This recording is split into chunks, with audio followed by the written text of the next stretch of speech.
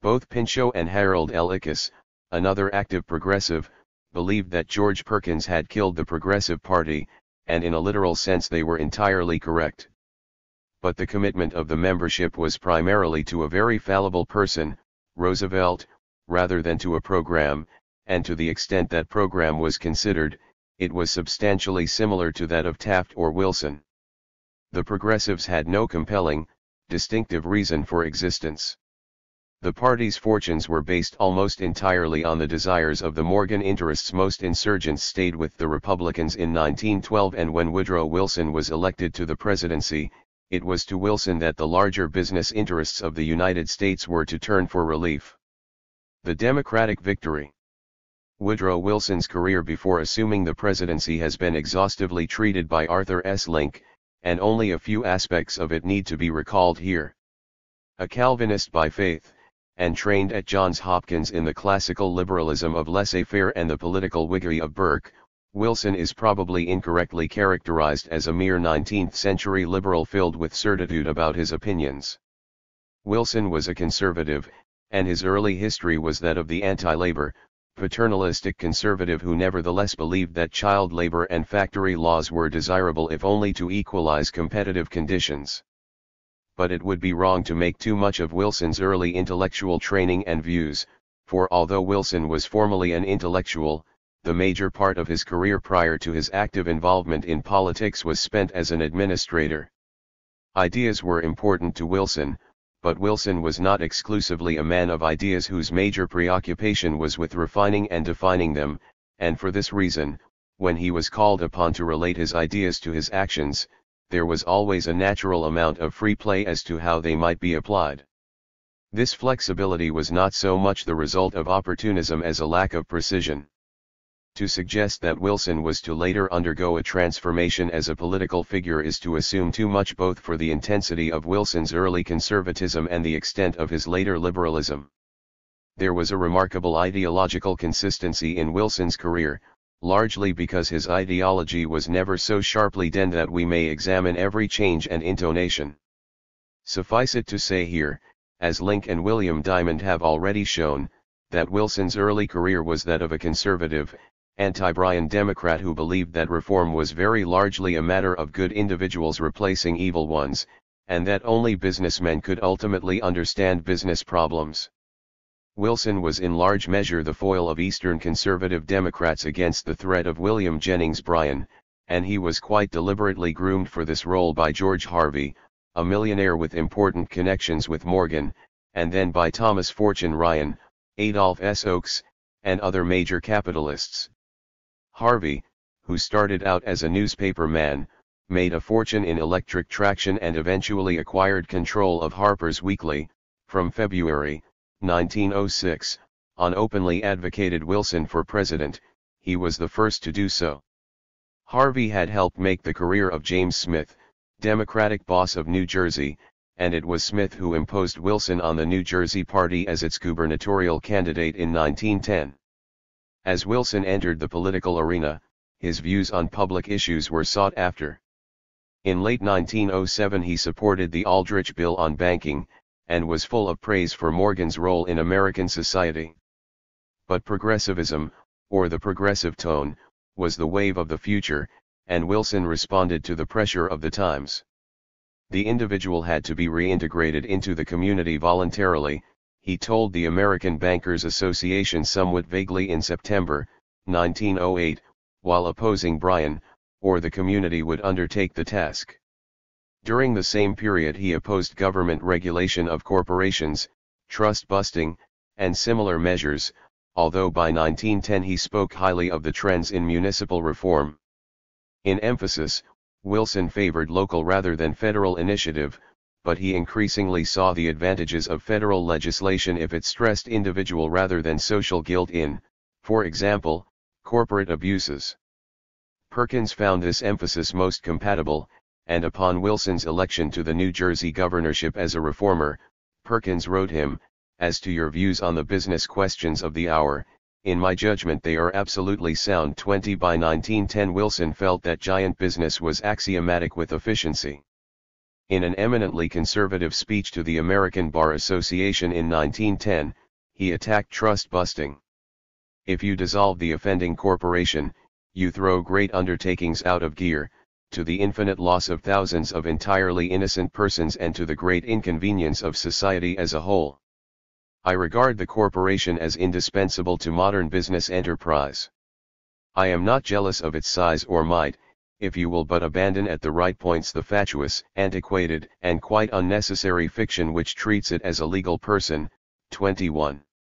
Wilson was to break his alliance with Boss Smith of New Jersey, thereby earning a reputation as a reformer, and in December, 1911, on the advice of Colonel Edward House, he finally broke with Harvey. Although Link is correct in characterizing many of Wilson's statements on public issues at this time as vague, idealistic, and meaningless, some of these statements are important to understanding Wilson's feelings immediately prior to his nomination and his presentation of the new freedom. As late as December, 1911, Wilson opposed the recall of judges, and he favored each state's deciding on initiative for itself, without specifying whether it would be descable or not.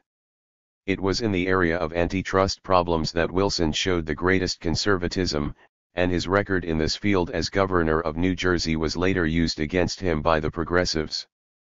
At the beginning of 1912 he was rather aggressively calling for the cultivation of foreign markets and the development of a powerful merchant marine. So far as competition was concerned, nobody can fail to see that modern business is going to be done by corporations. The old time of individual competition is probably gone by. It may come back, I don't know, it will not come back within our time, I dare say. We will do business henceforth, when we do it, on a great and successful scale, by means of corporations. I am not afraid of any corporation, no matter how big. I am afraid of any corporation, however small, that is bad, that is rotten at the core, whose practices and actions are in restraint of trade. So that the thing we are after is not reckoning size in measuring capacity for damage, but measuring and comprehending the exact damage done. 22. To the obvious criticism that this sounded very much like Rooseveltian doctrine, Wilson frankly responded, "When I sit down and compare my views with those of a progressive Republican, I can't see what the difference is, except that he has a sort of pious feeling about the doctrine of protection, which I have never felt." 23. Even after his nomination, Wilson retained a position on the trust issue remarkably similar to his earlier stand, despite the vague Democratic plank in favor of a strengthened antitrust law and a detailing of its standards of illegality, which committed Wilson to very little. Immediately after his nomination, Wilson condemned the methods the trusts had used to establish monopolies, but then withdrew by declaring that what we are seeking is not destruction of any kind nor the disruption of any sound or honest thing. I am happy to say, he continued, that a new spirit has begun to show itself in the last year or two among influential men of business, to return in some degree at any rate, to the practices of genuine competition. This conversion, miraculous as it seemed, promised to show what the new age is to be and how the anxieties of statesmen are to be eased if the light that is dawning broadens into day. 24. Historians have assumed that the meeting of Wilson and Brandeis on August 28, 1912, was to transform Wilson's emphasis on the antitrust question and to lead to the doctrine of the new freedom. The problem of the coherence of the new freedom, and the extent of its departure from Wilson's earlier views, can be examined later. The real question is, how radical was Brandeis' economic philosophy, and on what specifies did it add new dimensions to the great debates on economic issues during the Progressive era? Brandeis, unhappily, was anti-labor in fact as well as in principle.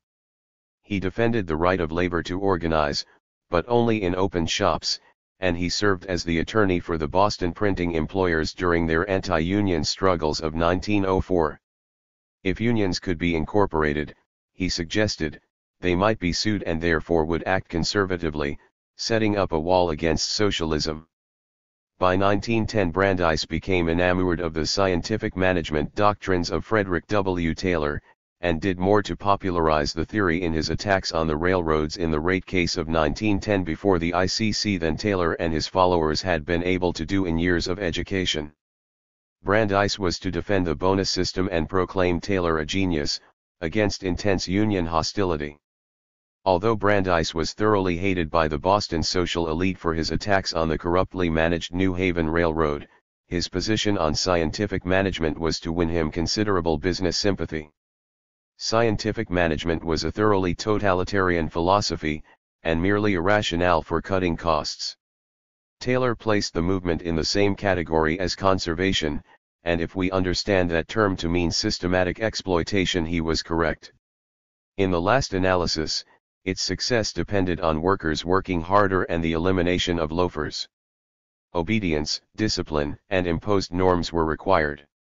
Scientific management makes collective bargaining and trade unionism unnecessary as means of protection to the workers, Taylor frankly stated. Point 25. In fact, although he incidentally promised higher wages, Taylor's reputation and fame were based on his promise of lower labor costs for businessmen. Although Brandeis regarded such giants as U.S. Steel as artificial efforts to suppress competition, preserve inefficiency, and control a share of the market that could not be maintained without mergers, he primarily focused on the problem of efficiency rather than power concentration and the social relationships that resulted from it. Very much the same is true in his condemnation of the money trust. It was artificial and inefficient rather than a power concentration able to subvert the democratic process beyond the elimination of new entrepreneurs. It is primarily Brandeis' view of the contrived nature of much concentrated capital that is remembered, but several other paradoxes were intrinsic to his economic philosophy. He strongly favored price fixing and fair trade laws because he regarded price cutting as the road to monopoly, but price fixing was close to the hearts of Gary, Carnegie, and other big industrialists as well. Indeed, given lower costs, it was their best assurance of guaranteed high profits. Moreover, Brandeis was sanguine about the future of business as a whole, in large part because of the influence of scientific management on his thinking. Business was ceasing to be an exploitive enterprise, he stated in 1912, but rather it is an occupation which is pursued largely for others and not merely for oneself. It is an occupation in which the amount of financial return is not the accepted measure of success. As efficiency-minded business moved toward this goal, improving products and eliminating waste, the great industrial and social problems expressed in the present social unrest will one by one find solution. 26. Brandeis favored workmen's compensation, and was attracted to La Follette for a time, but he opposed direct government via the recall and initiative. He supported Roosevelt at the beginning of 1912, but felt uncomfortable about his trust position. When Brandeis wandered into the Wilson camp in August, 1912, he was hardly a crusading radical.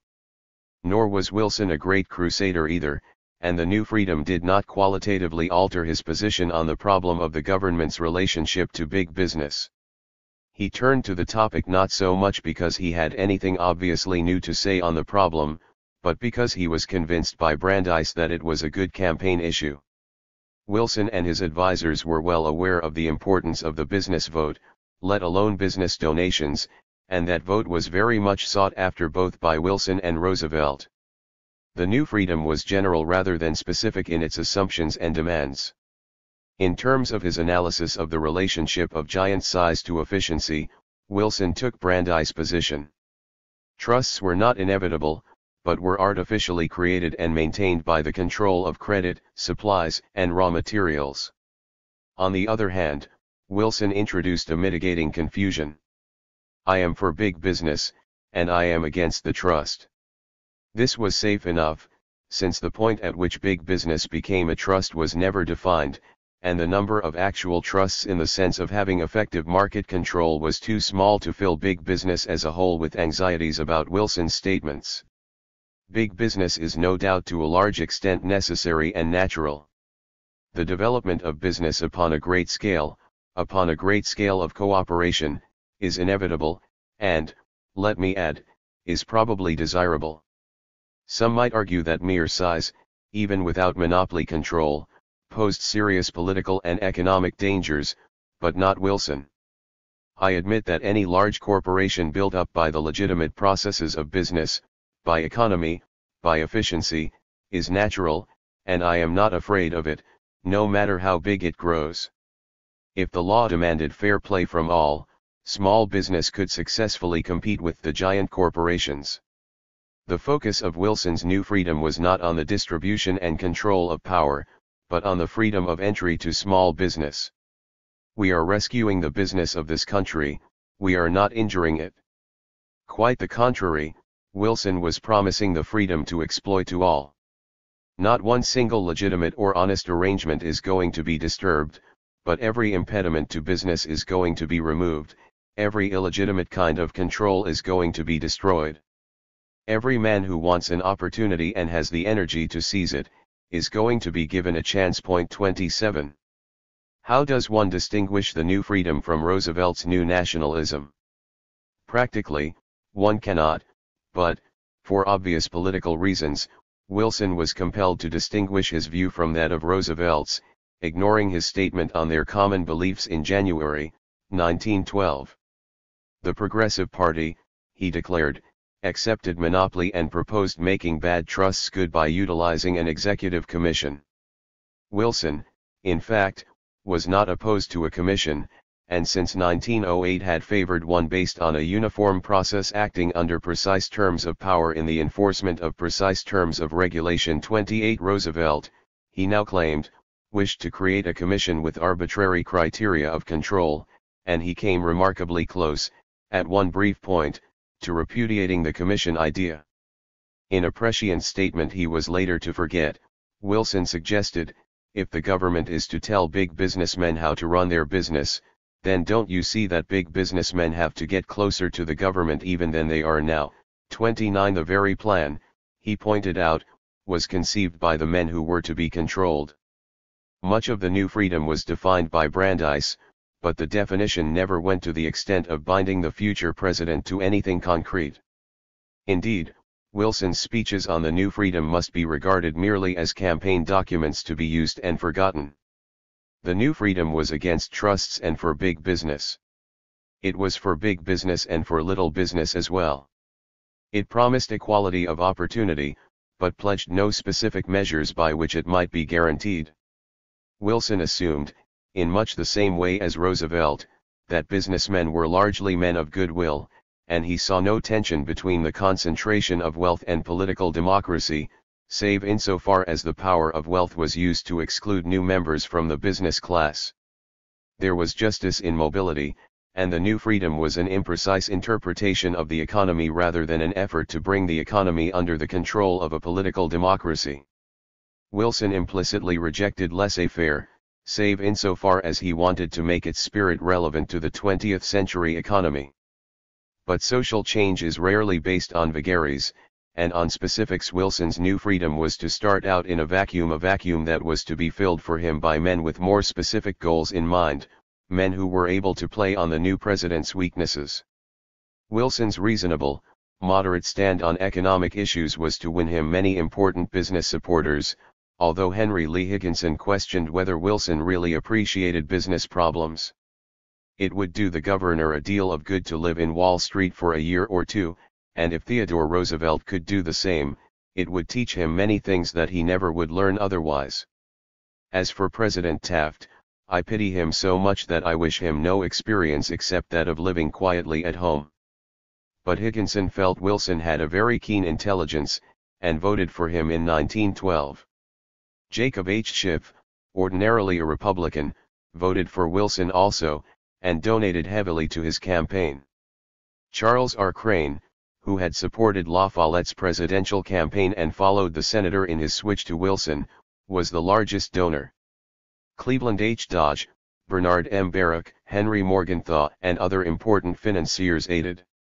Cyrus H. McCormick, Thomas D. Jones, and David B. Jones of International Harvester also gave heavily. George Harvey assisted with Wilson's publicity in the final days of the campaign, and Henry Seligman expressed what was probably the typical opinion of ordinarily big business Republicans when he wrote that, "I do not believe that Wilson's election can do much harm." 30. In 1912, American society and politics were at a critical impasse.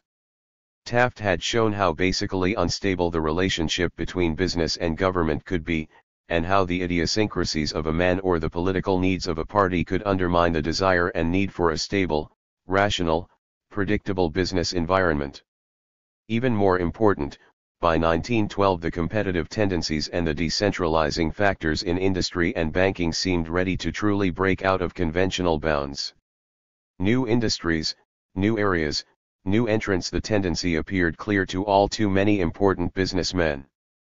By 1912 big business was anxious for consolidation, a consolidation that could not be obtained by another merger movement but only through political means. Wilson was attempting to generalize on the desirable relationship of government to business, as was Roosevelt. These efforts were superficial in their depth, and later capable of broad interpretation by their originators. In the case of Wilson, the very vagueness and lack of precision was, in itself, of the greatest consequence. For it allowed others to add those crucial details that were to effectively determine the operational nature of the new freedom. Others, besides Roosevelt and Wilson, tried to generalize on the nature of the society they lived in, and the direction it should take. To what extent were they more successful, both in their assumptions and the clarity of their vision? Robert M. La Follette critically evaluated the progressive movement, and Roosevelt in particular, and there can be little doubt that the senator from Wisconsin was the most consistent contemporary critic of the political actions of his peers. Certainly only La Follette has been spared the sort of comprehensive challenge to his reform and liberal reputation that Roosevelt and Wilson have been exposed to. It was La Follette who attacked Roosevelt for acting upon the maxim that half a loaf is better than no bread, suggesting that a halfway measure never fairly tests the principle and may utterly discredit it. The Hepburn Act was such a measure, La Follette concluded, and equally damaging to the cause of reform were Roosevelt's attacks on radicals and conservatives alike, and it was for this reason that the Roosevelt administration left no permanent record of importance. 31. For all this, La Follette's vision of the good society was never articulated, and the very vagueness of his alternative to the traditional Republican view has allowed the La Follette reputation to stand by default. Yet it must be remembered that although La Follette fought Taft and Roosevelt, he was also a foe of the socialists, and in Wisconsin the socialists were a serious force to contend with. He was able to criticize Roosevelt's cooperation with the Morgan interests, and the more obvious injustices of the period, but La Follette never comprehended the direction or the mainstream of the relationship of business to politics in this period. Issues were distinct to him, good or evil, and not a part of a larger context of events. He took stands on many separate problems, but he never integrated them into a larger view of his times. Even at the end of 1911 he could praise the Bureau of Corporations, the central pillar of the alliance between big business and government, and he failed to probe very deeply into the operations of any single reform mechanism, save perhaps the ICC. Yet La Follette spoke with indignation and passion for the cause of the small farmers and businessmen. And it was this sense of injustice, and his role as the great critic, that carried with it the impression of genuine radicalism. In fact, however, he alone among contemporary political leaders spoke for the small businessman and for true, unfettered competition. He felt, without proposing nationalization, that the rigorous destruction of big business privileges would allow more small property owners to emerge and the threat of socialism could be destroyed. Later he was willing to work with the socialists, if only because they also took an anti-war stand and were willing to meet his political terms in 1924. Related to his advocacy of the spread of small property was La Follette's belief that the application of efficiency principles to political administration would lead to political rationality. Perhaps to a greater degree than any contemporary political leader, it was La Follette who adopted the cult of expertise, science, and rationality. As governor he exploited the combined talents of a great university, and let the political decision-making process increasingly fall into the hands of the presumably positivistic academics. By relying on the talents of the reform-minded professors at the University of Wisconsin, La Follette deferred confronting political and economic realities and theories for himself. Indeed, so long as he felt that difficult issues could be resolved by simple reference to experts, he was unable to call for little more than clean, impartial, and fair government run by a competent bureaucracy. He thus focused more and more on the formal political structure rather than on the political process in relation to the economy.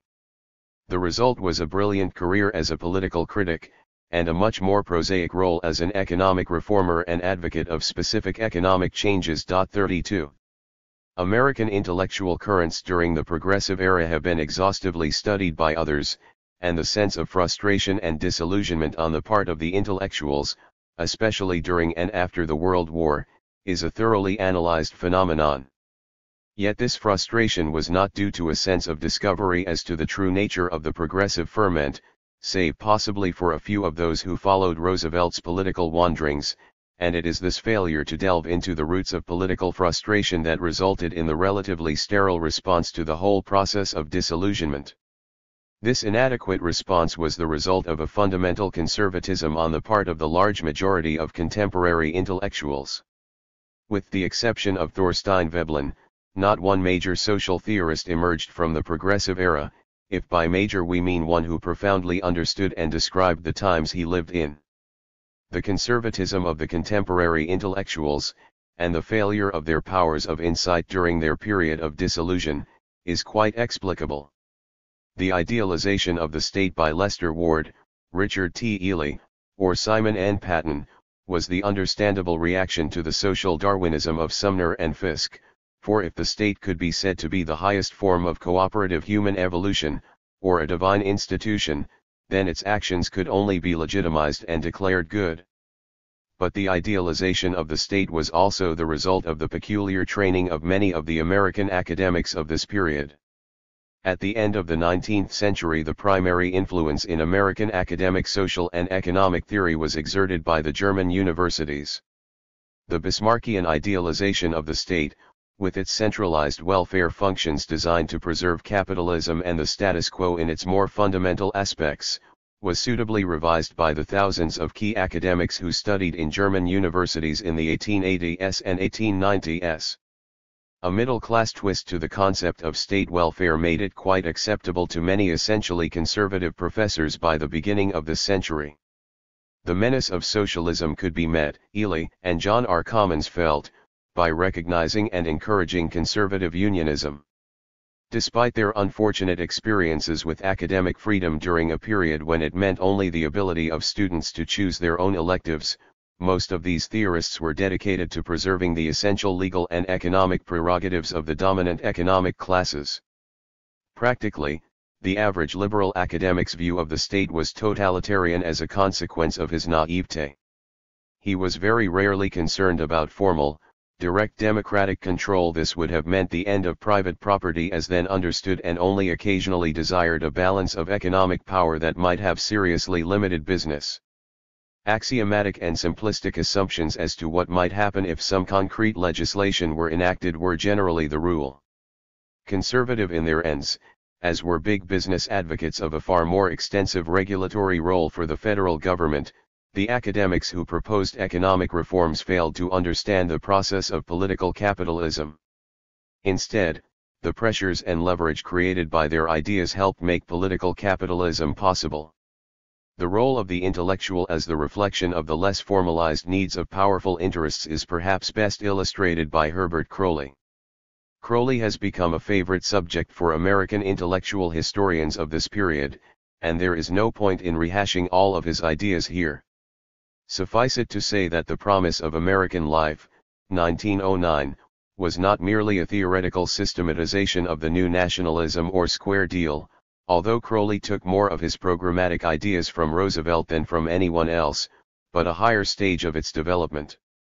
At the same time that he maintained there was an irreconcilable tension between the inevitable concentration of economic power and the existing decentralization of political institutions, and condemned the latter, he tried to make the new meaning to the Hamiltonian system of political ideas he was advocating attractive to labor as well. 33 In addition, however, to the recognition of unions as the representatives of labor, and the inheritance tax, was Crowley's nationalist conception that traded social welfare for the regulation by the central government in commercial matters.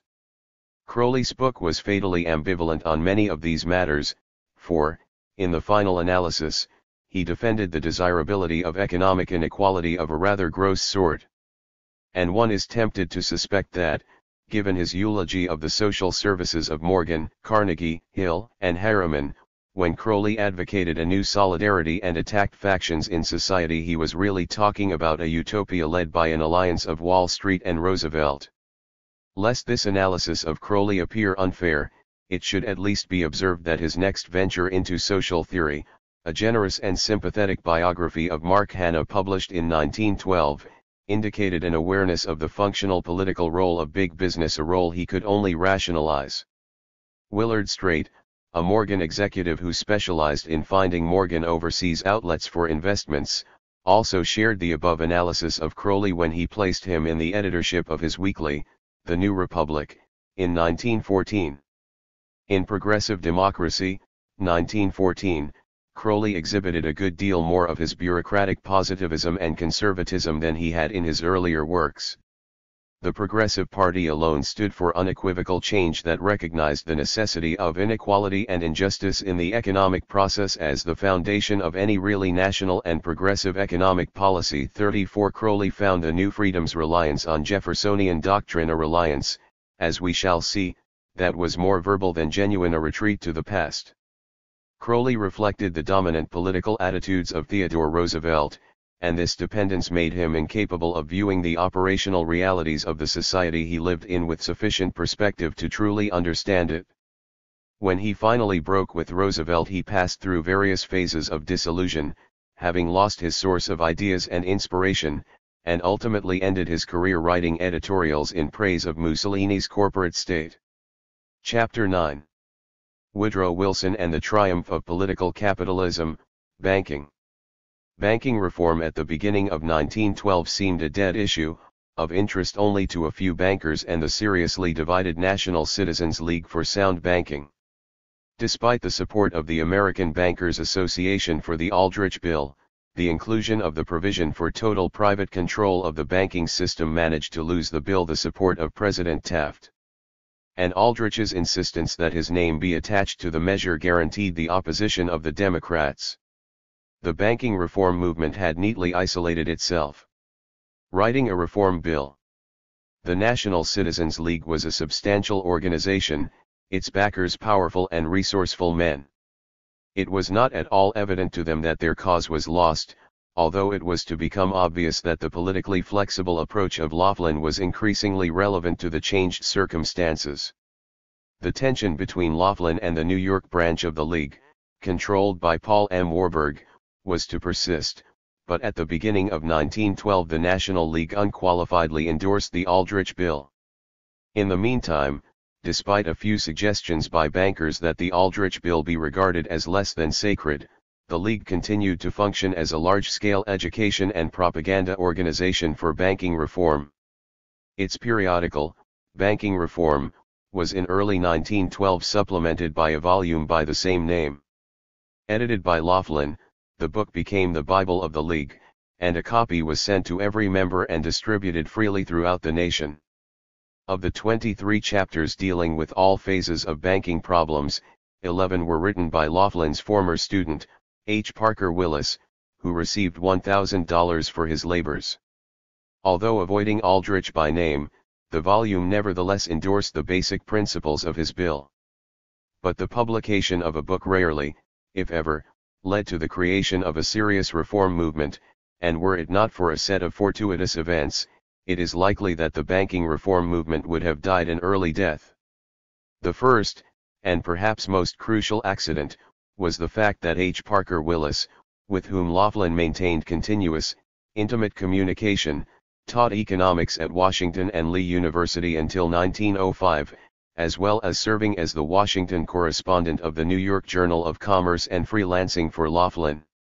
In one of his classes he had taught the two sons of Carter Glass of Virginia, the ranking member of the Committee on Banking and Currency of the House of Representatives. Now, in early 1912, Glass was looking for an administrative assistant, and his sons recommended their old teacher to him. 1. Carter Glass had virtually no technical knowledge of banking and needed an administrative assistant rather badly.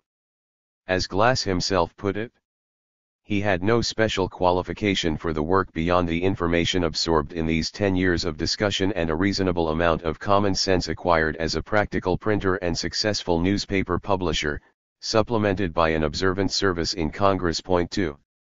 Basically conservative, Glass had the confidence of Democratic House Leader Oscar W. Underwood, who lined up behind Glass against the efforts of Arsene P. Pujo and his ambitious attorney, Samuel Untermeyer, to assign the problem of banking reform to the Pujo Subcommittee on the Money Trust.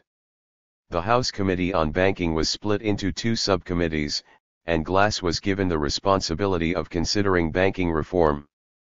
Totally unprepared, he hired Willis and first assigned him the tedious and harmless task of preparing a memo on the existing reform plans. The Democratic Party had no special interest in banking reform, and although its 1912 platform specifically opposed the Aldrich Bill, it was extraordinarily vague as to its concrete alternatives. Certainly the seniority system of the House Committee on Banking, the personal ambition of Glass, and the learned summary by Willis were inadequate to fill the vacuum. Still, Willis' obtaining of his crucial role was a fortunate turn for the banking reform movement. Throughout the spring of 1912 Willis wrote Laughlin about his work for the Glass Committee, his relationship to his superior, and Washington gossip. The advice of the old professor was much revered. "When you arrive," he wrote Laughlin concerning a memorandum he had written, "I should like to show it to you for such criticisms as occur to you." 3. The student-teacher relationship between the two men was still prominent. This relationship between Willis and Laughlin is of great consequence to the subsequent history of banking reform, since it buttressed their virtually identical ideological and technical commitments. In June 1912, Willis reported to Laughlin that after a good deal of talk with Mr. Glass, "I drew up a bill along the lines of which you and I spoke, and turned it into him but Glass had his re-election to worry about and thought nothing could be done that session, and instructed his expert to busy himself over the summer by working on a bill." At about the same time, both Willis and Laughlin concluded that the Aldrich Bill was politically impossible to pass, if only because the split in the Republican Party made a Democratic victory appear inevitable. During May and June 1912, Laughlin traveled through the South, visiting conservative Democrats and arousing their interest in banking reform. Of special importance was Representative Oscar W. Underwood, House Democratic leader, who responded to his suggestions enthusiastically but was to lose control of the Committee on Resolutions at the Democratic Convention to the Bryan forces. Laughlin and the League, at the same time, found it possible to praise the platform of both major parties as favoring monetary reform, even though they could not help but point out that the Democrats were more notable for what they opposed than for what they supported. If it had to depend on Willis, Glass, and Laughlin, banking reform as a cause would have died quickly enough.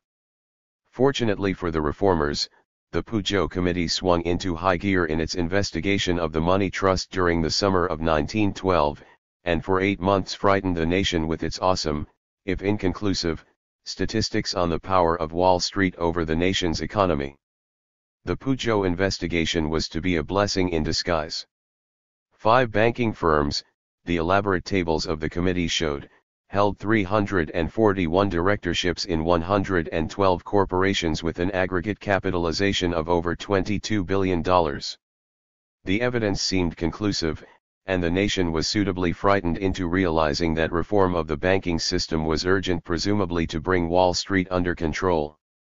The inquiry was directed by Samuel Untermeyer, an opportunistic and ambitious attorney who only the prior November was saying the fact is that the monopolies and substantial domination of industries created in that form could be counted on the fingers of your hands, attacking the political partisans who seek to make personal and party capital out of demagogic appeals to the unthinking. 5. The ogre of Wall Street was resurrected by the newspapers, who quite ignored the fact that the biggest advocates of banking reform were the bankers themselves, bankers with a somewhat different view of the problem of concentration in banking and in fear of the very real trend toward instability and decentralization in finance. Yet it was largely the Pujo hearings that made the topic of banking reform a serious one. And, fortunately for the bankers, responsibility for formulating reform measures was not under the jurisdiction of Pujo but of Glass. And Willis, for all practical purposes, ran the Glass Committee. The Pujo inquiry opened up new dangers, and new promises as well. Laughlin, as early as May, 1912, had indicated his personal opposition to the control provisions of the Aldrich Bill. Now, in July, Willis wrote in the Journal of Commerce that if conservative banking reformers could not unite behind a reasonable substitute for the Aldrich Bill, which was now politically dead, the threat of legislation from the Bryan Democrats was real indeed. In such a case it would be impossible to look for any conservatism. 6 Indeed, Pujo and Untermeyer were to try again during the summer to win the legislative powers from the Glass Committee, and illustrated the truth of Willis' warning. During July Willis continued to work on a draft of a bill, sending a copy to Laughlin for his comments. When the master failed to reply, the former student wrote he was a little anxious whether it arrived. At the same time, he tried to swing Laughlin to the compromise position Laughlin had shown signs of moving toward in May. Yet I cannot help recognizing that an incomplete bill is all that can be had and that it is much better to take half a loaf rather than to be absolutely deprived of the chance of getting any bread whatever. If the present condition of disunion and disagreement continues, nothing will be done and the whole plan will fall flat. Indeed it may do worse than that, for the so-called progressive elements such as Lindbergh and his supporters will be encouraged to enact dangerous legislation against clearing houses, etc. 7. The League, Willis urged, should endorse any bill that carried reform further. Laughlin clearly accepted Willis' argument, and needed no prodding. The New York League, barely able to contain itself, was infuriated when banking reform in September endorsed the principles of currency elasticity and centralization in any form, and by the journal's insistence on playing down the Aldrich Bill and maintaining that currency reform was a nonpartisan issue. As New York considered secession from the League, and tried to have Laughlin fired, Willis reassured him that as a personal friend and loyal believer in your work, he would support him against his League opponents. To solidify his position, Laughlin had the state presidents of the League meet at the end of October to withdraw the League's exclusive support for the Aldrich Bill. Each of the three major platforms were interpreted so as to allow for adequate banking reform, and the nonpartisan status of the League was reiterated. Only the prior month the Executive Committee and the Currency Commission of the American Bankers Association had withdrawn its specific endorsement of the Aldrich Bill in order to give itself freedom to push for the best possible bill, working under the aegis of the League. Now, Laughlin was free to formally take the same position and to end internecine disputes within the League. It is progress that the Aldrich Plan came and went, banking reform announced. It is progress that the people have been aroused and interested in. Laughlin and the League were now free to try to help in getting a proper bill adopted by the Democrats, a bill that in non-essentials, could be made different from the old plan, and could be passed if the League, the American Bankers Association, and the Chamber of Commerce united behind it. The victory of Wilson made it possible to hope that the changed administration will be more alive to the commercial necessities of the country than the expiring one, as A. Barton Hepburn put it. Fortunately, the new president admitted he knew nothing about banking theory or practice. 9 Glass made the same confession to Colonel House in November, and this vacuum is of the utmost significance. The entire banking reform movement, at all crucial stages, was centralized in the hands of a few men who for years were linked, ideologically and personally, with one another. The problem of the origin of the Federal Reserve Act, and the authorship of specific drafts, was later hotly debated by H. Parker Willis, Carter Glass, Paul M. Warburg, and J. Lawrence Laughlin, who greatly exaggerated their differences in order that they might each claim responsibility for the guiding lines of the Federal Reserve System. Yet all of these men were conservative by any criterion, and although they may have differed on details, they agreed on major policy lines and general theory. The confusion over the precise authorship of the Federal Reserve Act should not obscure the fact that the major function, inspiration, and direction of the measure was to serve the banking community in general, and large bankers specifically. The exegetic problem of who wrote the Federal Reserve Bill still remains, however. A final solution may not be possible, but certain crucial facts can be isolated. Throughout November and December, 1912, Laughlin and Willis were in constant communication as the first draft of a complete bill was finally written. Moreover, Laughlin, Colonel House, and Glass were to frequently consult with major bankers about reform, and provided an important and continuous bridge for their ideas while bills were being drafted. On November 14 Laughlin and Glass met to discuss legislation, and Laughlin later claimed he was asked to prepare a bill.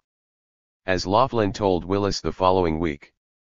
Then it was agreed that as soon as I could complete the draft that we should have a private meeting somewhere unknown to the newspaper reporters, and go over the bill thoroughly from beginning to end. Therefore, I shall go to work immediately to draft a bill embodying the general principles of the one I showed you, and try to adjust the machinery so that it might not be antagonized as a central bank. I have little doubt that we shall have legislation in the spring session. What that measure will be depends largely upon what you and I can devise. Point 10. The extent of centralization was to depend on President Wilson, but Laughlin was confident the problem could be taken care of adequately. Willis responded in a friendly manner to Laughlin's efforts, although in early December he may have had second thoughts when he tried putting off a meeting with Laughlin for nearly a month. Laughlin, in any event, worked with the approval and advice of A. Barton Hepburn, James B. Forgan, and George Reynolds, who were kept informed of his efforts. Laughlin prepared 3 drafts of a bill during the month of December, and sent each along to Willis. Plan A arrived at the beginning of December, and although Willis was courteous to his old professor, he sent it along to Glass with the comment, "It does not impress me very strongly." It was understood that an improved plan would follow the first one, and Willis hinted to Laughlin that whatever Glass reports will be in fact the result of his own work and analysis, which was to say, Willis' work and analysis. The third draft Plan D arrived in Washington on December 22, and Willis thought it decidedly better than the last and has much to commend it. 11 Several days later Glass was sent the draft. The crux of Plan D was dominant public control of the Central Treasury Board. 10 of its 31 members were to be chosen by banks, 8 were to be appointed by the President, and the Secretary of the Treasury and the Comptroller were to automatically sit on the board. The balanced board was to choose another 10 from lists submitted by representatives of agriculture, labor, and commerce, and the group of 30 was to choose a president. This board was to coordinate the entire banking system belonging to the districts.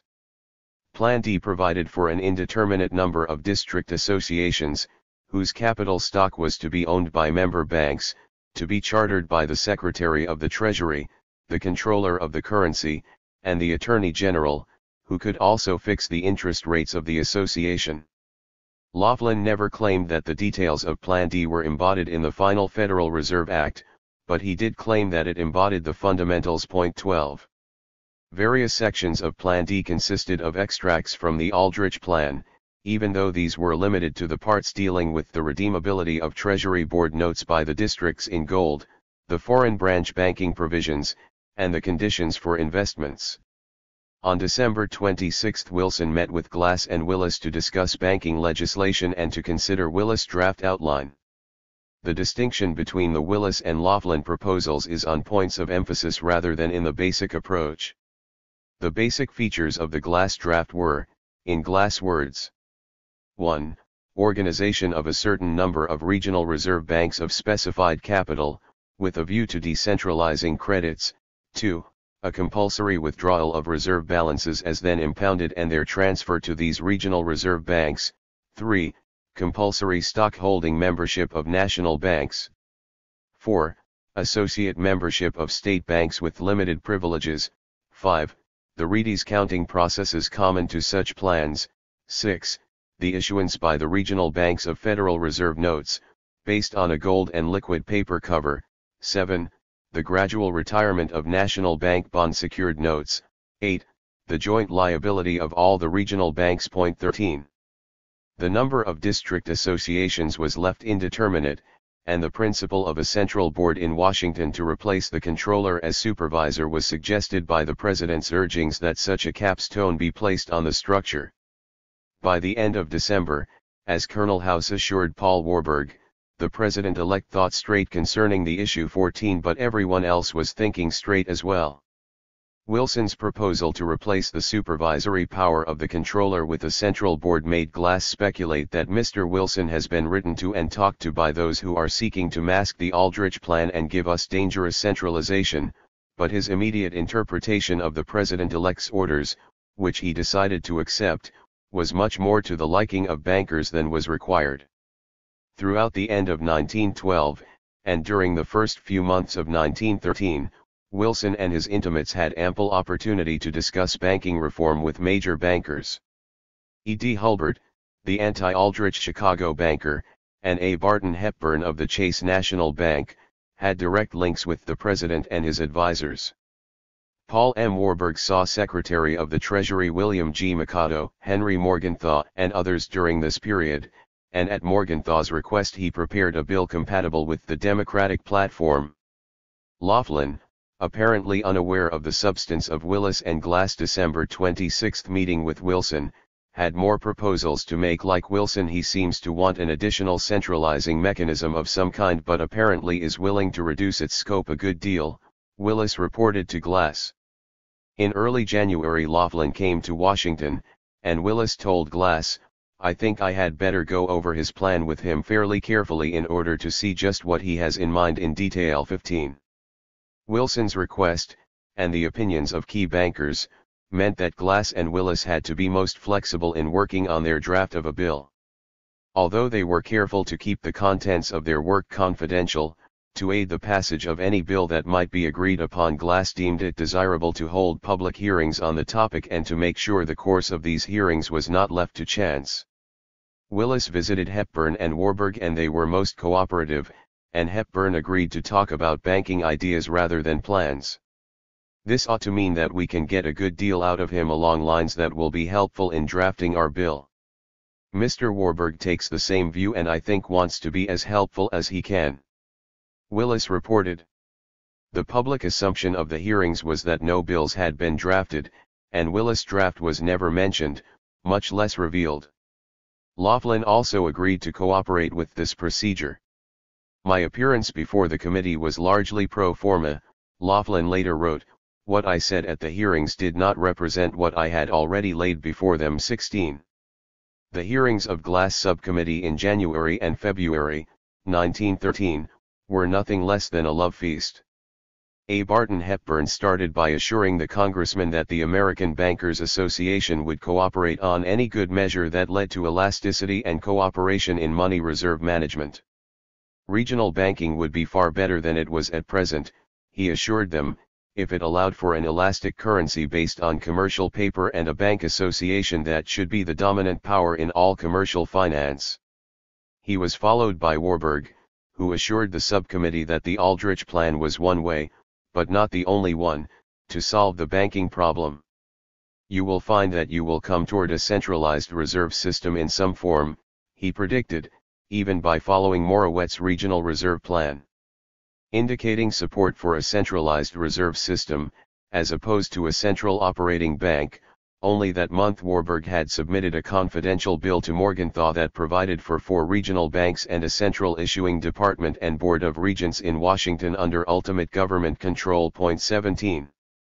Festus J. Wade, St. Louis banker and member of the Currency Committee of the ABA, announced that this association will cooperate with any and all people in devising a financial system for this country, even though he personally favored the Aldrich bill. Any bill you submit will be a vast improvement on our present system, and even if it were called central supervisory control rather than a central bank, it will be a central bank in its final analysis. George M. Reynolds joined the friendly chorus, confessing he had been opposed to a central bank for years, favoring only some central overseeing or controlling board with common ownership of assets. By which I mean an organization with branches located in various sections of the country, dealing only with banks and the government. Any legislation in this direction, Reynolds declared, will materially improve present conditions. You can count on at least good treatment and a reasonable measure of cooperation by the American Bankers Association, he assured them. 18. Many other bankers followed the leaders of the field, and most echoed their friendliness theme and offered a few conservative suggestions, but more tangible evidence of support was given behind closed doors. Festus Wade, Hepburn, and other major bankers met after testifying and decided to support a regional reserve plan. Indeed, the Aldrich Bill was such a plan, and to improve it if necessary and possible, with special attention to the control mechanism. The Currency Commission of the American Bankers Association was also to be lined up, and the strong central bank advocates, such as Forgan of Chicago, were to be brought under control in order to ease the modification of the ABA position. Glass immediately saw the value of such assistance. "What I most earnestly desire to do," he wrote Wade, "is to aid in the construction of a measure of reform that will commend itself for soundness to the bankers of the country and, at the same time, secure the support of the business community for its fairness and sufficiency." 19 Wilson was given a copy of the draft bill on January 30, and it is likely that Laughlin was allowed to see a copy, or at least told of crucial details, not too long thereafter. Laughlin's contact with the subsequent drafts was purely minimal after the hearings, however, although he frequently communicated with Willis.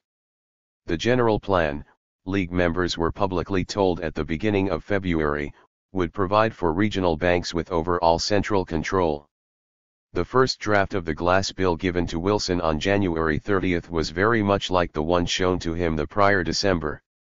It provided for a minimum of 15 regional banks, the control of each being left largely in the hands of bankers representing various classes of banks. The important innovation was a Federal Reserve Commission in Washington to supervise the national system. 3 of the commissioners were to be elected by the regional banks, and 3 were to be nominated by the President and confirmed by the Senate. The Secretary of the Treasury, the Secretary of Agriculture, and the Comptroller were also automatically members, giving the political appointees a majority. 20. Glass tried to carry on his work quietly, but pressure for action was built up by various bankers and businessmen, and by attacks on the money trust by the Peugeot Committee. The National Association of Credit Men sent sympathetic letters to Wilson throughout February and March, calling in general terms for currency legislation. Henry Lee Higginson, an old Wilson supporter, argued for regional banking centers with central control in his letters to the President. Colonel House, in addition, was talked to by Frick, Otto Kahn, and others in late February, and the following month also met Vanderlip, J.P. Morgan, Jr., and other bankers to discuss currency reform. The Morgan position was clear and public: what was necessary was comprehensive and thorough legislation on banking. Aiding this nearly universal sentiment among bankers was the Peugeot hearings, for, as the Wall Street Journal admitted on March 7, the fact that public interest is aroused will, it is believed here, lead to early action by Congress by which legislation tending to perfect or reform our banking and currency system may be adopted. To make sure the reform was more to the liking of bankers, a steady barrage of personal, unobtrusive communications with Glass, House, and Wilson was kept up throughout February and March. 21. The Bankers and the Glass Bill. Wilson's inaugural address included a passing reference to the inadequacy of the banking system, for which bankers were grateful. Despite the beginnings of slight signs of impatience on the part of Laughlin, the League was fulsome in its praise of Glass, and bankers felt greater and greater confidence as Colonel House began visiting Glass and showing interest in his currency measure. This sense of participation was undoubtedly aided by the fact that sometime in February or early March A. Barton Hepburn was called in by Glass to discuss, according to Willis, the banking community's concept of desirable reform. Although the true nature of the conversation can never be known, and Willis' account is inconsistent or implausible on its face value, there is no question that during early April the Legislative Committee of the ABA met with Glass and Willis, and the main outlines of the bill, so far as then developed, were stated to them. 22 Shortly thereafter, Sometime in mid-April, Colonel House passed a very detailed outline of the bill to Warburg, and before long it was circulating among the key bankers. Strangely enough, on April 1 Laughlin stepped down from the leadership of the National Citizens League, claiming that it had succeeded in its goal. He was thoroughly convinced that the Glass Bill would be based, in most of its important details, on his own Plan D. The plan had been circulated among key League members, and on the assumption that Laughlin was correct, prominent officers of the organization were convinced we ought to do all we can to have the Glass Bill introduced at the special session. Paul M. Warburg, on the other hand, was less pleased, and on April 22 sent House a criticism of the outline of the Glass Bill that took point mainly with technical issues. 15 or 20 regional banks were not deemed too many over the long run, although Warburg preferred 3 to 5. A number of specific details were questioned, but, according to his own claim, many of Warburg's objections were later met in subsequent revisions. Point 23. Despite occasional complaints, which are too easily confused with serious opposition, the important bankers regarded the Glass Plan favorably and looked forward to its passage. A perfect bill was not expected, George Reynolds told Glass, but something in the right direction would solve many problems. Regional banks controlled by a treasury board with note-issuing functions would give elasticity in credit and note issues.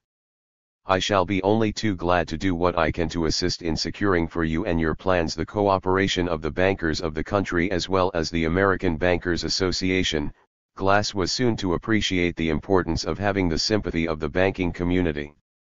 Colonel House was still very much interested in banking reform, as was Secretary of the Treasury Mikado.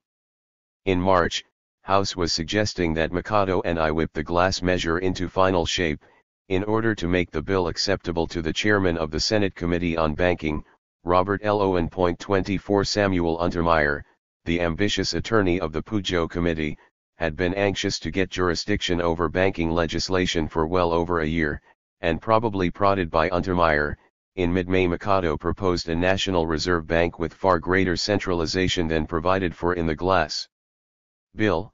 The proposal thoroughly frightened the bankers.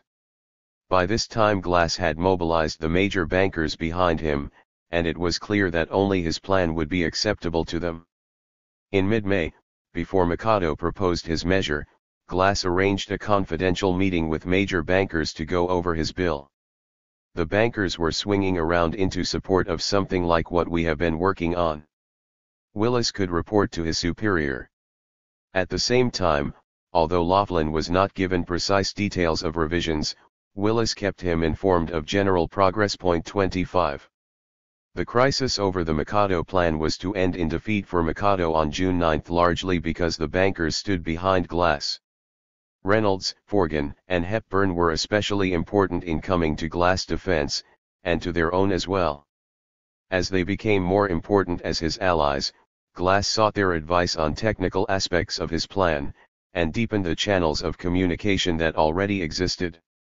Mikado, who was quite as conservative as Glass, and who perhaps was talked out of his plan by Reynolds and Forgan, only served to drive the bankers into Glass' arms. I am decidedly in favor of your plan, Reynolds assured Glass. Untermeyer, who probably fathered the entire plot, irately suggested to Owen, Wilson, and Mikado that the issue of banking reform be dropped entirely. Point 26. In his next crisis, however, Glass was to be less successful than he had been with Mikado. During most of his early work on a bill he had slighted Senator Owen. Not until June, 1913, was Glass elevated to the chairmanship of his committee which he controlled rather completely, and Owen rankled at the relatively junior congressman's brash ignoring of him. The chief point of danger now seems to be the apparent intractability of our friend Senator Owen, Glass reported to Hepburn in early June. After Glass deigned to meet with Owen shortly thereafter, the senator became more conciliatory and backed away from his probably vindictive support for the Mikado plan. Owen was not prone to radicalism, for a decade as a bank president had made him amply conscious of the needs of the banking system. Point 27. Nevertheless, Owen and Glass disagreed on two major points, and Wilson and his advisers were soon involved in the dispute. Owen insisted that the government choose all of the 15 directors now proposed in the Glass Bill, and that control over the regional money supply be taken out of the hands of the regional banks. The first point was one of degree rather than of kind, since 2/3 of the board was to be political anyway. The second point called for increased centralization, but also for the removal of crucial power from the hands of non-political regional bankers. The Owen-Bryan wing of the Democratic Party wished the notes issued by the Reserve Board to be the obligation of the United States government. Neither of these positions, in this writer's opinion, reflects any fundamental disagreements within the ranks of the Democratic Party, nor did they basically reduce the attraction of the Glass Bill to the majority of important bankers. Surely the regionalism of the Glass Bill was hardly more significant than that in the Aldrich Bill in establishing some decentralized control over the banking system, much less in breaking the power of the money trust.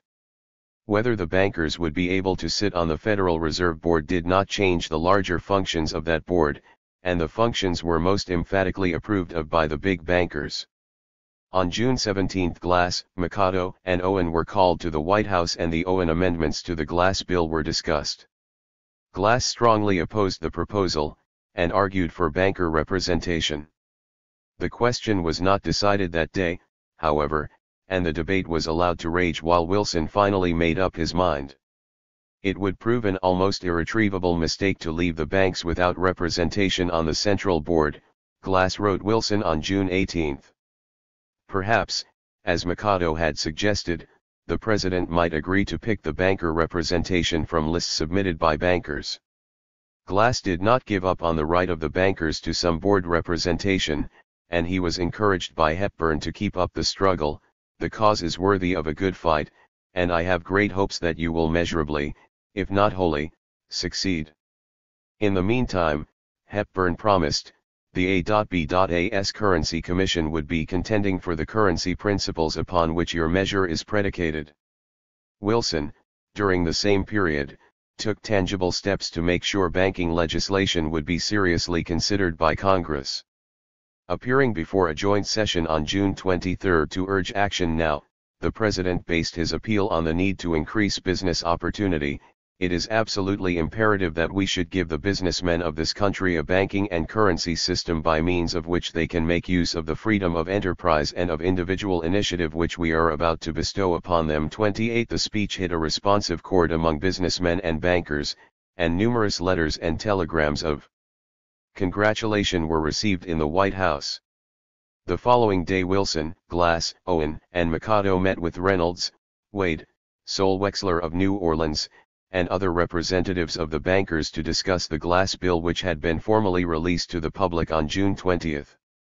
Several important concessions were made to the bankers on the retirement of national bank notes and the control of regional discount rates. It is possible that additional compromises were made, since Reynolds later complained of government failures to comply with their agreement. But the major desire of the bankers was representation on the Federal Reserve Board. The conventional interpretation has it that Wilson parried this demand by asking, "Will one of you gentlemen tell me in what civilized country of the earth there are important government boards of control on which private interests are represented?" Unfortunately for them, as Warburg later commented, the bankers failed to point to England and Germany. Moreover, Carter Glass, the originator of the story, also failed to point out that the subsequent sop given to the bankers, a Federal Advisory Council of Bankers and Businessmen, was suggested in essence by V. Sidney Rothschild, a New York banker, on June 24. It was first proposed to Wilson, however, by Brandeis on June 14.29. Moreover, at least 2 of the 5 appointed board members were required to have banking backgrounds. The important bankers responded to this new situation with mixed feelings, and it would be easy to confuse specific complaints with general disagreement. After meeting with Wilson on June 24, Sol Wexler and George Reynolds, speaking for the major bankers, demanded several concessions on the bond refunding and bank reserve provisions of the bill. Also requested was a Federal Advisory Council, such as had already been agreed upon by Wilson. Glass reacted favorably to these demands, as he had to their earlier pleas, but was irked by the response of the bankers to the concessions after they were made. Wexler and Reynolds, Glass claimed, had promised to get the Currency Commission of the ABA to endorse his bill with enthusiasm in return for his concessions. Now having made them, according to his view, he was distressed when Reynolds wrote him on June 30 and told Glass that he would not oppose the bill but would come out against some of its provisions. Glass was hurt, and immediately wrote Festus J. Wade. Having made many of the changes suggested by you and your associates, I think the bill as it now stands is both sound and wise and should receive the support of men of your type. It is difficult to know whether Reynolds and the big bankers were trying to exact greater compromises from Glass or whether they were correct in claiming he failed to conform to their verbal understanding of June 25. Reynolds, on July 7, wrote Glass a letter indicating his qualified support of the bill, support he had always given. I am not hostile to and do not intend to be hostile to the whole bill. On the other hand, I hope that the bill may be passed, but I want to see it modified to the extent the banks will have representation on the Federal Reserve Board, or that there will be an advisory committee, and I want to see a modification made in the reserve requirements along the lines our committee recommended. 31. During the first part of July it became increasingly apparent that the larger part of the banking community would support the Glass bill. The Chicago Banker reported on a survey of bankers in 42 smaller western and southern cities, and found that bankers in 22 cities favored the bill in general while those in 10 were opposed and 10 were divided. The Northwest was favorable toward the bill on the whole, and the North, Central, and Midwestern states were largely unfavorable.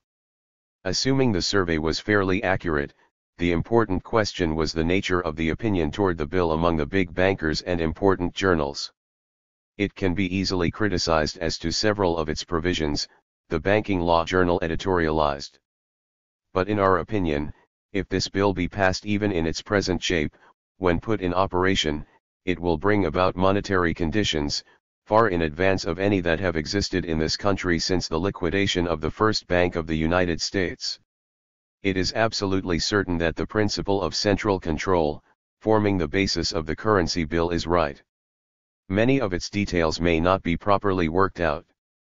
Experience alone can show what is superfluous and what is lacking. If Congress waits for a perfect bill which will meet every criticism and every cavil, it will never act effectually. 32. The Banker's Magazine, which had been against the Aldrich bill, granted the Glass bill had some valuable assets, but strongly opposed it in August. A number of important expressions of support were received, however. Byron L. Smith, president of the Northern Trust Company of Chicago, told Glass his bill met with his cordial approval, and was the sort of measure bankers had always clamored for. Josiah Quincy, former mayor of Boston and an insider in the city's elite, told Tumulty that Colonel William A. Gaston, an important Boston banker, had discussed the bill with many large bankers and that differences were friendly rather than irreconcilable. Fundamentally I believe the proposed bill to be a good one, Samuel Ludlow, Jr. of the Union Trust Company of Jersey City, let Tumulty know, even though he wished banker representation on the Federal Reserve Board. 33. The big bankers' policy of coyness in the hope of gaining concessions was disturbed by more ominous rumblings from Western radicals in Congress. Even more alarming, these congressmen included members of Glass Committee on Banking. Led by Representatives Robert L. Henry and Joe H. Eagle of Texas, these men attacked the Glass bill as being virtually identical to the Aldrich bill in its basic principles. The banks, Eagle claimed, were to be guaranteed against loss by the establishment of a paternalistic relationship or private partnership with the government. The key objective of the dissident faction was to include an amendment to the bill forbidding interlocking directorates among bankers. The eventual result could have been predicted, given Wilson's readiness to back Glass to the hilt with special conferences, political pressures, and the usual means available to a determined president who also controls the party and appointments.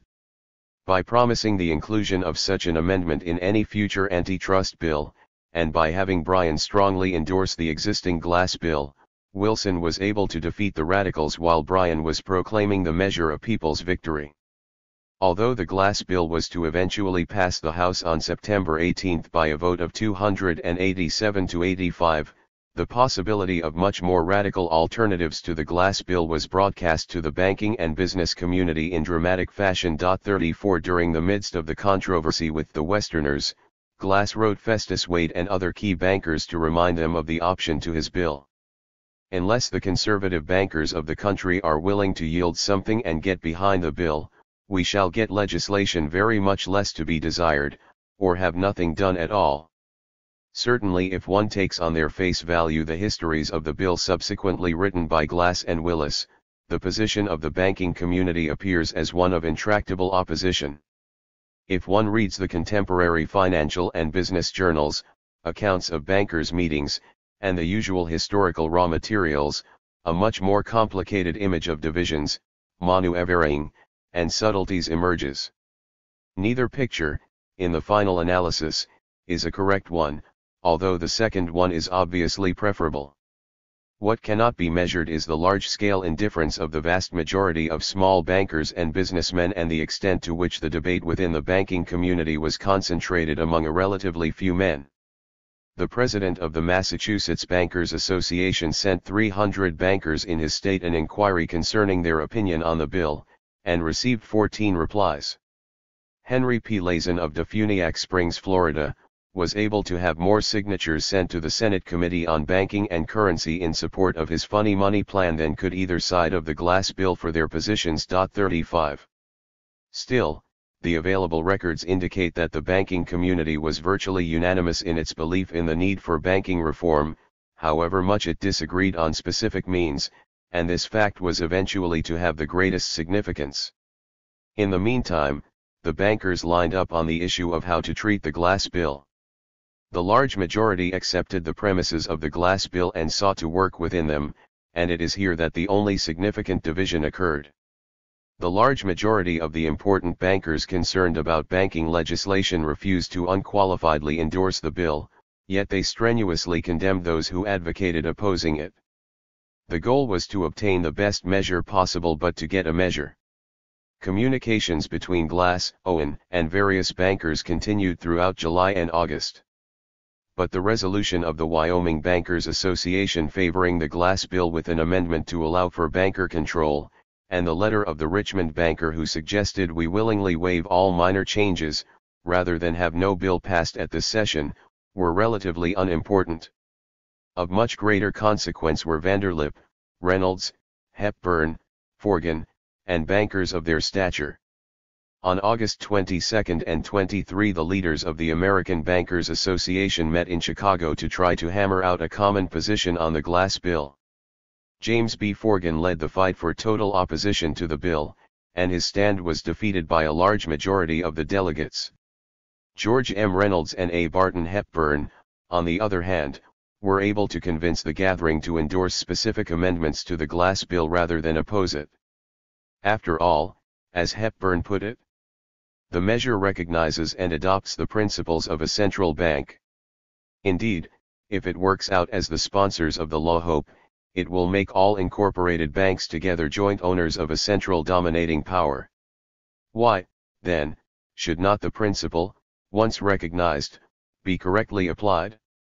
To satisfy the Forgan faction, and perhaps to leave room for compromise, the amendments called for were sweeping in scope, making national bank participation voluntary, limiting Federal Reserve Board power in the regions, and in general decentralizing banking rather than attaining the much desired centralization. The amendments were largely intended as a maneuver, and the details of the position were sent along to Congress but not strictly adhered to in the subsequent banker agitation. 36. While the organized big bankers assumed a hostile position toward the glass bill, gestures of important conservative support from other directions began coming in. Robert H. Tremin, president of the New York Bankers Association, assured Glass that personally I am in sympathy with the bill in general. And he wanted only a few changes. Other indications of support from bankers also trickled in during the end of August and the beginning of September, and Glass was surely cognizant of the fact that only a handful of protests against his bill arrived throughout 1913. The significant assistance, however, was to come from businessmen's groups and, appropriately enough, the National Citizens League. Laughlin had resigned from full-time work with the League, but he remained as chairman of the executive committee while James V. Farwell, a Chicago businessman, ran the affairs of the organization.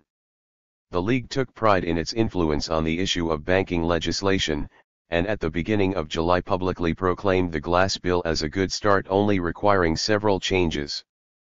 Privately, the League's key executives were much more pleased with the bill than it was diplomatic to publicly acknowledge.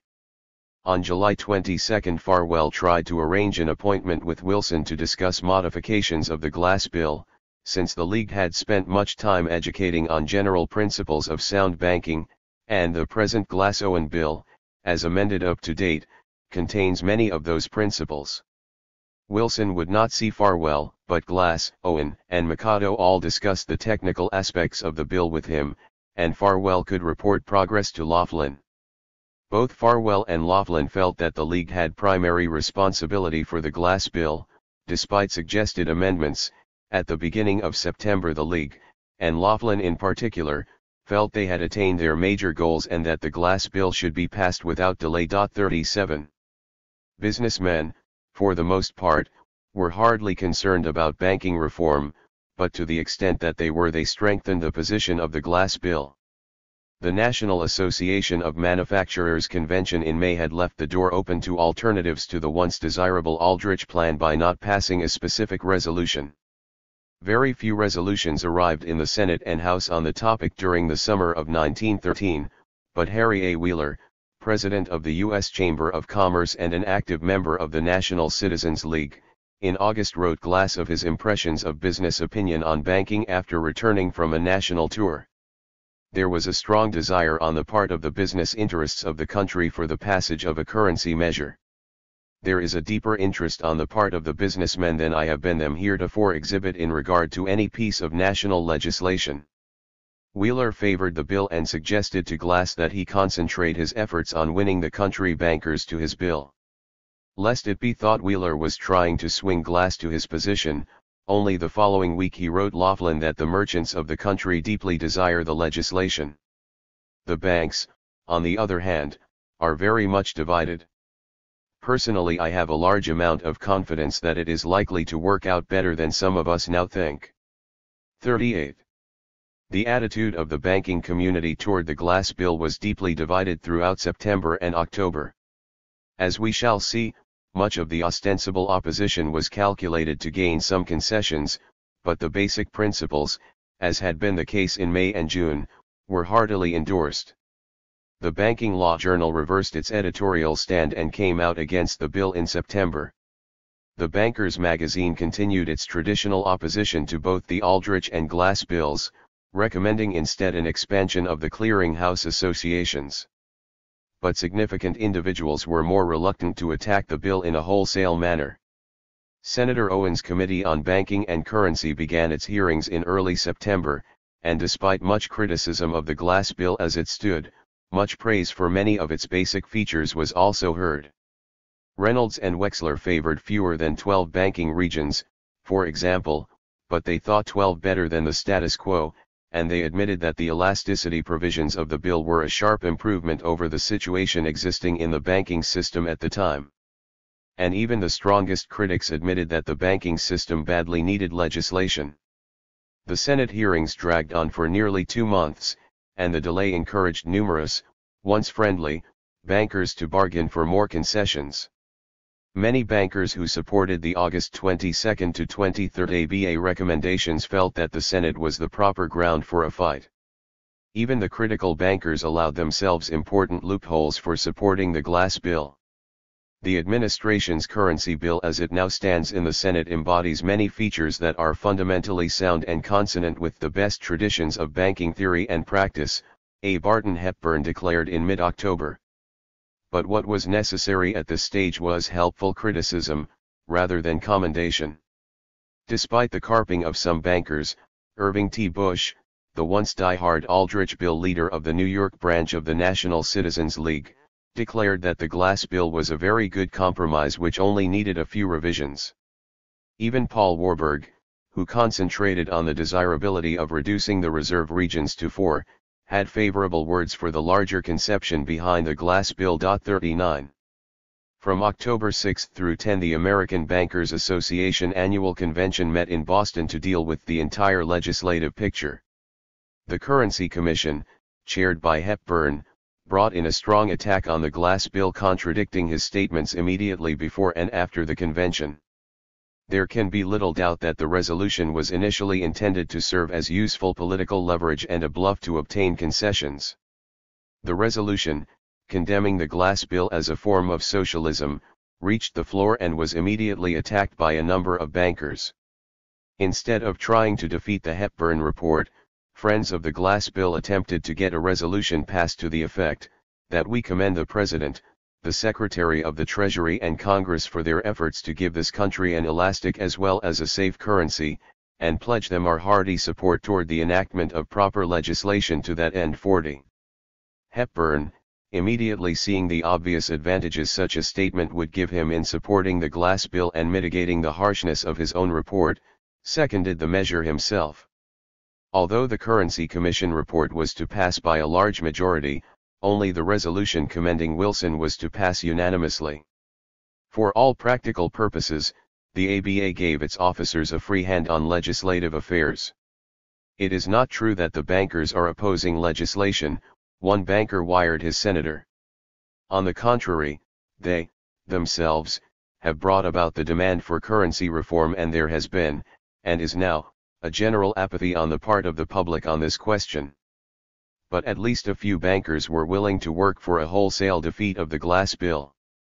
Frank A. Vanderlip, president of the National City Bank, had, since July, thought that it might be better to have no measure than one not fully acceptable to the bankers.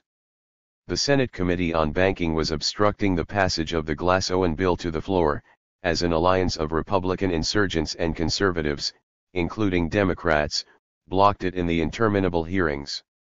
On October 23, Vanderlip presented the committee with the draft of a bill clearly unrepresentative of his true viewpoint, but ably designed to block the passage of any legislation.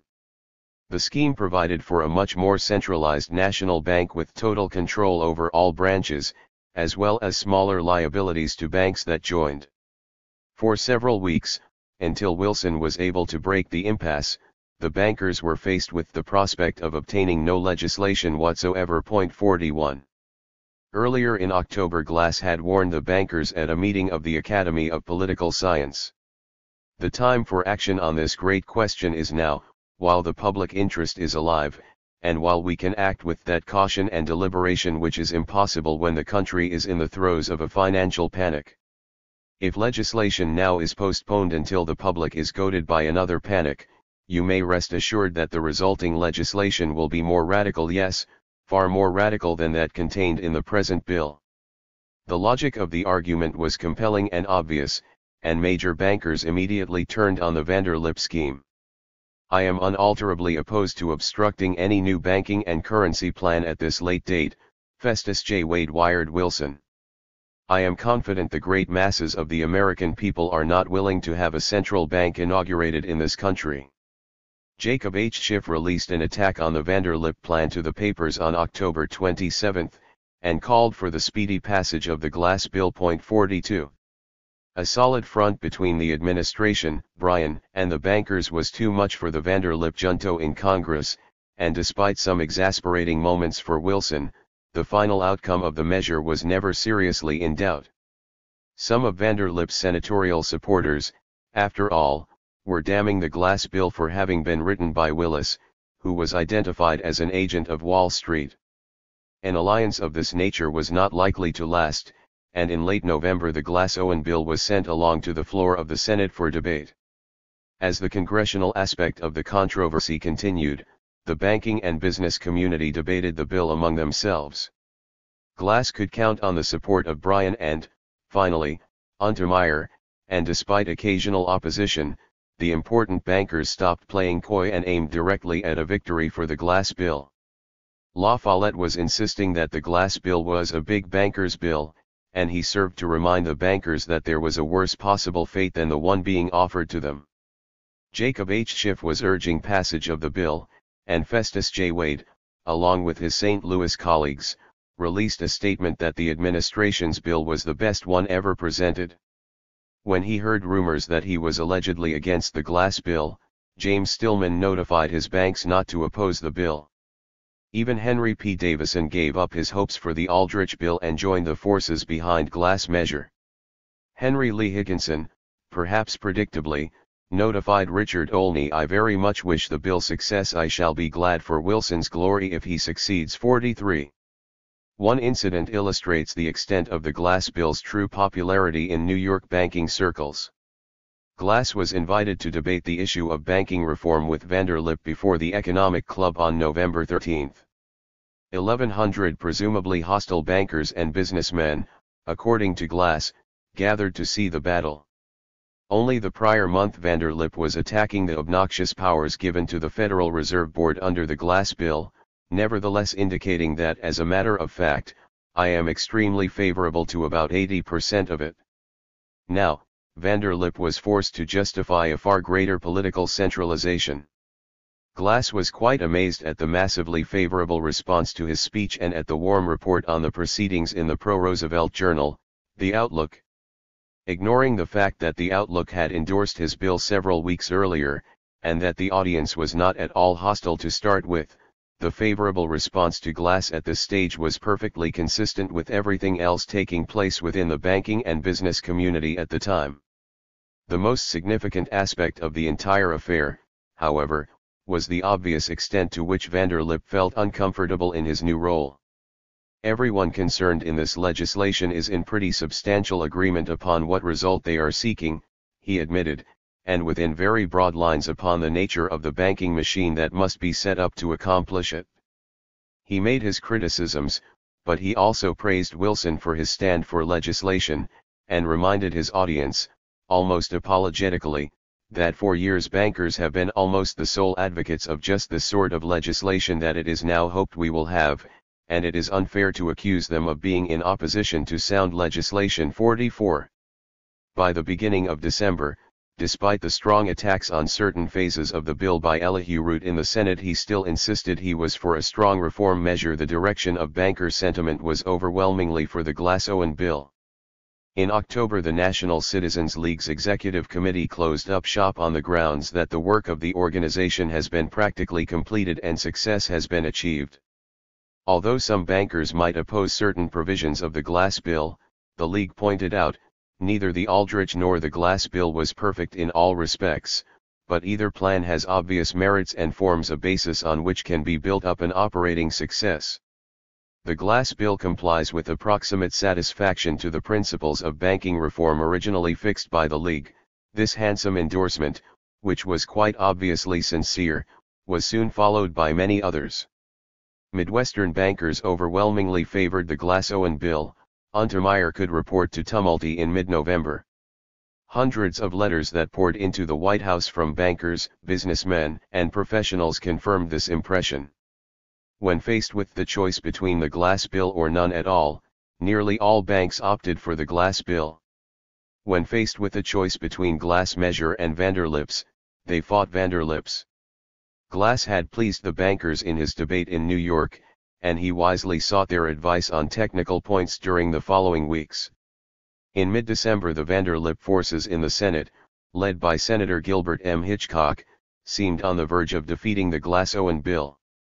Glass notified Hepburn, Wexler, and Reynolds of the situation, and together with Wheeler of the U.S. Chamber of Commerce and J. H. Trudeau of the National Association of Credit Men, they were able to mount a telegram campaign endorsing the original Glass bill and attacking the Vanderlip Plan. 45 On December 19, the Senate passed the bill, with only one important modification, raising the gold reserve behind reserve currency from 33 1/3% to 40%, by a vote of 54 to 34.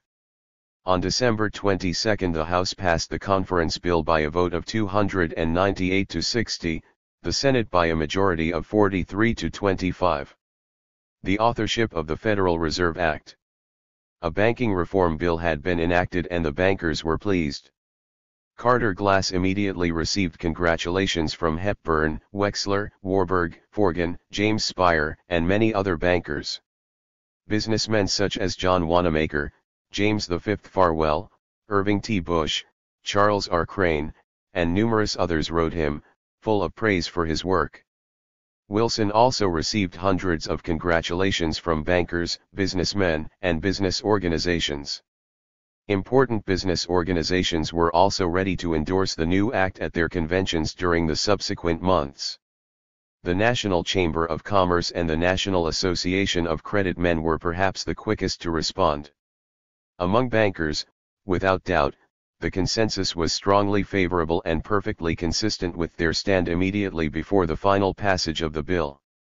Warburg was quite sincere when he wrote Glass on December 23, 1913, that the fundamental thoughts, for the victory of which some of us have worked for so many years, have won out. The character of the board was of paramount importance to the future of the act, he wrote Laughlin in February, 1914, but the law on the whole is a great step in advance.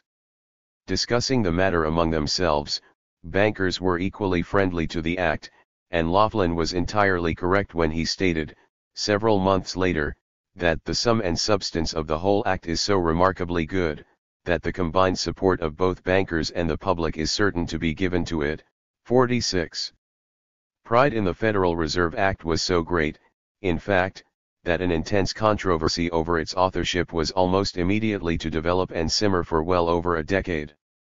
The four major contestants for the authorship of the Federal Reserve Act were Willis, Glass, Warburg, and Laughlin, and one cannot understand the subsequent autobiographical accounts of the evolution and passage of the Act without also appreciating the fact that the desire to claim its paternity was uppermost in the minds of each of these men. If one regards the Federal Reserve Act as part of the longer history of the banking reform movement, then certainly Laughlin's claim for the major responsibility for the Act is fairly well substantiated despite numerous minor errors in his autobiography. But on all questions of important fact, none of the four major autobiographies is entirely accurate, and none can be accepted as the final version. No attention should be given to the numerous minor claimants, such as Owen and Untermeyer. The bankers were the only significant group concerned with banking reform after 1897, and their problems and needs were the primary cause and motive behind the act. For the Federal Reserve Act was the result of a movement led by bankers seeking rationalization, and hoping to offset the decentralization of banking towards small banks and state banks. The expansion and domination of banking by big city bankers was possible only with the aid of the federal government, and although the Act solved many of the problems of the small bankers, it held out the promise of reversing those larger tendencies within the banking system running against the big city bankers. There was no disagreement among bankers in 1913 that legislation was desirable, but only over the precise form it should take. The best that might be said is that the Federal Reserve Act was the victory of Southern and Western banking, although even this view is inaccurate, but it certainly cannot be claimed that the Act was the victory of the people over the bankers. The significant support for reform came from the big bankers from 1909 on. Initially the major bankers favored, for the most part, the principles of the Aldrich Bill. They then supported the principles of the Glass Bill. The issue remains, to what extent did the big bankers obtain all or most of the principles of the Aldrich Bill in the Federal Reserve Act? And, far more important, to what extent did the Federal Reserve Act serve the interests of the big bankers irrespective of its differences from the Aldrich Bill? Nelson Aldrich, for his part, was very strongly opposed to the Glass Bill as a whole throughout 1913, and although he felt it had some features which were copied from the National Monetary Commission's plan, it was in the main, a very bad bill. Even when some of his old associates, such as Henry P. Davison, tried to point out similarities on essentials, the Duer ex-senator refused to put his seal of approval on any major aspect of the Glass Bill. He sourly pronounced to Taft that the bill was revolutionary in its character, and will be the first and most important step toward changing our form of government from a democracy to an autocracy. 47. Despite Aldrich's insistence that the Federal Reserve Act had very little in common with his own proposal, he could not dissuade many of his conservative friends from supporting the Glass Bill, or from feeling that there was a direct continuity between the two plans. Root was convinced, for his part, that the Federal Reserve Act was based directly upon the bill reported by the Monetary Commission. It was the bill reported by that commission with some modifications. Henry P. Davison, who helped formulate the Aldrich Bill, also thought there was a direct continuity between it and the Federal Reserve Act. Herbert L. Satterlee, Morgan's son-in-law and official biographer, shared this judgment, and many years later an Aldrich descendant, surveying the available evidence, came to the same conclusion.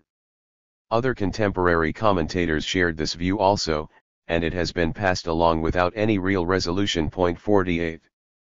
From the vantage of crucial personnel and moving forces, the theory of the direct continuity between the Aldrich and the Glass bills is certainly valid.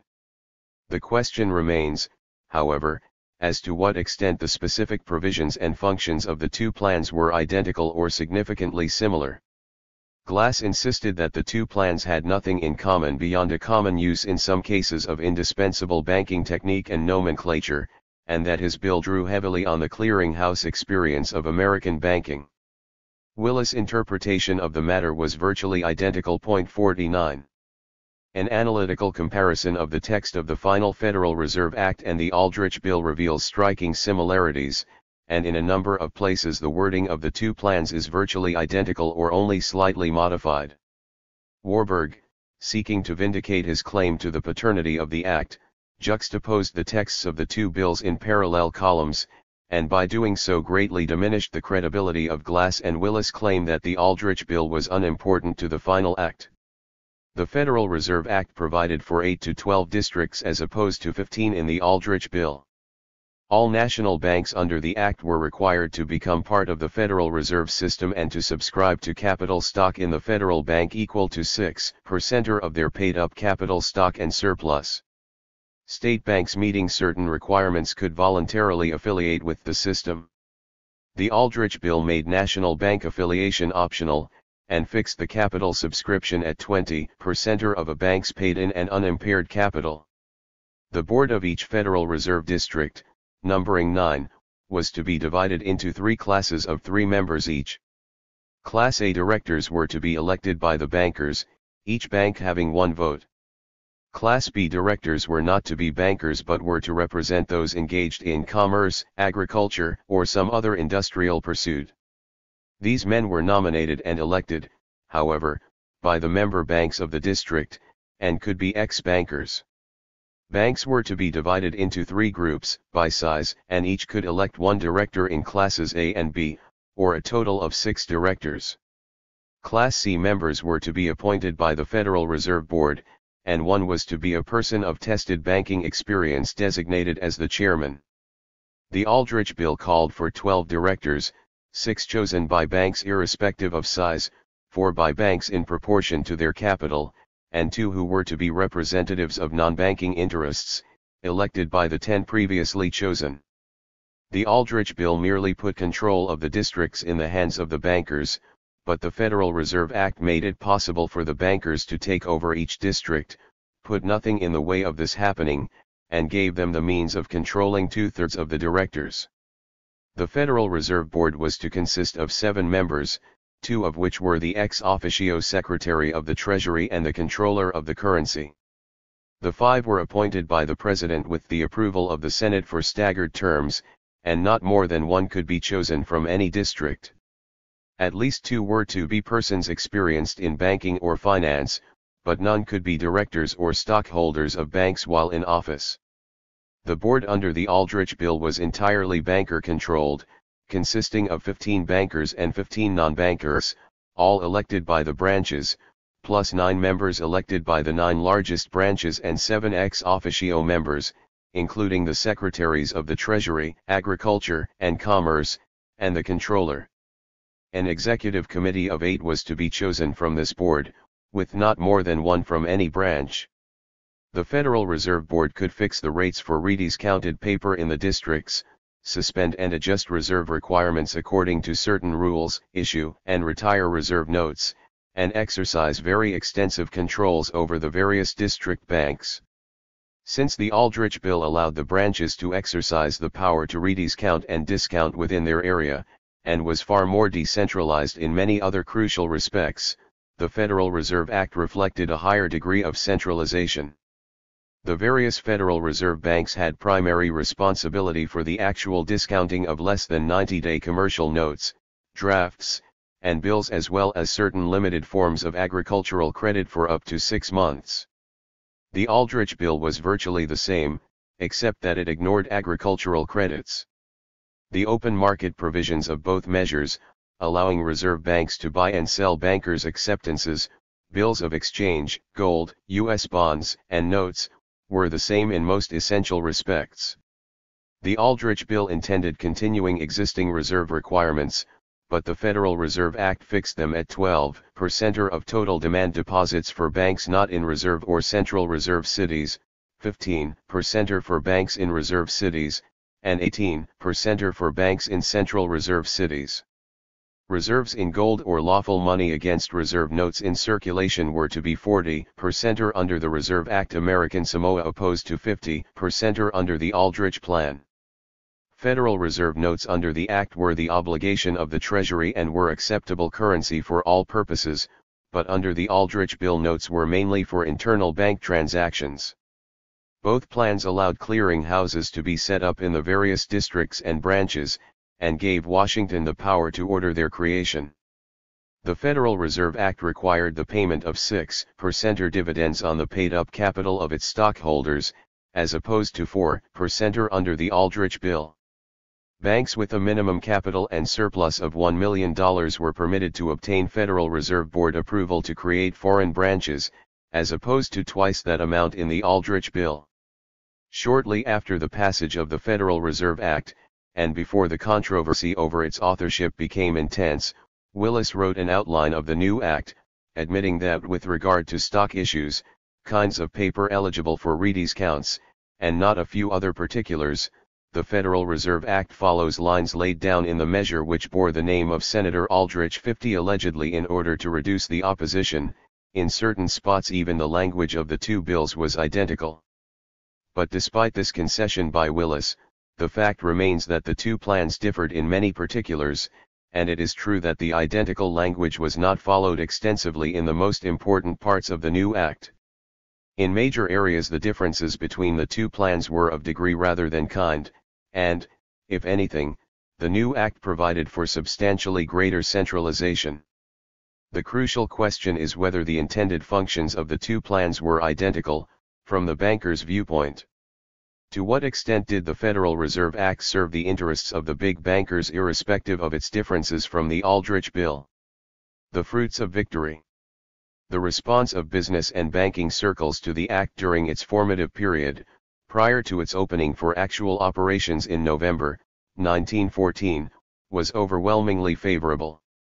National banks had 60 days to join the system or give up their charters, and within 1 month after the passage of the Act 3/4 of the capital of the national banks was represented by the applications for admission to the system, including nearly all the large banks in the major cities.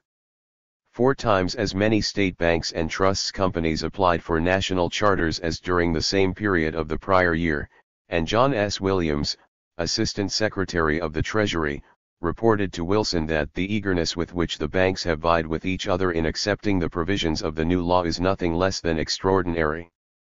Expressions of support for the new act were to filter in throughout 1914. The truly significant fact was not the overwhelmingly favorable attitude of the business community, but the realism of those bankers who were fully aware that the success or failure of the Federal Reserve System would depend not on abstract laws but on concrete administrators. 51 The selection of the personnel of the Federal Reserve Board was left very largely in the hands of Colonel House, although Mikado also made several important recommendations. Both men sought the advice of various members of banking circles, and the immediate rumors that Warburg or A. Piatt Andrews were being considered for board membership shocked Willis. "I fear from the types of names suggested for the Federal Reserve Board," he wrote Glass at the end of December, "that the old Aldrich Central Bank Group is endeavoring to get into control or at least large management in the new system. If it succeeded," he feared, "the law might be shaped along central bank lines. On the other hand, Such rumored appointments greatly encouraged former critics of the Glass Bill. Perhaps far more symbolic than the advice of George Perkins or Paul Warburg that it would be discreet to wait until Wilson made his appointments before criticizing the act, was the private statement made by none other than Nelson Aldrich to John A. Slasher of Leslie's Weekly on February 7. Whether the bill will work all right or not depends entirely, as I stated, upon the character and wisdom of the men who will control the various organizations, especially the Federal Reserve Board. There is undoubtedly a general disposition to make the best of the legislation with the hope that it may turn out all right. The general effect of the act has unquestionably been helpful. While I have some doubts about the ultimate results, it seems to me no good purpose would be subserved by expressing publicly any doubts upon the subject. Point 52. The first serious board candidate, eventually nominated and accepted, was W.P.G. Harding, the president of the largest bank in Alabama and apparently the proposal of House. House then recommended Richard Olney and suggested several businessmen for Wilson's consideration. Wilson, at the end of April, then offered posts to Warburg, Richard Olney, and Harry A. Wheeler, former chairman of the U.S. Chamber of Commerce, former National Citizens League director, and president of the Union Trust Company of Chicago. Wheeler and Olney declined, but Warburg accepted the nomination. Wilson had urged Olney to take the post because the whole business world would be greatly heartened if you did. Businessmen were delighted by the Warburg appointment instead, but rumblings of a fight were immediately heard as Owen, Willis, and others protested. Warburg's friends, for their part, insisted that he had supplied most of the ideas for the act and deserved the post. But the response to Warburg's appointment was nothing compared to the storm that broke out when Thomas D. Jones, a director of International Harvester and an old Princeton friend of Wilson's, was nominated. Wilson was deeply committed to Jones for personal reasons, and failed to get the Senate to approve his nomination despite his utilization of all the tools available to him. Warburg's confirmation, during July, was also delayed by reticent senators curious as to how this Wall Street tycoon was to muzzle the money trust.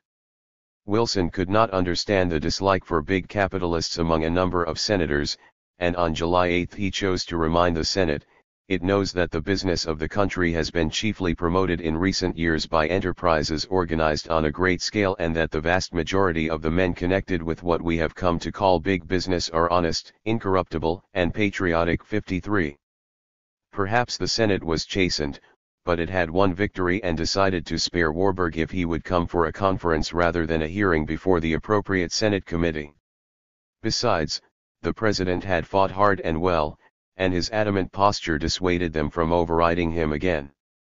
While the Warburg-Jones crisis raged, Wilson moved to fill his other board posts. Adolph C. Miller, formerly an economist teaching at the University of California, was offered a post and accepted. Several important Midwestern bankers were offered posts but declined. To take the place of one of these rejections, Frederick A. Delano, a railroad administrator and a former director of the National Citizens League, was given the job. 54. Charles S. Hamlin, a Boston attorney, was given the fifth seat. In all, the banking community and those close to it were given 3 of the 5 board seats. The Federal Reserve Board was chosen, and the banking community was satisfied. In the 2 most important Federal Reserve districts the bankers moved to obtain the dominating positions of their regions, and throughout the nation they obtained many crucial posts. In Chicago, Reynolds was elected as a Class A director representing the large banks, and Forgan was elected a Class A director for the medium-sized banks. Both men were nominated for the governorship of the district, but since both were unwilling to accept the decrease in pay they preferred having a government bank examiner in whom they had confidence appointed instead. More important, however, was the appointment of Benjamin Strong to the governorship of the New York Reserve Bank. Strong had been the president of the Bankers Trust Company and a director of many banks, as well as an early advocate of the Aldrich Bill. Many of Elihu Root's attacks on the Glass Bill in the Senate were drafted by Strong, but just prior to its passage he decided to give it critical support in the hope of making the best of it. Now, due to the pleadings of Warburg and Henry P. Davison, Strong resigned from his many lucrative posts to take the leadership of the most important bank district in the nation. 55. While the regional banks were working out their own organizational problems, the Federal Reserve Board in Washington moved to make specific the many general and flexible provisions of the Federal Reserve Act. Many points of disagreement were to arise, especially on the sensitive point of the relationship of the board to the Treasury Department. Warburg, Miller, and Delano feared that Secretary of the Treasury Mikado sought to control the banking system, a contention Mikado was quick to deny, and a conflict was inevitable. Mikado was to win the battle but lose the war, since the board became a largely independent operation. The basic point of contention was the number of reserve districts.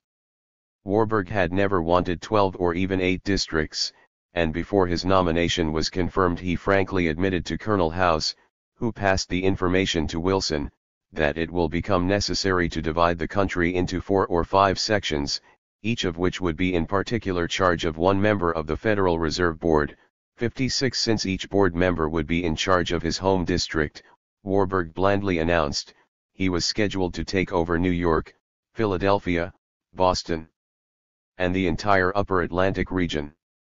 Wilson should have taken an unequivocal position on this suggestion, but he let it pass. It is no wonder, then, that Warburg was ready to contest the district structure handed to the board when it opened for business in late 1914. The Organization Committee of the Federal Reserve System had created 12 districts before the board came into power. The act itself allowed for as few as 8 districts and permitted the board to readjust boundaries.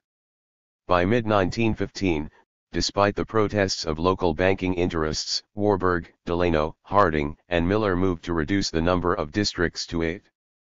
Mikado, outnumbered on the board, managed to get the support of Wilson and Glass, and on November 22, 1915, the Attorney General handed down a ruling forbidding the board to reduce the number of districts or change the location of existing reserve cities.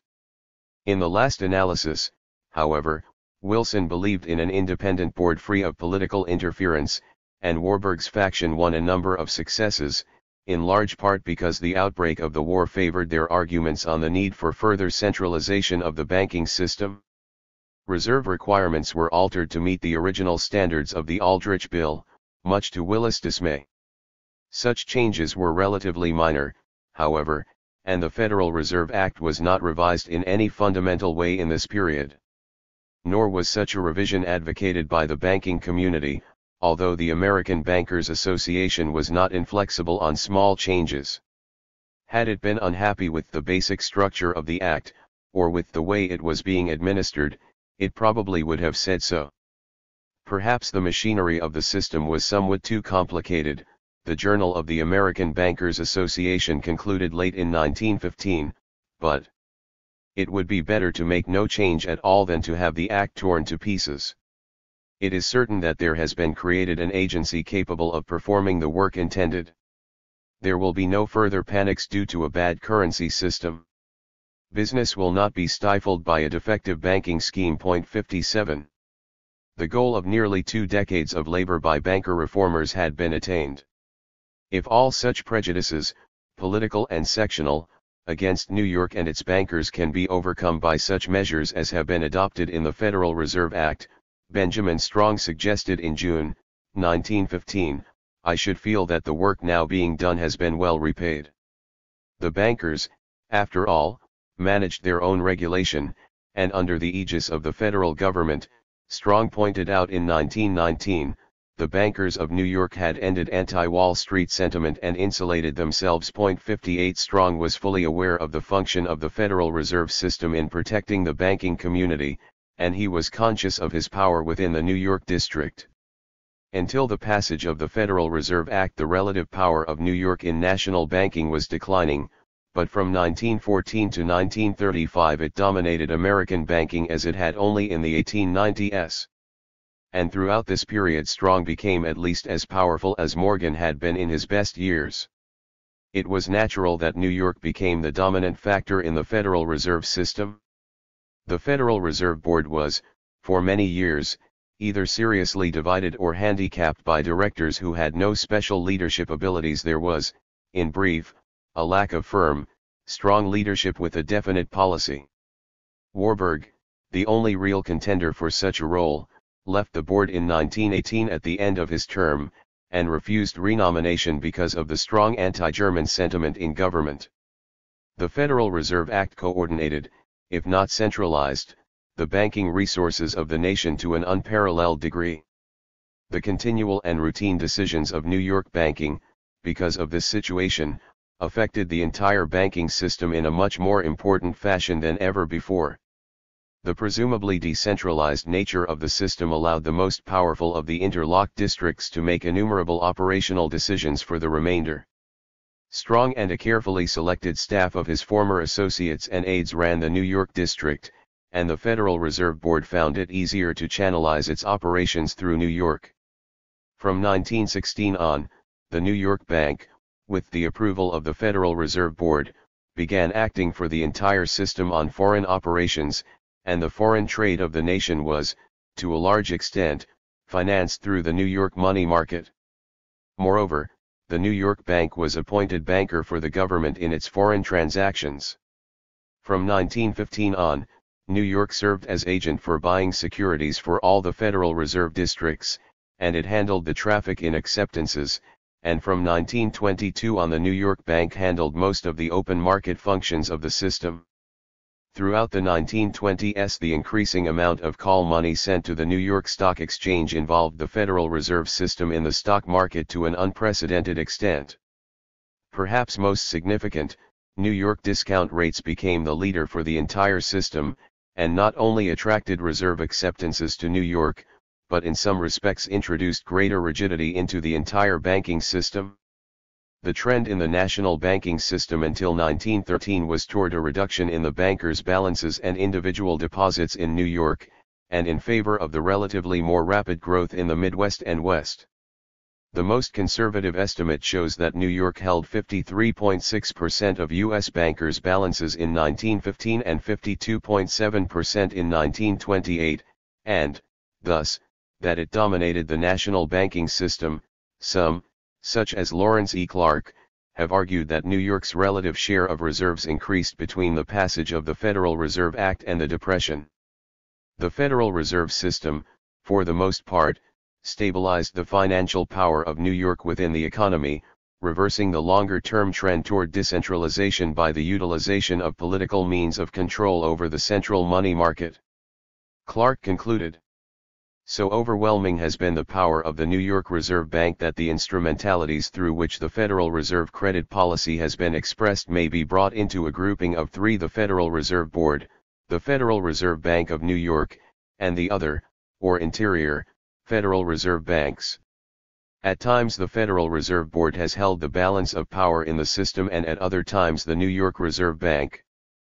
But the influence of the interior reserve banks has always been weak. On the whole, there is reason to believe that the Federal Reserve Bank of New York has been the dominant instrumentality which has controlled the credit policy of our central banking system." 59.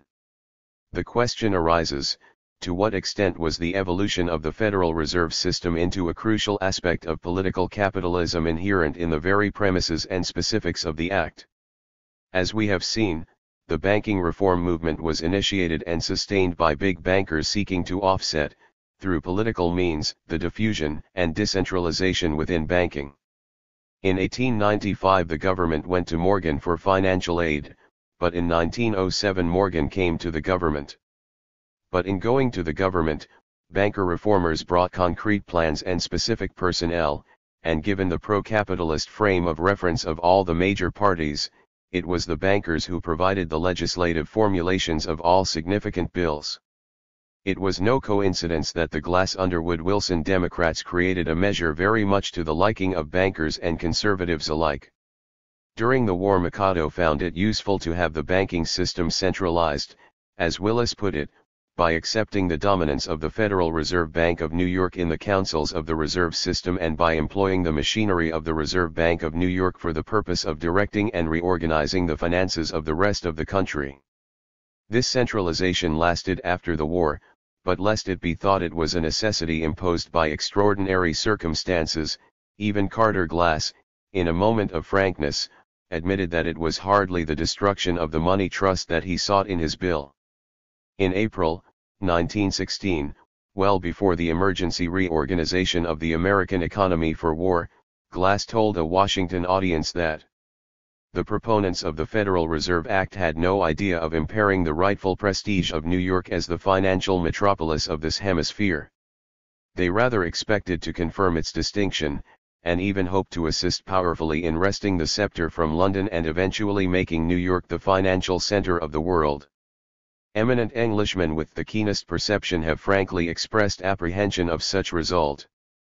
Indeed, momentarily this has come to pass. And we may point to the amazing contrast between New York under the old system in 1907, shaken to its very foundations because of 2 bank failures, and New York at the present time, under the new system, serenely secure in its domestic banking operations and confidently financing the great enterprises of European nations at war. 60. Chapter 10. The Triumph of Political Capitalism, the Federal Trade Commission and Trust Legislation. During most of 1913, Woodrow Wilson and his aides were preoccupied with banking reform and tariff legislation. But the pressure for more extensive federal regulation of corporations and business was great, and the new freedom also obligated the administration to take action in this area. To precisely what was Wilson committed? The new freedom was, in the final analysis, intended to serve as a campaign document, and the doctrine was full of inconsistencies. I am for big business, and I am against the trusts, Wilson declared, but he could not define the major differences between the two, and he never gave the matter serious thought. He proclaimed that the development of business upon a great scale is inevitable, and also expressed satisfaction that businessmen were beginning to reform themselves. 1. The guidelines utilized by Wilson were amorphous. What was certain, however, was the demand of leading businessmen for federal regulation designed to meet their problems. Since the failure of Perkins, Gary, and the National Civic Federation forces to enact the Hepburn Bill in 1908, important segments of big business had sought to overcome the condition of uncertainty that existed in innumerable industries. Federal incorporation had been prominently mentioned as a possible solution for well over a decade, but Congress was never willing to act on the principle. The idea of a trade commission similar to the ICC was actively promoted by George W. Perkins and many others from early 1911 on, and both the Progressive and Republican parties endorsed the proposal in 1912. Gary and Carnegie were even suggesting government price fixing. Armed with the National Civic Federation's business opinion poll of late 1911, big businessmen stridently called for federal regulation of the economy. It was obvious that without strong executive support there could be significant legislative advances toward a political capitalism only as a result of irate public opinion manipulated to satisfy business ends. Save in railroad legislation, much of the real progress toward political capitalism from the beginning of the century until 1913 had been an incidental byproduct of scandals and amorphous reform enthusiasm among the wider public. In 1913 Wilson had little guidance save from fundamentally conservative individuals, of whom Colonel House was the foremost, who directed Wilson's unclear but moderate impulses toward conservative ends. Bryan, despite his emotional radicalism, was also a shrewd politician, and it was difficult to reduce his arsenal of phrases and clichés to specific proposals for concrete changes. Moreover, Wilson could barely tolerate Bryan's style and manners, and relied on him only when it was absolutely necessary.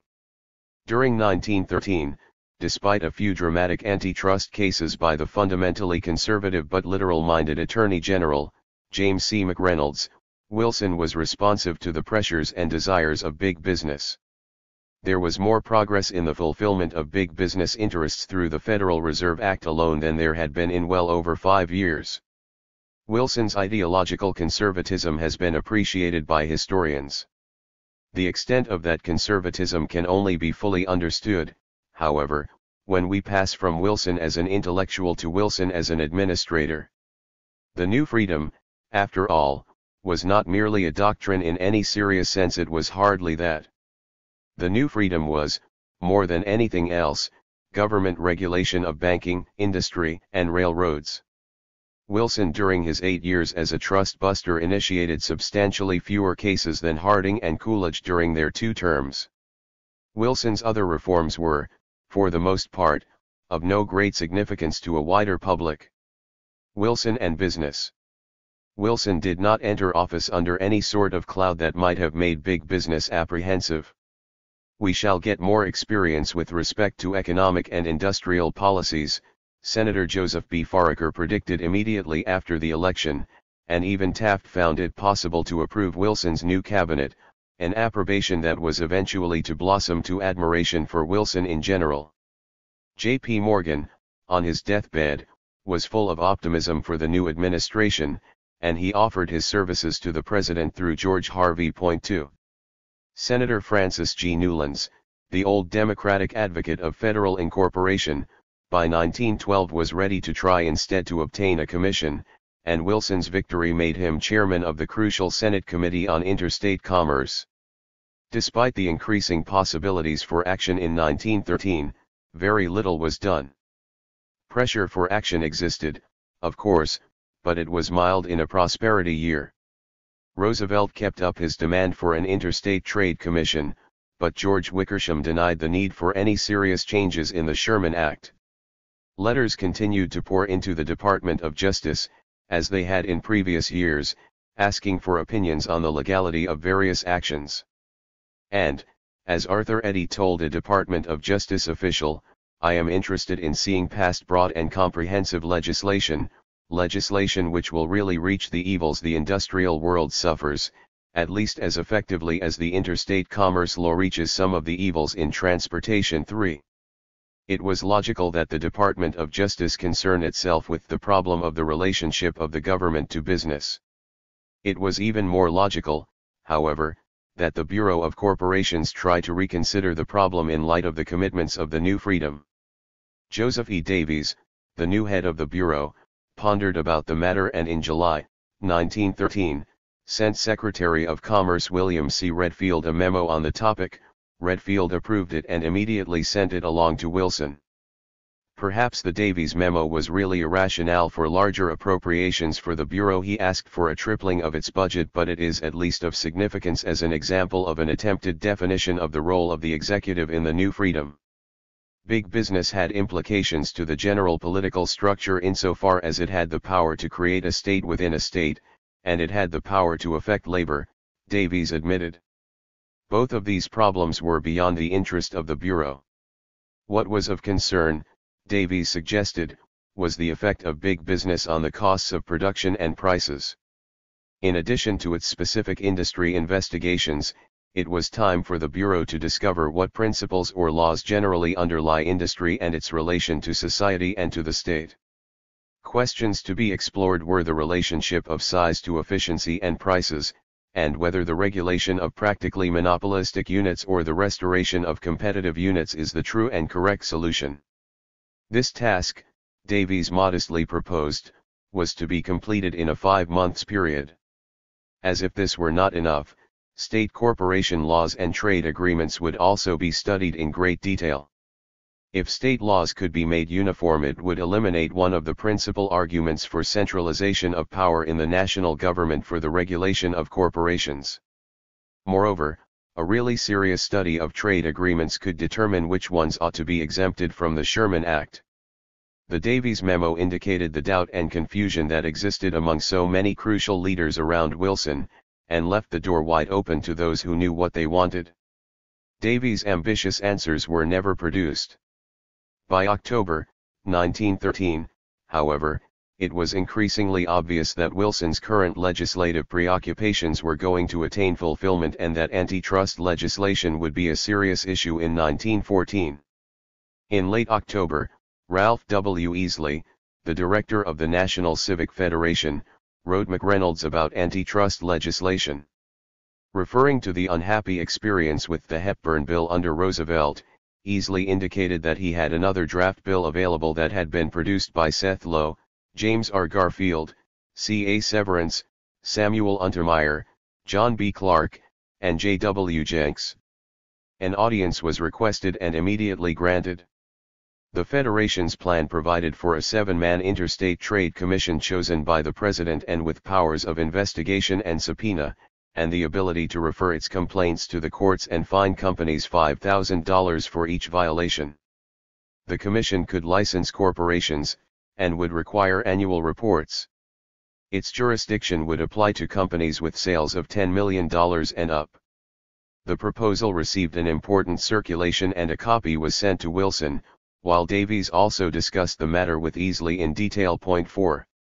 By the end of 1913 Wilson was feeling very mellow toward business. It had been most cooperative, indeed its aid had been crucial in the campaign to obtain banking reform. On December 19 he wrote McReynolds that I gain the impression more and more from week to week that the businessmen of the country are sincerely desirous of conforming with the law, and it is very gratifying indeed to be able to deal with them in complete frankness and to be able to show them that all that we desire is an opportunity to cooperate with them. During the same month, conscious of the long preceding effort to obtain a federal commission, the House Committee on the Judiciary, chaired by Henry D. Clayton of Alabama, opened hearings on the entire problem of trust legislation. And from late 1913 on the leaders of the business community began shifting their attention to the need for greater federal regulation of the industrial economy. The president was fully aware of the fact that the business community resented the insecurity of the Sherman Act and wished to attain a measure of predictability and confidence that had been lacking under Taft. He was certainly familiar with the call for a Federal Trade Commission in the Republican platform of 1912, and the obsessive concern of the Progressive Party with the issue. Was it not Wilson, in the closing days of the campaign of 1912, who warned that if the government is to tell big businessmen how to run their business, then don't you see that big businessmen have to get closer to the government even than they are now? But the campaign was over, and by January 1914, the pressure for a federal commission was very great indeed. Virtually everyone, from Rep. Dick T. Morgan of Oklahoma to members of top Wall Street circles, wanted some form of commission for their own reasons. Only Senator William E. Borah and a few others condemned the movement toward commissions and boards, the movement which would take decisions entirely away from the electorate, and expose these boards to the influence and the power that affect other men. 5. On January 20 Wilson appeared before a joint session of Congress and made it clear that future trust legislation would be just as responsible as banking legislation had been. What we are purposing to do, is, happily, not to hamper or interfere with business as enlightened businessmen prefer to do it, or in any sense to put it under the ban. The antagonism between business and government is over. The government and businessmen are ready to meet each other halfway in a common effort to square business methods with both public opinion and the law. The best informed men of the business world condemn the methods and processes and consequences of monopoly as we condemn them, and the instinctive judgment of the vast majority of businessmen everywhere goes with them. There would have to be a prohibition of interlocking directorates, Wilson told Congress. But the main burden of his message was to strike a most responsive chord. The business of the country awaits also, has long awaited and has suffered because it could not obtain, further and more explicit legislative definition of the policy and meaning of the existing antitrust law. Nothing hampers business like uncertainty. And the businessmen of the country desire something more than that the menace of legal process in these matters be made explicit and intelligible. They desire the advice, the definite guidance, and information which can be supplied by an administrative body, an interstate trade commission. Businessmen were delighted with the conservatism and reasonableness of the president's address, and messages of congratulation poured in from all over the country, from small and big businessmen alike. It has had a very reassuring effect on the business community here in New York, a member of Spire & Co. wrote Wilson. By your temperate, sober, earnest way in handling these important matters, a member of the Union League Club of New York assured Wilson, you have in our opinion, the opinion of lifelong Republicans, proved yourself a safe man to be at the head of the country. Seth Low, however, wrote Wilson that he would have considerable difficulty denning a trust. The president, admitting he was aware of the problem, assured him, "You may be sure we shall not attempt the impossible and will not even try to define a trust, but confine ourselves to very specific provisions." 6. The campaign for legislation. Although numerous bills for trust legislation and a federal commission had been introduced throughout 1913, the first politically serious bills were not introduced in Congress until January 22, 1914, when Rep. Clayton and Senator Newlands presented a rather timid bill, similar to Newlands' earlier bills, providing for a 5-man commission to supersede the Bureau of Corporations. The proposal allowed the commission to subpoena all necessary materials and to recommend action to the Attorney General, who had the power to arrange voluntary reorganization. The bill as it stood failed to appeal to the Attorney General's office, but it became the basis of discussion for subsequent legislation. To complicate the matter, Clayton also introduced 4 tentative bills amending the Sherman Act. The first forbade attempted efforts at monopolization via price discrimination, but contained so many clauses it became meaningless. The second extended restraint of trade to include agreements between companies, a position long maintained by the Supreme Court. The third bill forbade interlocking directors among banks, railroads, and competitive industries, and the fourth was intended to eliminate interlocking stock holdings. In the meantime, the advocates of special proposals and concrete steps were given ample opportunity to exert pressures wherever possible, and to voice their criticisms of the tentative bills. The concept of a commission was never seriously opposed by any important segment interested in the topic, and Wilson was quite properly confident that the businessmen themselves desire nothing so much as a trade commission. 7. At the hearings held by the House Committee on the Judiciary, and by the Senate Committee on Interstate Commerce during February-June, 1914, the 3 major business concerns for future legislation were specifically with interlocking directorates, fair trade laws, and the status of trade unions under the Antitrust Act. Big business and bankers opposed a possible prohibition on interlocking directorships in industry and banking. There was, in fact, little reason for their anxiety, since 1 or 2 interlocks on a board are insufficient for control if the outside directors do not represent some significant power, in which case the leverage the power provides exists even without interlocking directorships. In brief, short of a total transformation of existing economic relations, the prohibition of interlocking directorships is not too important. Nevertheless, many big businessmen found the suggestion obnoxious, and the American Bankers Association, the Railway Executives Advisory Committee, and numerous individuals opposed any prohibitions. Even Louis Brandeis suggested that a blanket ban on interlocks was not desirable. At the same time that big business attacked the possibility of prohibiting interlocking directorates, representatives of small business associations of merchants, druggists, and grocers, as well as large manufacturers, called for the legalization and even the enforcement of fair trade price fixing, a cause that Brandeis supported and that was to be revived periodically. 8. Virtually all businessmen, big or small, endorsed the general principle of a trade commission. While the various tentative bills were under discussion, 2 business organizations were to become especially important among the many petitioning their congressmen and appearing before congressional hearings, and were to shape the final legislation. The Chicago Association of Commerce strongly desired a trade commission, and under the leadership of Thomas Gray, attorney for the Cudahy Packing Company, it took a prominent part in the agitation for a trade commission that could eliminate business uncertainty by giving business advice on the legality of proposed actions. This goal became the heart of the Chicago Association's program, although it also favored a commission with the power to issue desist orders before handing a complaint over to the Attorney General. The National Chamber of Commerce also strongly endorsed the need for a commission, but only a minority of the members of the chamber, led by Charles R. Van Rys, president of the University of Wisconsin, accepted the Chicago position for a commission to advise business on the legality of prospective actions.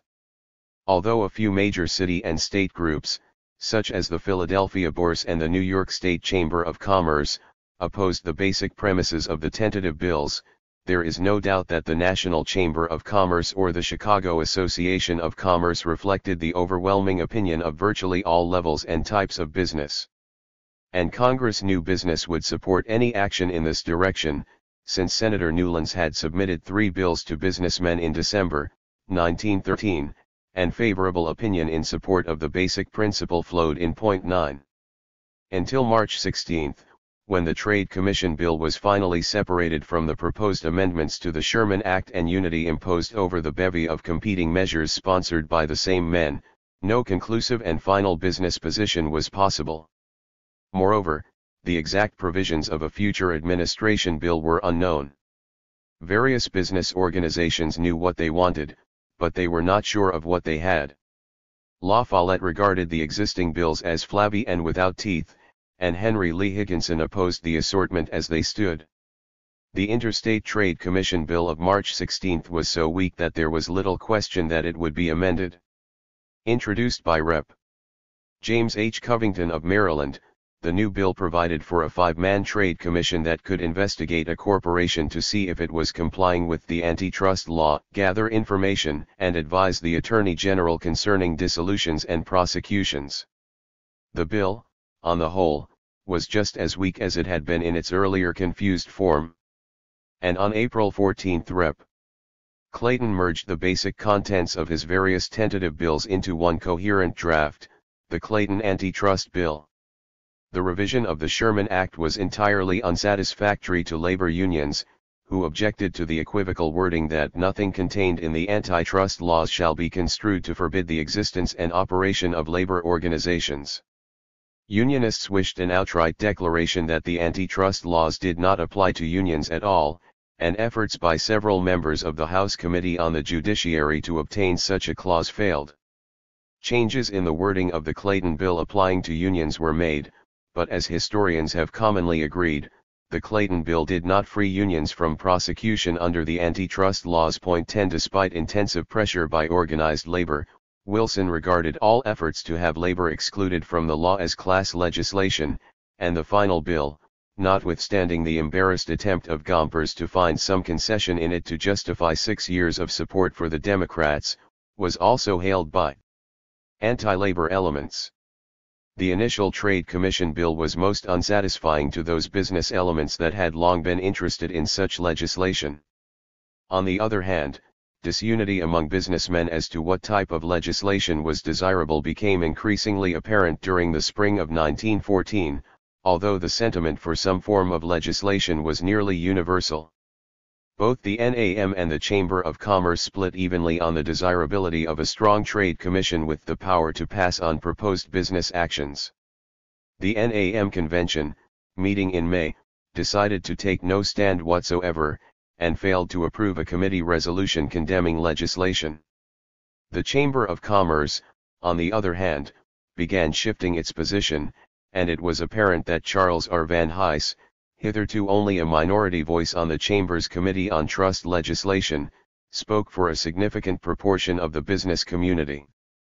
In mid-April the Chamber sent a referendum to its members on the extent and form of Trade Commission legislation, asking them to vote on the Trust Committee's recommendations.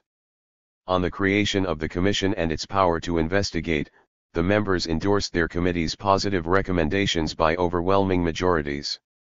The committee's refusal to endorse Commission powers to pass on the legality of proposed actions, however, was reversed by a vote of 307 to 306. Even before the Chamber's committee received the results of the referendum, however, it moved to endorse the Clayton Bill in general, urging that legislation be expressed in terms of principles only, but also favoring the prohibition of interlocking directors and stock ownership, lessening competition. More significant was the committee's focus on the Stevens Bill, a hitherto obscure measure presented by Rep. Raymond B. Stevens of New Hampshire that assumed that it would be the function of a federal trade commission to decide if a business actions violated the more general provisions of the antitrust laws. 11. The Stevens Bill was no coincidence. The Chamber's Trust Committee included among its members George Rubley, an attorney who had been in the Progressive Party and generally shared its trust orientation. The Chamber's committee held its first meetings in February, 1914, and Rubley was directly interested in the legislative history of the various bills from that point on. Rubley knew Stevens and the congressman agreed to allow him to draft a bill that was introduced on April 13.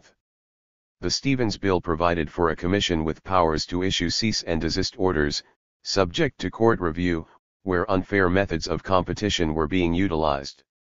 The Stevens bill, and the general concept of a strong trade commission, had few supporters in Congress, and its attraction was mainly to men like Rubley, Cray, and Van Hise. On June 5, as an illustration of its unformulated casual attitude, the House passed the Covington bill by a voice vote, defeating a motion to recommit by 151 to 19. No one was overly excited by the weakness of the measure, save those circles that had long advocated a trade commission as a means of giving business stability and predictability. At the beginning of June, Rubley, Stevens, Brandeis, and Charles McCarthy went to see Wilson about the obscurity of the Clayton bill, pointing to the need for a stronger trade commission to give it substance.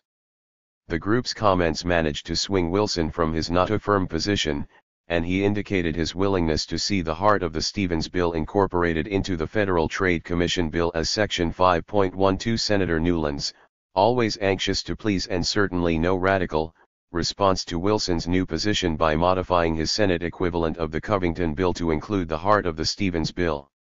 Despite some debate in the Senate on the meaning of unfair competition and the extent of judicial review, virtually everyone agreed the amended Newland's bill was an important advance, and on August 5 it passed by 53 to 16. The Clayton bill, while the Trade Commission was being debated, passed the House on June 5 by a vote of 277 to 54, somewhat altered to allow the FTC and ICC to have greater responsibility for its enforcement and to eliminate imprisonment and fines for certain violations. It was obvious that legislation was almost universally desired, and the leaders of the small business organizations were especially pleased with the steps that had been taken by July, even though a reconciliation of the House and Senate Trade Commission bills was still months off. Wilson, for his part, moved to reassure business, if assurance was needed, that the new freedom could be trusted. He had, by mid-1914, attained considerable insight into the economy, and he was now able to evaluate the future needs of the nation in the light of recent progress. Speaking to the Virginia Editorial Association on June 25 as a friend of business and a servant of the country, Wilson appraised the larger problem faced by a democratic society in an age of big business and industrialism. Perhaps it was once thought that America was ill and in need of progressive economic cures, but as the diagnosis has progressed it has become more and more evident that no capital operation is necessary, that at the most a minor operation was necessary to remove admitted distempers and evils. The tariff and currency bills had been two minor operations, and the economy was now undergoing another operation in the form of trust legislation. But when this was completed, business can get and will get what it can get in no other way: rest, recuperation, and successful adjustment. 13.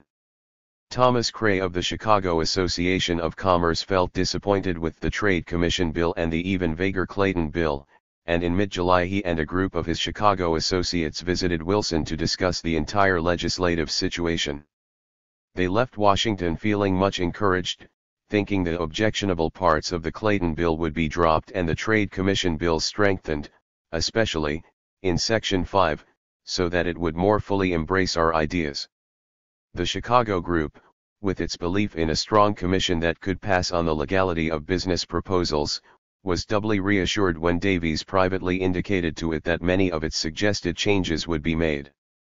Davies' consolation was significant, for it was the head of the Bureau of Corporations, more than any other individual within the administration, that helped formulate the Trade Commission bill.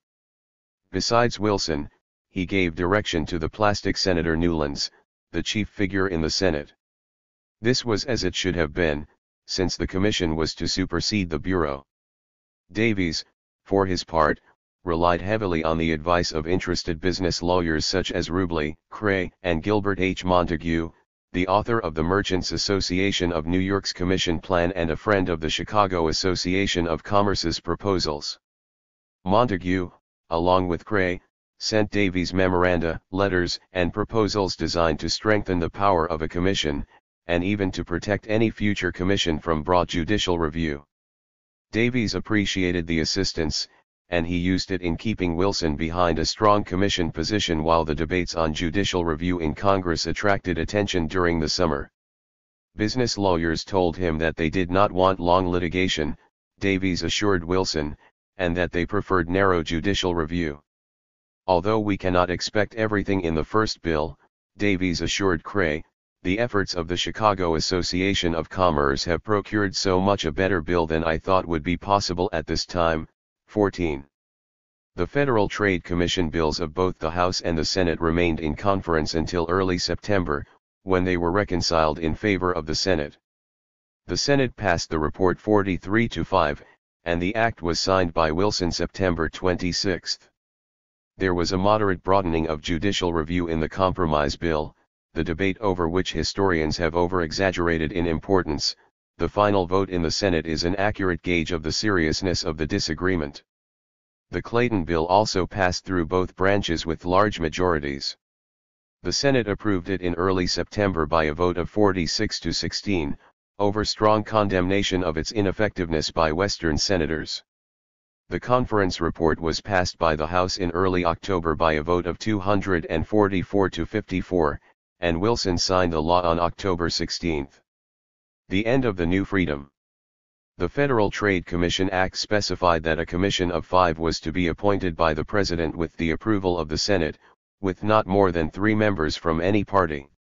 Unfair methods of competition were declared unlawful, and the Commission was authorized to prevent them from being used.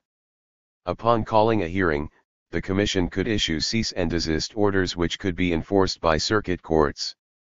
The Commission might also compel the production of information and utilize the power of subpoena, with penalties for refusal to cooperate. The Commission could gather and issue information of a more general sort, and advise the Attorney General on correcting illegal corporate actions. All in all, the act was vague and unclear, failed to exclude businessmen from membership on the Commission, and left a great area for free interpretation of the law. By comparison to the Clayton Act, however, the Federal Trade Commission Act was a model of precision. It was the intention of Congress to allow the Commission and courts to settle most of the vagueness in the Clayton Act, and no greater clarity in the antitrust law was established. Price discrimination was forbidden, but with ample due allowances. The Act also condemned tying contracts to prevent purchasers from buying from a company's competitors if they lessened competition. It forbade purchases of stock that reduced competition and prohibited interlocking directorates among banks with more than $5 million resources, between railroad directors or officers and construction or maintenance companies with which they did a substantial business, and directors of competitive industries. The new act was most detailed in its specification of mechanical procedures for cease and desist orders and appeal procedures. On the whole, it reflected the deep ambivalence of Congress on the topic of business concentration. There were no means, needless to say, by which concentration could be reversed. Precedent was still the major criterion for action, and precedents were to be defined by judicial and administrative bodies dominated by men who, in the last analysis, had little more than their ideological commitments to guide them. Although bankers disliked the interlock prohibitions, big business as a whole was very pleased, to put it mildly, with the new state of affairs. The provisions of the new laws attacking unfair competitors and price discrimination meant that the government would now make it possible for many trade associations to stabilize, for the first time, prices within their industries, and to make effective oligopoly a new phase of the economy. In part, the new mood of confidence was a result of the President's repeated assurances that he favored a conservative approach to business. A public statement on the need for greater railroad profits on September 10 was only one of many examples, and a realization that a Federal Trade Commission was to serve as a stabilizing factor in the economy and a protector against public attacks. The unions were no better off, despite Gomper's effusive support of the Clayton Act, and the last stone in the foundation of a comprehensive political capitalism involving the banks, railroads, and industry had been laid. The new measures were quickly endorsed by the longtime advocates of federal regulation, with the exception of George W. Perkins, now more deeply motivated by political considerations. These laws largely coincide with the principles we have urged. The president of the Chicago Association of Commerce telegraphed Wilson. The Democratic National Administration deserves unmistakable approval, Francis Lindy Stetson announced in mid-October. Arthur J. Eddy, the architect of the trade association movement, also agreed that the new laws were progressive and constructive. 15. What is truly significant about the passage of the two bills, however, is that it marked the conscious completion of the legislative objectives of the new freedom just at the very time that the most important goals of business advocates of political capitalism were attained. In late 1914 Wilson drew the line on reform, and reiterated innumerable times his belief that federal regulation had gone far enough. In late October Wilson began explicitly formulating his retreat from legislative action. "The situation is just this," he wrote a friend, "the reconstructive legislation which for the last 2 decades the opinion of the country has demanded, has now been enacted. That program is practically completed. Further changes would have to await the end of the European War and the experience of using the instrumentalities already created." By mid-November Wilson was ready to make a public statement of policy in a letter to Mikado that was immediately sent to the press. 10 or 12 years ago the country was torn and excited by an agitation which shook the very foundations of her political life, brought her business ideals into question, condemned her social standards, denied the honesty of her men of affairs, the integrity of her economic processes, the morality and good faith of many of the things which her law sustained. Businessmen and politicians had been exposed to abuse, but any of the evils that may have existed were now corrected, and all of the older ideals and foundations were now being reasserted. The spirit of cooperation which your letter breathes is an example to all of us. Frank Trumbull, head of the Railway Executives Association, immediately wrote Wilson. Stimulated by similar professions and the congratulations of Davies and urgings of Tumulty, Wilson bid his final farewell to the new freedom in his annual message to Congress on December 8. Appearing before a joint session, Wilson's stand was unequivocal. "Our program of legislation with regard to the regulation of business is now virtually complete. It has been put forth, as we intended, as a whole, and leaves no conjecture as to what is to follow. The road at last lies clear and firm before business. It is a road which it can travel without fear or embarrassment. 16. What the President ignored, of course, was that the road had never been charted by him, and that the new freedom, in its concrete legislative aspects, was little more than the major demands of politically oriented big businessmen. They had defined the issues, and it was they who managed to provide the direction for change. If they did not always manage to shape every detail of each reform measure, it was only because, in a political democracy, legislative situations have their own unpredictable, uncontrollable qualities. But in its larger outlines it was they who gave progressivism its essential character. By the end of 1914 they had triumphed, and to the extent that the new laws were vague and subject to administrative definitions by boards and commissions, they were to totally dominate the extensive reign of political capitalism that had been created in the United States by 1915. The Commission defines the law. A Federal Trade Commission had finally been created. It was an unformed object guided only by vague legal prescriptions, to be shaped by the President and his advisers as they saw fit. Given Wilson's mood at the end of 1914 and the beginning of 1915, however, there was little question that the new organization would be amply conservative. The reassuring statements of the President continued into 1915 and were joined by those of Davies and others. Nobody is henceforth going to be afraid of or suspicious of any business merely because it is big. 17 The practical reflection of the new stage in the new freedom was the President's choice of the members of the FTC, the men with the responsibility of determining the functional meaning of the new law and setting the all-important precedents for the future. It was only logical that Davies should be appointed the first chairman of the commission. Wilson appointed Edward N. Hurley of Chicago vice chairman. Hurley had aided Wilson's political career in 1910 as an intermediary with the Democratic Party of New Jersey. Among other things, he was a manufacturer and the president of the Illinois Manufacturers Association at the time of his appointment. William J. Harris, a Georgia businessman, was also appointed, as was Will H. Perry, former newspaperman and shipbuilder. It was only fitting that Wilson consider Rubley, and since the former progressive received the endorsement of both Oswald Garrison Villard and the Chicago Association of Commerce, the president nominated him. But Rubley had once managed a campaign against Senator Jacob H. Gallinger in New Hampshire, and the senator, not one to forget, blocked his confirmation in the Senate.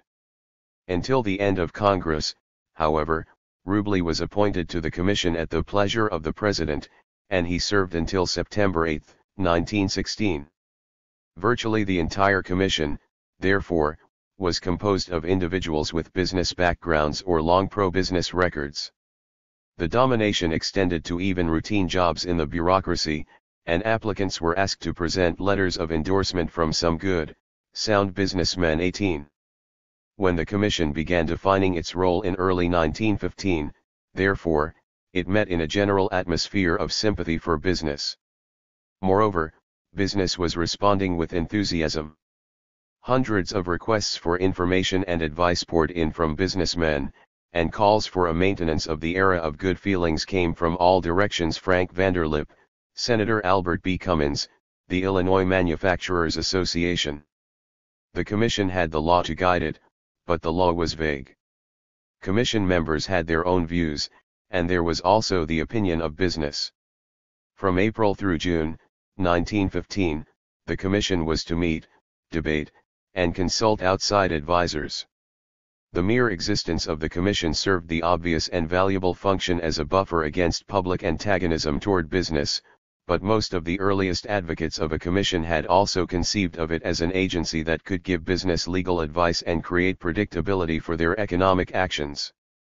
The law quite explicitly avoided stating such advice could or could not be given, but it was clearly the intent of Congress not to include such a provision or to give the commission the power. Davies, more than any other individual on the commission, helped define future policy on this all-important question.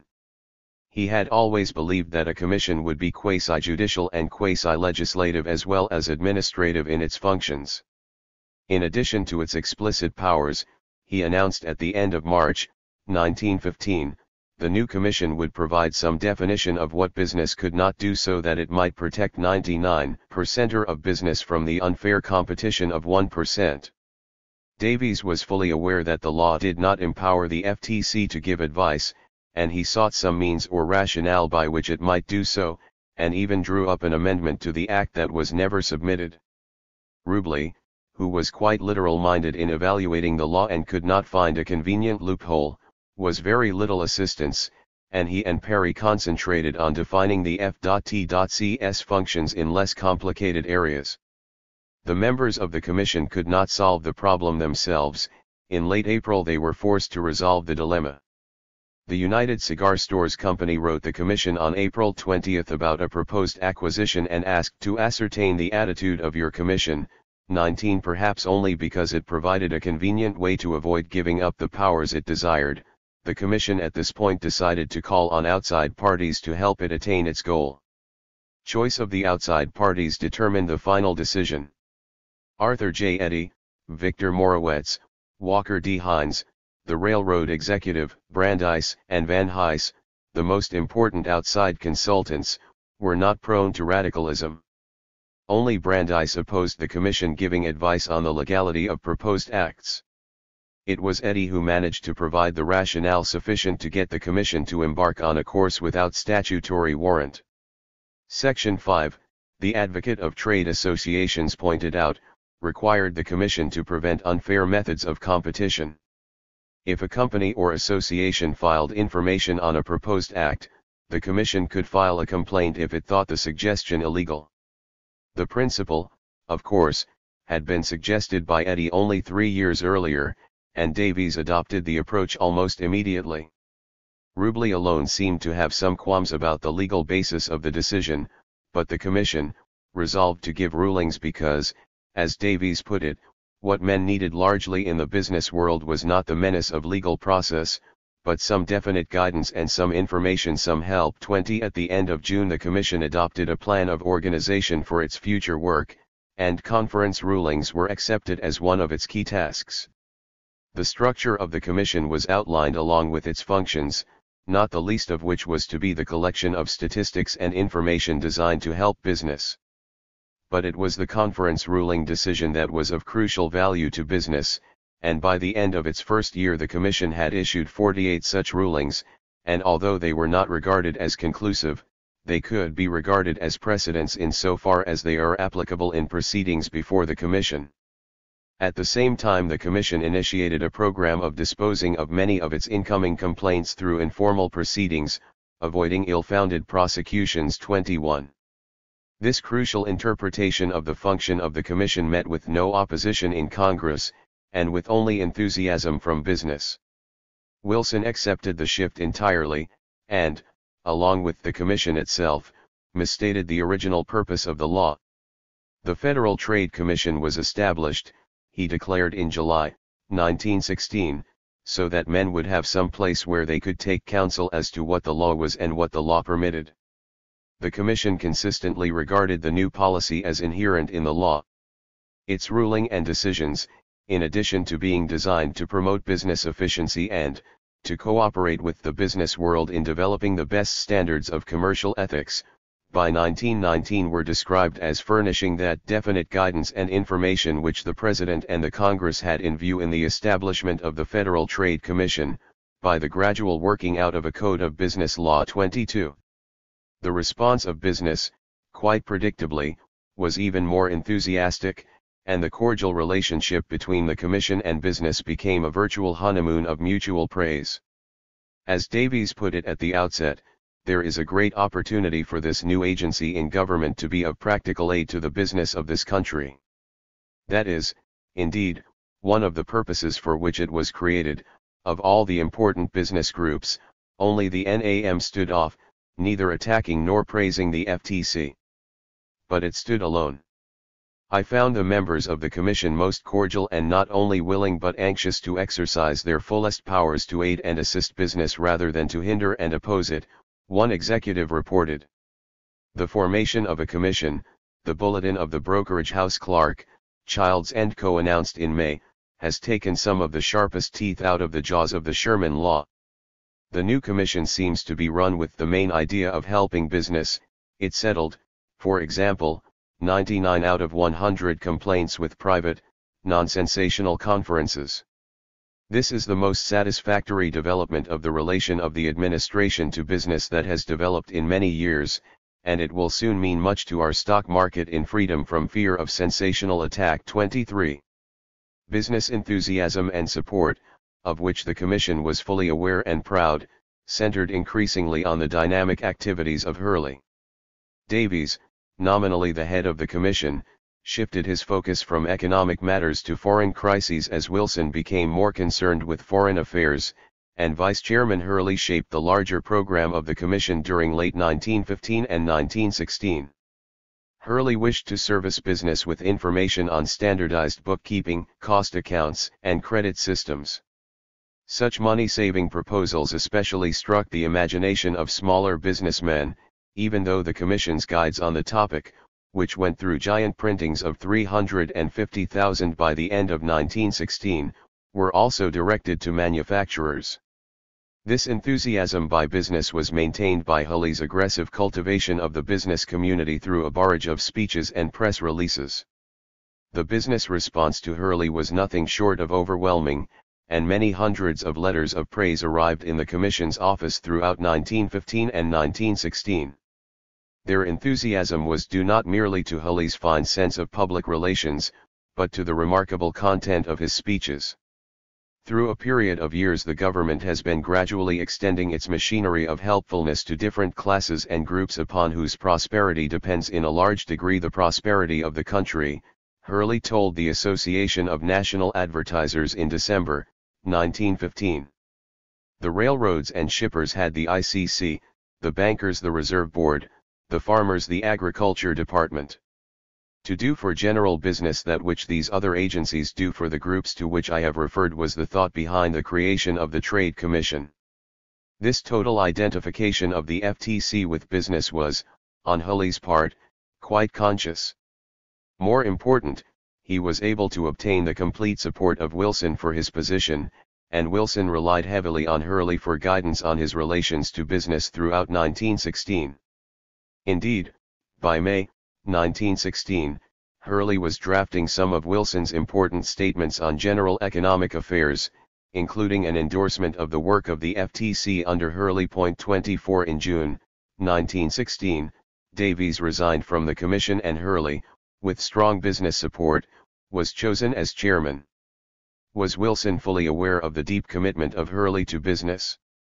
All of the evidence indicates he was, and Hurley, too, claimed it.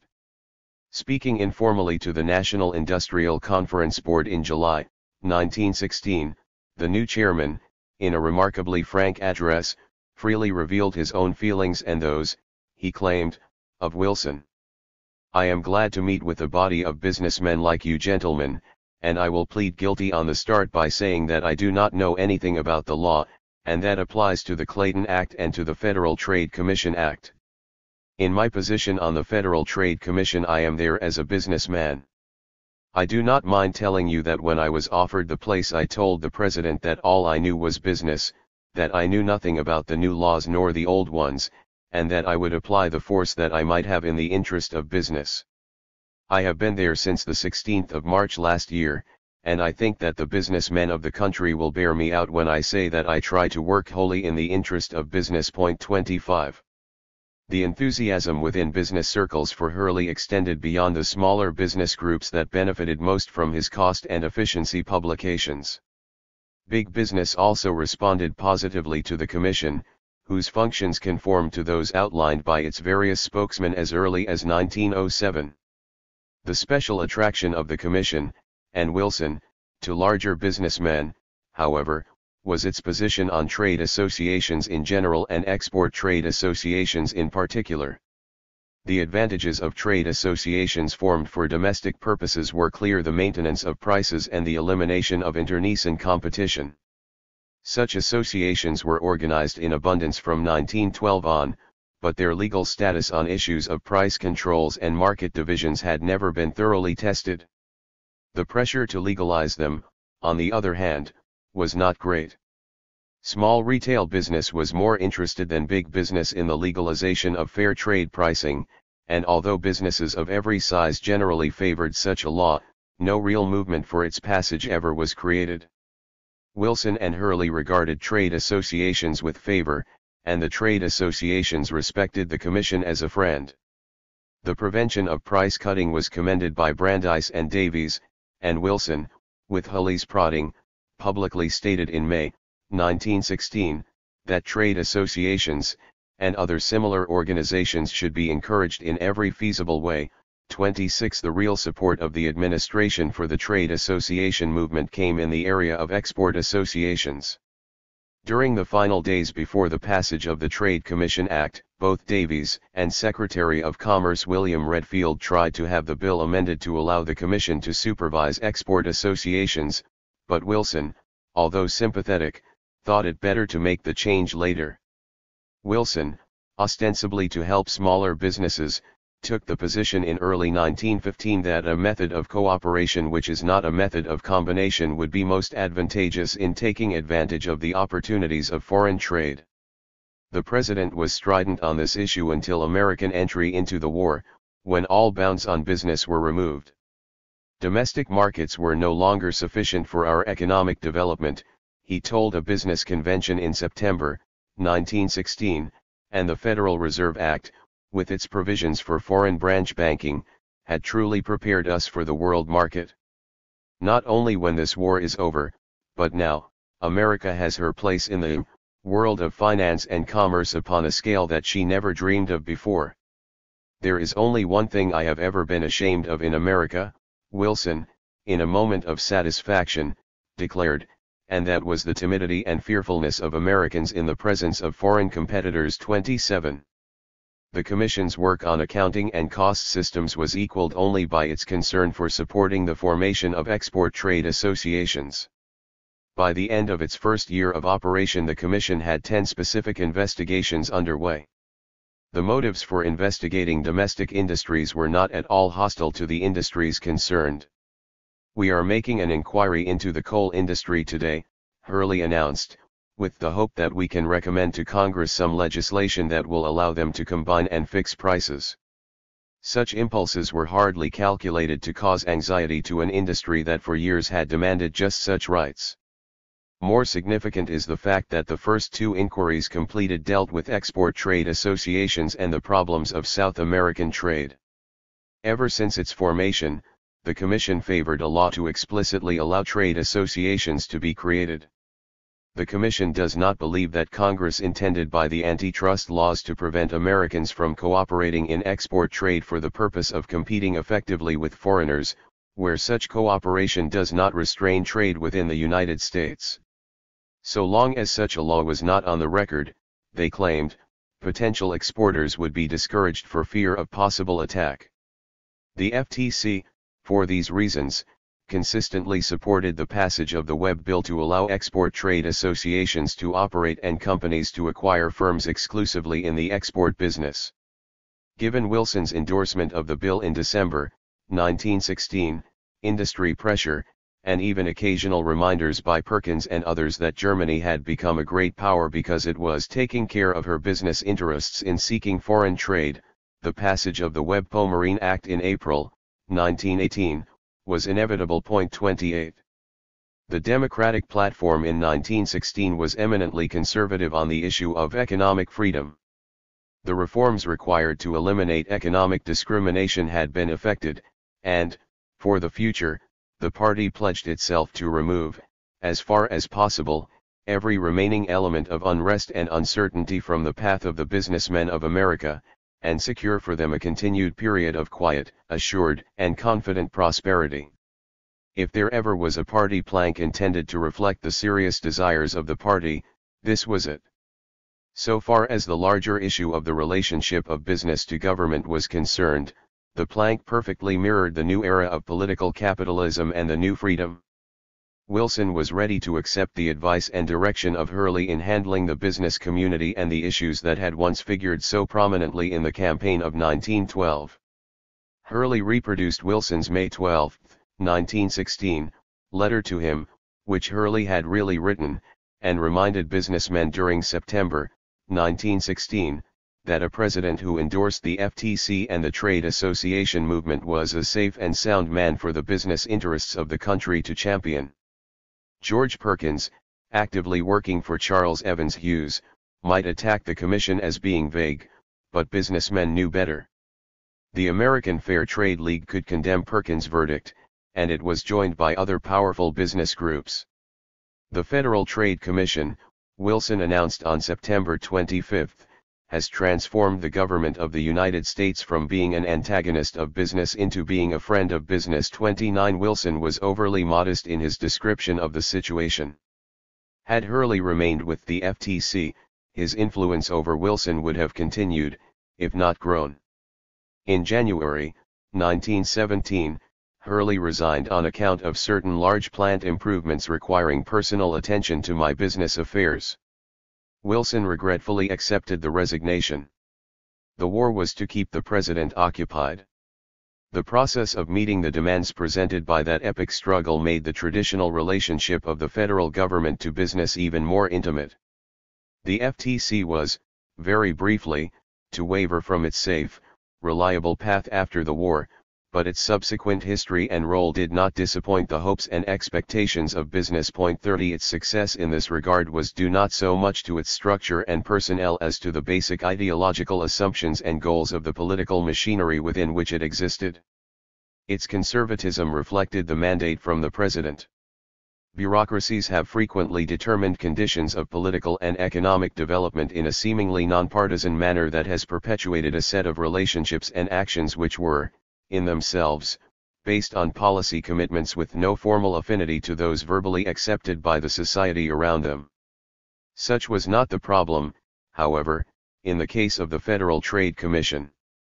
The administrative outcome of the new freedom was the logical conclusion of the premises of its initiators. The business community knew what it wanted from the Commission, and what it wanted was almost precisely what the Commission sought to do. No distinction between government and business was possible simply because the Commission absorbed and reflected the predominant values of the business community. The platitudes and boosterism of Davies and Hurley were, in the final analysis, based on their deep commitment to the political capitalism that triumphed under the new freedom. Wilson interacted with them, accepted their initiatives, and provided his own. The views and desires of Wilson and business were virtually identical. The lost democracy. The American political experience during the Progressive Era was conservative, and this conservatism profoundly influenced American society's response to the problems of industrialism. The nature of the economic process in the United States, and the peculiar caste within which industrialism was molded, can only be understood by examining the political structure. Progressive politics is complex when studied in all of its aspects, but its dominant tendency on the federal level was to functionally create, in a piecemeal and haphazard way that was later made more comprehensive, the synthesis of politics and economics I have labeled political capitalism. The varieties of rhetoric associated with progressivism were as diverse as its followers, and one form of this rhetoric involved attacks on businessmen, attacks that were often framed in a fashion that has been misunderstood by historians as being radical.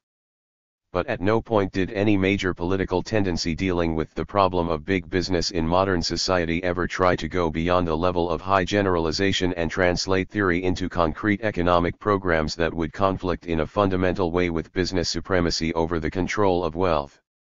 It was not a coincidence that the results of progressivism were precisely what many major business interests desired. Ultimately, businessmen defined the limits of political intervention, and specified its major form and thrust.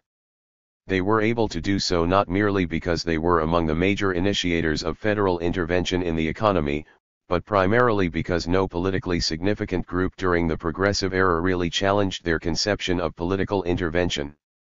The basic fact of the Progressive Era was the large area of consensus and unity among key business leaders and most political factions on the role of the federal government in the economy. There were disagreements, of course, but not on fundamentals. The overwhelming majorities on votes for basic progressive legislation is testimony to the near unanimity in Congress on basic issues. Indeed, an evaluation of the Progressive Era must concede a much larger importance to the role of Congress than has hitherto been granted by historians who have focused primarily on the more dramatic presidents. Congress was the pivot of agitation for banking reform while Roosevelt tried to evade the issue, and it was considering trade commissions well before Wilson was elected. Meat and pure food agitation concentrated on Congress, and most of the various reform proposals originated there. More often than not, the various presidents evaded a serious consideration of issues until congressional initiatives forced them to articulate a position. And businessmen seeking reforms often found a sympathetic response among the members of the House and Senate long before presidents would listen to them. This was particularly true of Roosevelt, who would have done much less than he did were it not for the prodding of Congress. Presidents are preoccupied with patronage to an extent unappreciated by anyone who has not read their letters. The presidents, considered as they must be as actors rather than ideologists, hardly threaten to undermine the existing controllers of economic power. With the possible exception of Taft's Wickersham, none of the major appointees to key executive posts dealing with economic affairs were men likely to frustrate business in its desire to use the federal government to strengthen its economic position.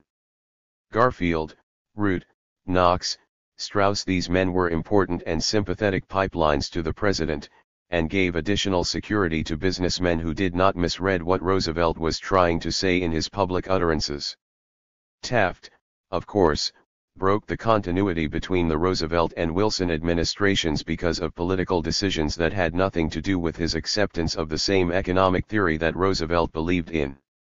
The elaborate relationship between business and the executive created under Roosevelt was unintentionally destroyed because of Taft's desire to control the Republican Party. Wilson's appointees were quite as satisfactory as Roosevelt's, so far as big business was concerned, and in his concrete implementation of the fruits of their political agitation, the Federal Reserve Act and the Federal Trade Commission Act, Wilson proved himself to be perhaps the most responsive and desirable to business of the three presidents. Certainly it must be concluded that historians have overemphasized the basic differences between the presidents of the Progressive era, and ignored their much more important similarities. In 1912 the specific utterances and programs of all three were identical on fundamentals, and party platforms reflected this common agreement. This essential unanimity extended to the area of ideologies and values, where differences between the presidents were largely of the sort contrived by politicians in search of votes, or seeking to create useful images. None of the presidents had a distinct consciousness of any fundamental conflict between their political goals and those of business. Roosevelt and Wilson especially appreciated the significant support business gave to their reforms, but it was left to Wilson to culminate the decade or more of agitation by providing precise direction to the administration of political capitalism's most important consequences in the Progressive era. Wilson had a small but articulate band of followers who seriously desired to reverse the process of industrial centralization. Bryan and the Midwestern agrarians reflected this tradition more than any other group.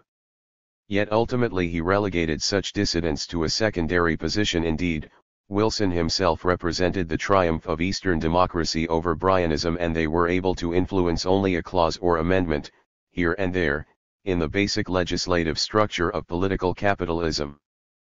But even had they been more powerful, it is debatable how different Bryanism would have been. Bryan saw the incompatibility between giant corporate capitalism and political democracy, but he sought to save democracy by saving, or restoring, a sort of idealized competitive capitalist economy which was by this time incapable of realization or restoration, and was in any event not advocated by capitalists or political leaders with more power than the agrarians could marshal. Brandeis, for his part, was bound by enigmas in this period. Big business, to him, was something to be ultimately rejected or justified on the basis of efficiency rather than power accumulation. He tried to apply such technical criteria where none was really relevant, and he overlooked the fact that even where efficient or competitive, business could still pose irreconcilable challenges to the political and social fabric of a democratic community. Indeed, he failed to appreciate the extent to which it was competition that was leading to business agitation for federal regulation, and finally he was unable to do much more than sanction Wilson's actions as they were defined and directed by others.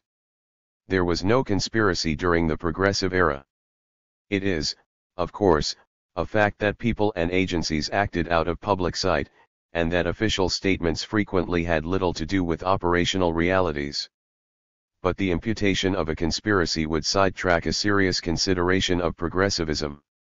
There was a basic consensus among political and business leaders as to what was the public good, and no one had to be cajoled in a sinister manner. If détentes, private understandings, and the like were not publicly proclaimed, it was merely because such agreements were exceptional and, generally known, could not have been denied to other business interests also desiring the security they provided. Such activities required a delicate sense of public relations, since there was always a public ready to oppose preferential treatment for special businesses, if not the basic assumptions behind such arrangements. Certainly there was nothing surreptitious about the desire of certain businessmen for reforms, a desire that was frequently and publicly proclaimed, although the motives behind it were not appreciated by historians and although most contemporaries were unaware of how reforms were implemented after they were enacted. The fact that federal regulation of the economy was conservative in its effect in preserving existing power and economic relations in society should not obscure the fact that federal intervention in the economy was conservative in purpose as well. This ambition was publicly proclaimed by the interested business forces, and was hardly conspiratorial. It is the intent of crucial business groups, and the structural circumstances within the economy that motivated them, that were the truly significant and unique aspects of the Progressive era. The effects of the legislation were only the logical conclusion of the intentions behind it.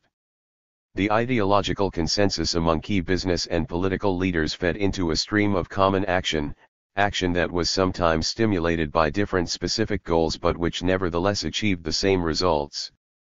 Political leaders, such as Roosevelt, Wilson, and their key appointees, held that it was proper for an industry to have a decisive voice or veto over the regulatory process within its sphere of interest, and such assumptions filled many key businessmen with confidence in the essential reliability of the federal political mechanism, especially when it was contrasted to the unpredictability of state legislatures. Business opposition to various federal legislative proposals and measures did exist, of course, especially if one focuses on opposition to particular clauses in specific bills. Such opposition, as in the case of the Federal Reserve Bill, was frequently designed to obtain special concessions. It should not be allowed to obscure the more important fact that the essential purpose and goal of any measure of importance in the Progressive Era was not merely endorsed by key representatives of businesses involved, rather such bills were first proposed by them. One can always find some businessman, of course, who opposed federal regulation at any point, including within his own industry. Historians have relished in detailing such opposition, and, indeed, their larger analysis of the period has encouraged such revelations. But the finding of division in the ranks of business can be significant only if one makes the false assumption of a monolithic common interest among all capitalists, but, worse yet, assumes that there is no power center among capitalists, and that small-town bankers or hardware dealers can be equated with the leaders of the top industrial, financial, and railroad corporations. They can be equated, of course, if all one studies is the bulk of printed words. But in the political as well as in the economic competition between small and big business, the larger interests always manage to prevail in any specific contest. The rise of the National Association of Manufacturers in the Progressive Era is due to its anti-labor position, and not to its opposition to federal regulation, which it voiced only after the First World War. In fact, crucial big business support could be found for every major federal regulatory movement, and frequent small business support could be found for any variety of proposals to their benefit, such as price fixing and legalized trade associations. Progressivism was not the triumph of small business over the trusts, as has often been suggested, but the victory of big businesses in achieving the rationalization of the economy that only the federal government could provide. Still, the rise of the NAM among businessmen in both pro- and anti-regulation camps only reinforces the fact that the relationship of capitalists to the remainder of society was essentially unaltered by their divisions on federal intervention in the economy. In terms of the basic class structure, and the conditions of interclass relationships, big and small business alike were hostile to a labor movement interested in something more than paternalism and inequality. In this respect, and in their opposition or indifference to the very minimal social welfare reforms of the Progressive Era, nearly all of which were enacted in the states, American capitalism in the Progressive Era acted in the conservative fashion traditionally ascribed to it. The result was federal regulation in the context of a class society. Indeed, because the national political leadership of the progressive period shared this noblesse oblige and conservatism toward workers and farmers, it can be really said that there was federal regulation because there was a class society, and political leaders identified with the values and supremacy of business. This identification of political and key business leaders with the same set of social values, ultimately class values, was hardly accidental, for had such a consensus not existed, the creation of political capitalism would have been most unlikely. Political capitalism was based on the functional unity of major political and business leaders. The business and political elites knew each other, went to the same schools, belonged to the same clubs, married into the same families, shared the same values, in reality, formed that phenomenon which has lately been dubbed the establishment. Garfield and Stetson met at Williams alumni functions. Rockefeller, Jr. married Aldrich's daughter. The Harvard clubmen always found the White House door open to them when Roosevelt was there, and so on. Indeed, no one who reads Jonathan Daniels' remarkable autobiography, The End of Innocence, can fail to realize the significance of an interlocking social, economic, and political elite in American history in this century. The existence of an establishment during the Progressive Era was convenient, even essential, to the functional attainment of political capitalism, but it certainly was not altogether new in American history, and certainly had antecedents in the 1890s. The basic causal factor behind national progressivism was the needs of business and financial elements. To some extent, however, the more benign character of many leading business leaders, especially those with safe fortunes, was due to the more secure, mellowed characteristics and paternalism frequently associated with the social elite. Any number of successful capitalists had long family traditions of social graces and refinement which they privately doubted were fully compatible with their role as capitalists. The desire for a stabilized, rationalized political capitalism was fed by this current in big business ideology, and gave many businessmen that air of responsibility and conservatism so admired by Roosevelt and Wilson. And, from a practical viewpoint, the cruder economic conditions could also lead to substantial losses. Men who were making fortunes with existing shares of the market preferred holding on to what they had rather than establishing control over an industry, or risking much of what they already possessed.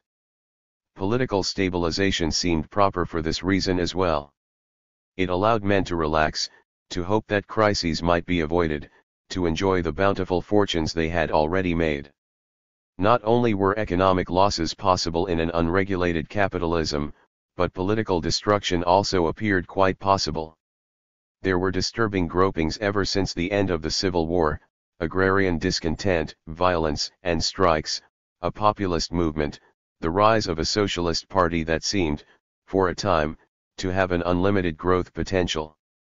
Above all, there was a labor movement seriously divided as to its proper course, and threatening to follow in the seemingly radical footsteps of European labor. The political capitalism of the progressive era was designed to meet these potential threats, as well as the immediate expressions of democratic discontent in the states. National progressivism was able to short-circuit state progressivism, to hold nascent radicalism in check by feeding the illusions of its leaders who could not tell the difference between federal regulation of business and federal regulation for business. Political capitalism in America redirected the radical potential of mass grievances and aspirations of genuine progressivism and to a limited extent colored much of the intellectual ferment of the period, even though the amorphous nature of mass aspirations frequently made the goals of business and the rest of the public nearly synonymous. Many well-intentioned writers and academicians worked for the same legislative goals as businessmen, but their innocence did not alter the fact that such measures were frequently designed by businessmen to serve business ends, and that business ultimately reaped the harvest of positive results. Such innocence was possible because of a naive, axiomatic view that government economic regulation, per se, was desirable, and also because many ignored crucial business support for such measures by focusing on the less important business opposition that existed.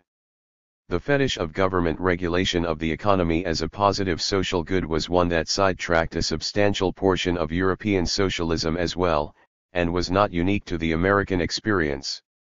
Such axiomatic and simplistic assumptions of what federal regulation would bring did not take into account problems of democratic control and participation, and in effect assumed that the power of government was neutral and socially beneficent. Yet many of the leading muckrakers and academics of the period were more than naive but ultimately conservative in their intentions as well. They sought the paternalism and stability which they expected political capitalism to bring, since only in this way could the basic virtues of capitalism be maintained. The betrayal of liberalism that has preoccupied some intellectual historians did not result from irrelevant utopianism or philosophical pragmatism, but from the lack of a truly radical, articulated alternative economic and political program capable of synthesizing political democracy with industrial reality. Such a program was never formulated in this period either in America or Europe. Historians have continually tried to explain the seemingly sudden collapse of progressivism after the First World War, and have offered reasons that varied from moral exhaustion to the repression of nonconformity. On the whole, all explanations suffer because they really fail to examine progressivism beyond the favorable conventional interpretation.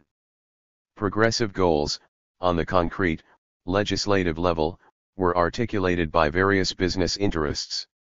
These goals were, for the most part, achieved, and no one formulated others that big business was also interested in attaining.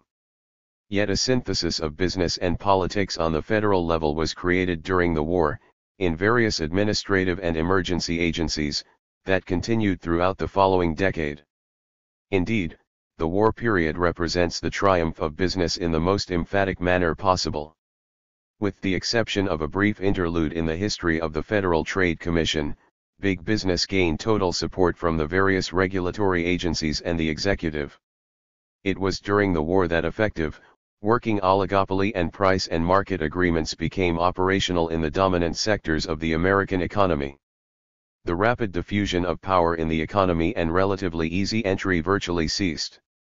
Despite the cessation of important new legislative enactments, the unity of business and the federal government continued throughout the 1920s and thereafter, using the foundations laid in the Progressive era to stabilize and consolidate conditions within various industries.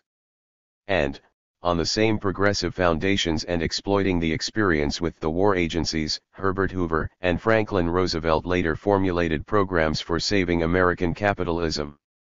The principle of utilizing the federal government to stabilize the economy, established in the context of modern industrialism during the Progressive era, became the basis of political capitalism in its many later ramifications. In this sense, progressivism did not die in the 1920s, but became a part of the basic fabric of American society. The different shapes political capitalism has taken since 1916 deserve a separate treatment, but suffice it to say that even Calvin Coolidge did not mind evoking the heritage of Theodore Roosevelt, and Hoover was, if anything, deeply devoted to the Wilsonian tradition in which Franklin Roosevelt gained his first political experience. Marx and Weber, Economics vs. Politics. What, then, can one say about the larger nature of the phenomenon of political capitalism in America? Certainly, if one looks at the formal traditions of economic and political theory, there is little to be found that takes the American experience into account. For better or worse, the relationship of politics and the state to economic and social theory is a vast, uncharted region in the arena of going theories. This is not to say that theory has failed to develop a concept of politics and the state, but that none of them apply to the American situation. Classical economics, for example, offered little guidance. Adam Smith had a much more permissive concept of the state than is usually attributed to him, but his theory of accumulation was based on parsimony rather than state favors. The state was corrupt, to be conceded as little as possible, but necessary insofar as the maintenance of social order and property relations was concerned. The wealth of nations did not explain why the state was crucial to capitalism, and merely postulated a set of conditions Smith hoped could be implemented rather than describing or predicting a much more complicated historical reality. And insofar as Smith did believe the state was crucial to preserve social relations in their existing form, his utilitarian followers developed the same tradition in their advocacy of a centralized political administration capable of protecting the property of the rich against the poor. None of the subsequent major capitalist economic theorists ever tried to develop a comprehensive operational view of the integration of economics and politics. Descriptively, Keynesian analysis is based on the same separation of economic law and political reality which dominates classical theory, and Keynes never really examined the extent and form of state intervention into the economy. And the more technical specialized studies of imperfect competition and oligopoly have ignored the political consequences of this phenomenon on behalf of purely internal economic descriptions. Yet there are several theoretical efforts dealing with politics, economics, or social relations that are worth considering here, if only because their deficiencies allow one to point more precisely to those areas where a theoretical synthesis of the American political and economic experience is necessary and possible. Despite their inadequacies, Marx, Max Weber, and Thorstein Veblen were concerned with genuine problems, and in this age of inconspicuous specialization in the social sciences, the scope of their interests alone marked them as exceptional thinkers. Their errors can be cited, but there is, after all is said and done, something of significance worth criticizing. Marx formulated an economic theory that was to have implications to social relations and politics, but he relied on purely economic categories of explanation. Indeed, although Marx the revolutionist was interested in economics only insofar as it had political implications, his economic theory is his only complete one and, for this reason, American development cannot be understood within the Marxist mold. This is not to say that Marxian economics is not useful for understanding specific situations, but the American experience extends well beyond Marx's economic categories, and his political theory is entirely inadequate. However much one can respect Marx's insights into the role of technology in economic history, or his intense commitment to a never clearly defined goal of social justice, the history of the past century does not readily allow one to share his mechanistic faith in tendencies in technology and economics that would develop those internal contradictions in capitalism that would lead to a better world for workers. There is no point in an exposition of Marx's economics per se, given the excellent critical analysis that has been done by Paul Maddock and others. Point 1 Only several of his economic ideas need be mentioned. Although Marx believed moderate adjustments were possible, he strongly felt that society can neither clear by bold leaps, nor remove by legal enactments, the obstacles offered by the successive phases of its normal development. To this position led to what must be considered the original sin of Marxism, the acceptance and justification of the boundaries imposed by capitalism on the industrialization process. It was not necessary for Marx to argue that technology as such made centralization and monopoly inevitable, but merely that there were certain tendencies within capitalist economics which, combined with technology, stimulated a movement in that direction. Worse yet, Marx made capitalism the prerequisite to industrialization, thereby becoming an unwilling apologist for the necessity of the system. Engels carried this argument the furthest in his attacks on utopian socialism. Despite complications, Marx believed that the long-term tendency in capitalism was towards centralization and monopoly, a tendency stimulated by the utilization of new and better technology in the competitive economy. This centralization was crucial, and a part of a progressive development that was unavoidable and desirable, since modern industry never looks upon and treats the existing form of a process as final. 3 It was the existence of such monopolies that would make capitalism ripe for expropriation. Marx did not anticipate any non-economic intervention in the concentration process before it ended, and his analysis was based on the assumption that there were tendencies within the economy about which one could do nothing. Marx could condemn the injustice and misery which resulted from the industrialization through which he was living only because he was personally sensitive to suffering. His theory, as such, made such developments, in one form or another, necessary. Moreover, Marx made all of the facile assumptions as to size and efficiency that later became central in the writings of capitalist apologists.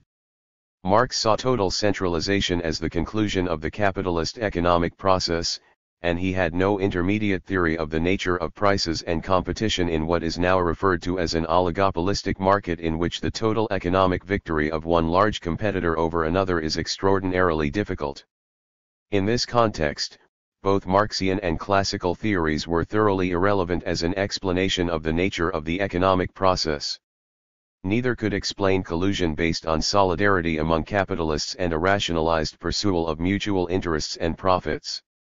In the American context, Marx was wrong in predicting that an ever smaller number of capitalists would share the market, for the rapid growth of the market and continuous technological innovations kept the economy sufficiently fluid to require the intervention of something more decisive than long-term impersonal natural economic processes. Marx and Engels never formulated a comprehensive political theory. But such a system would not have made much difference to them in any event, since the entire theory of dynamics in Marxism is defined in purely economic terms. It was their failure to discuss the potential role of the state and politics in preserving capitalism that is the really fundamental reason why Marxism is not too useful in comprehending recent American history.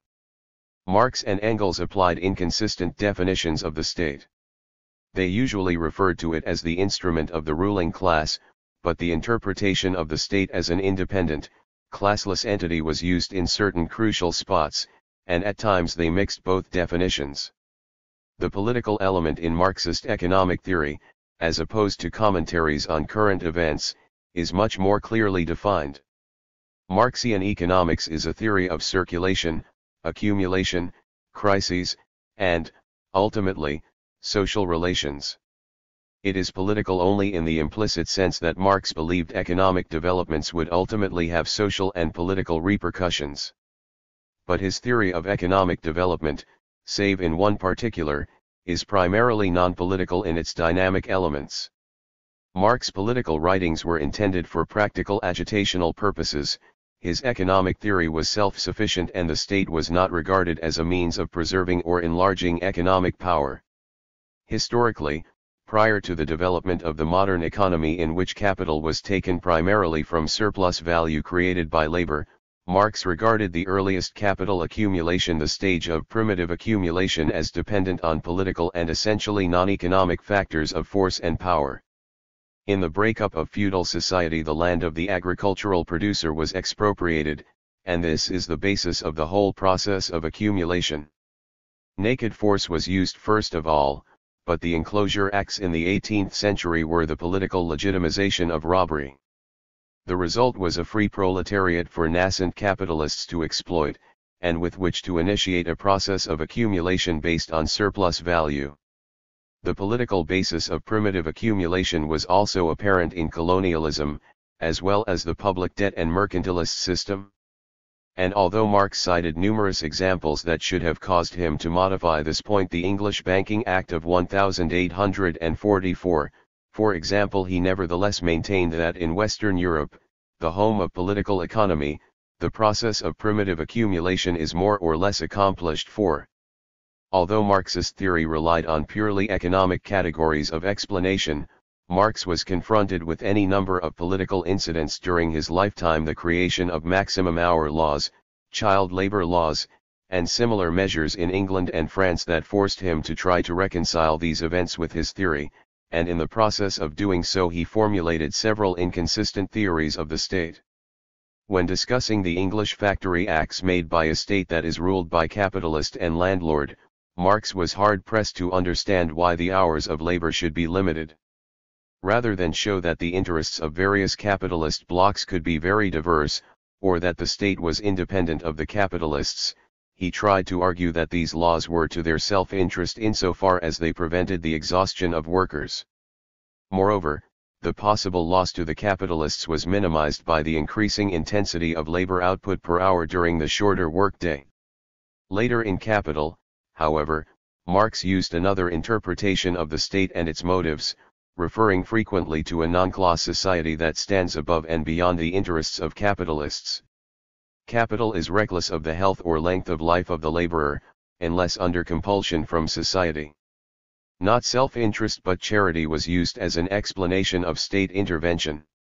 Child labor laws were here and there, effected by the state to prevent the coining of children's blood into capital.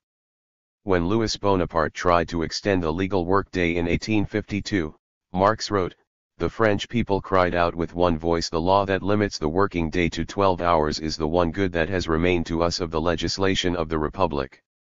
The concept of one voice or society was a classless one, and a reflection on the nature of the state. Marx showed how courts were utilized to circumvent the proper application of the laws, or how factory owners pressured Parliament to obtain concessions, and he pointed to the various loopholes in the existing laws. But Marx greatly respected the thoroughly conscientious investigations of the Children's Employment Commission, and he exploited them to show the horrors capitalism was creating in the English manufacturing centers.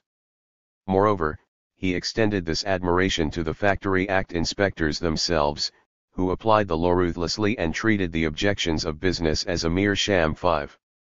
The specific economic form determines the relationship of rulers and ruled, as it grows directly out of production itself and, in turn, reacts upon it as a determining element. Upon this, however, is founded the entire formation of the economic community, which grows up out of the production relations themselves, thereby simultaneously its specific political form. It is always the direct relationship of the owners of the conditions of production to the direct producers, a relation always naturally corresponding to a definite stage in the development of the methods of labor and thereby its social productivity, which reveals the innermost secret, the hidden basis of the entire social structure, and with it the political form of the relation of sovereignty and dependence, in short, the corresponding specific form of the state. 6. But even though the state reflected the social and productive relations within society, the economy, it was not to be used to enlarge the power of the capitalists, to aid the process of accumulation, or to regulate relations among them. All of this was taken care of in the marketplace, which was precisely where the capitalist system was to be destroyed. The capitalists controlled the state, according to Marx's formal theory, but they were not going to use it in the economic sphere. They might use it to club down workers, although Marx did not develop this realistic possibility in sufficient detail either.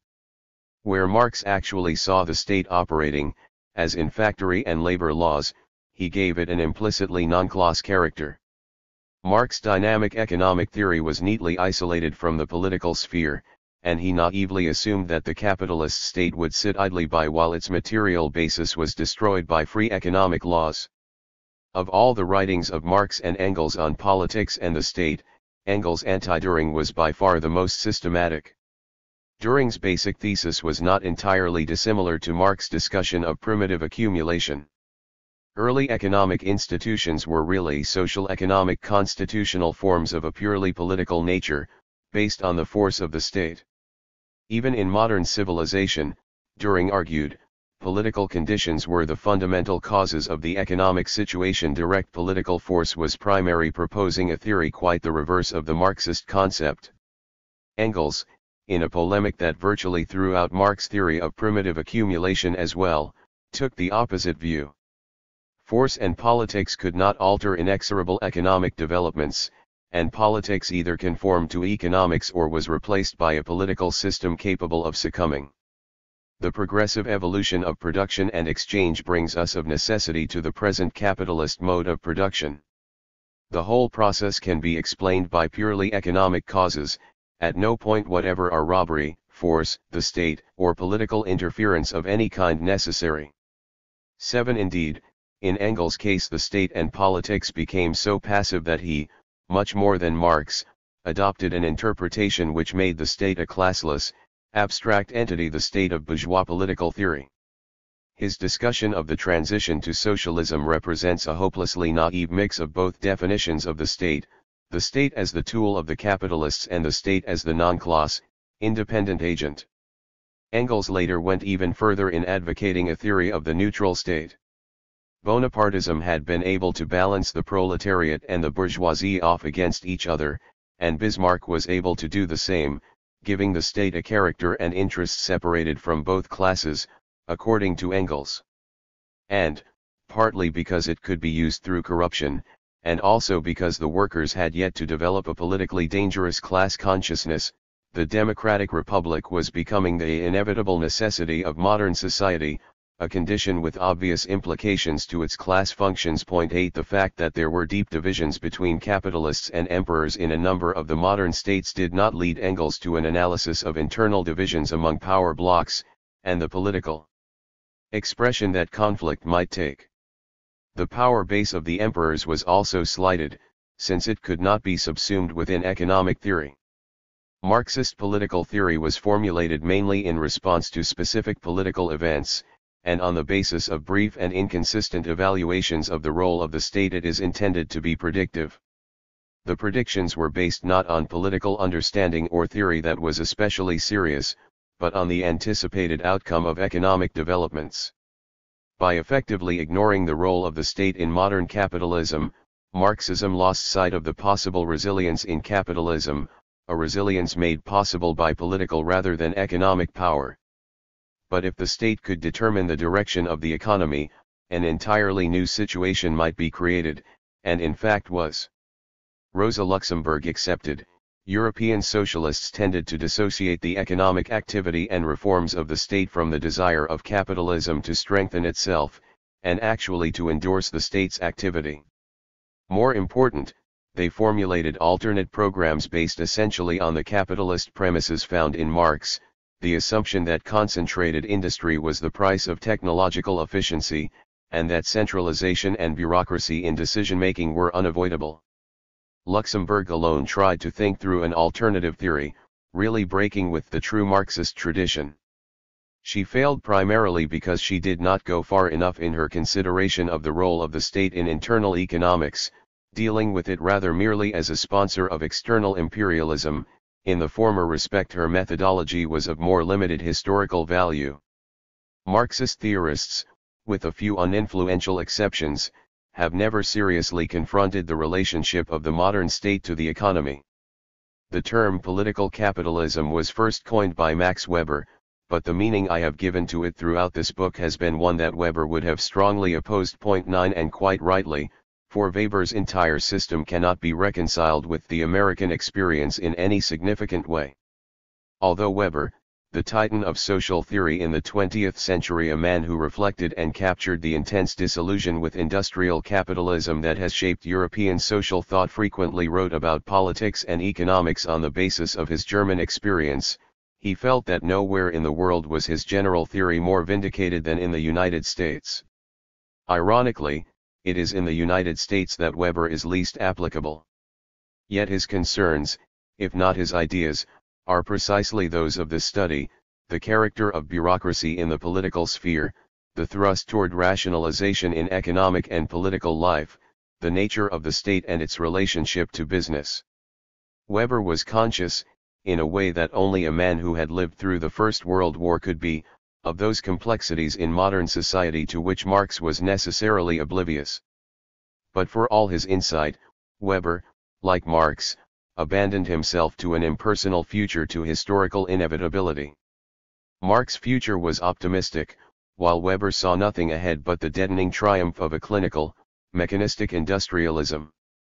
At the turn of the century neither alternative was inevitable, and the economic and industrial future was still capable of being molded, an opportunity we probably no longer have. Although the America of the 1960s is, unfortunately, much closer to Weber's image than to Marx's, it did not become that way in the manner Weber predicted. Modern Western capitalism, according to Weber, had removed the state from the economy save in an external, impersonal sense.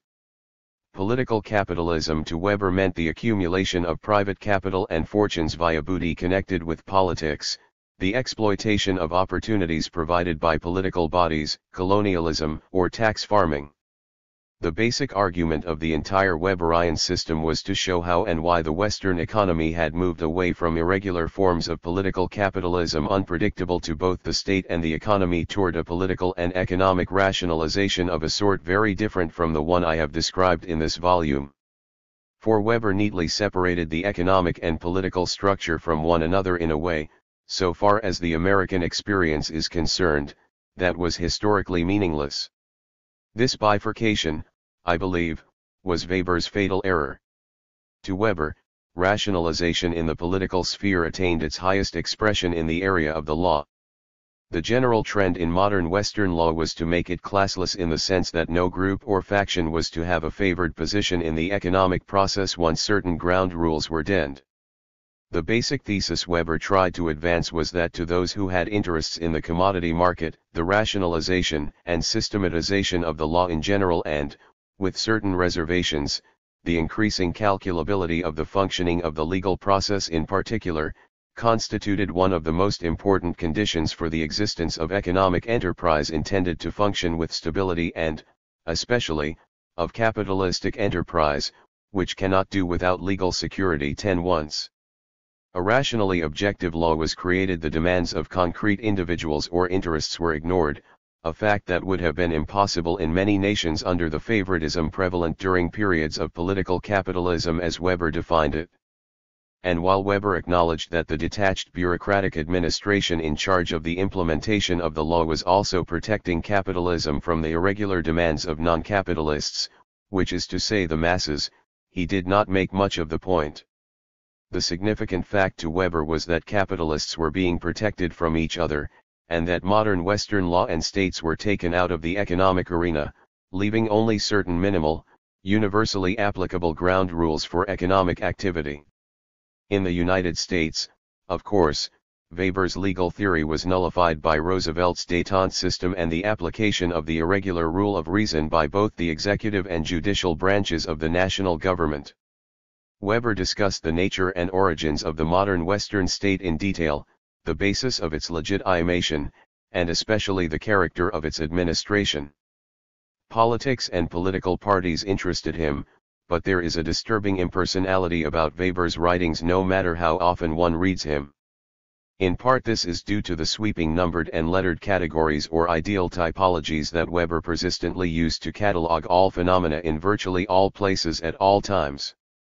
Such a method resists concrete historical application, save where Weber chose to make it.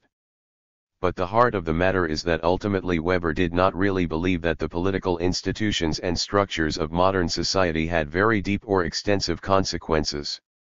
His belief in a now impersonal legal structure, the impersonally administered state dominated by uncommitted bureaucrats, led him to outline a state and political structure that is somehow above or beyond the economic sphere, and is now virtually separated from it.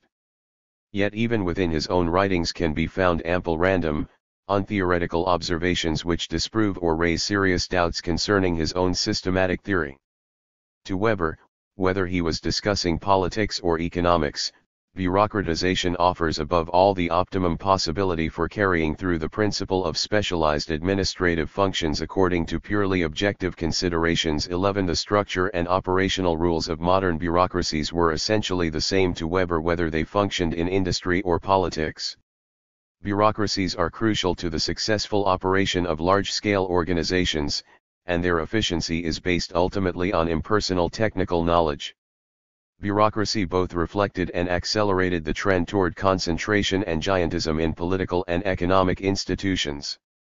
In politics, as in economics, according to Weber, no changes in the basic nature of the bureaucracy, or the dependence on it, could really be affected by a change in formal leadership.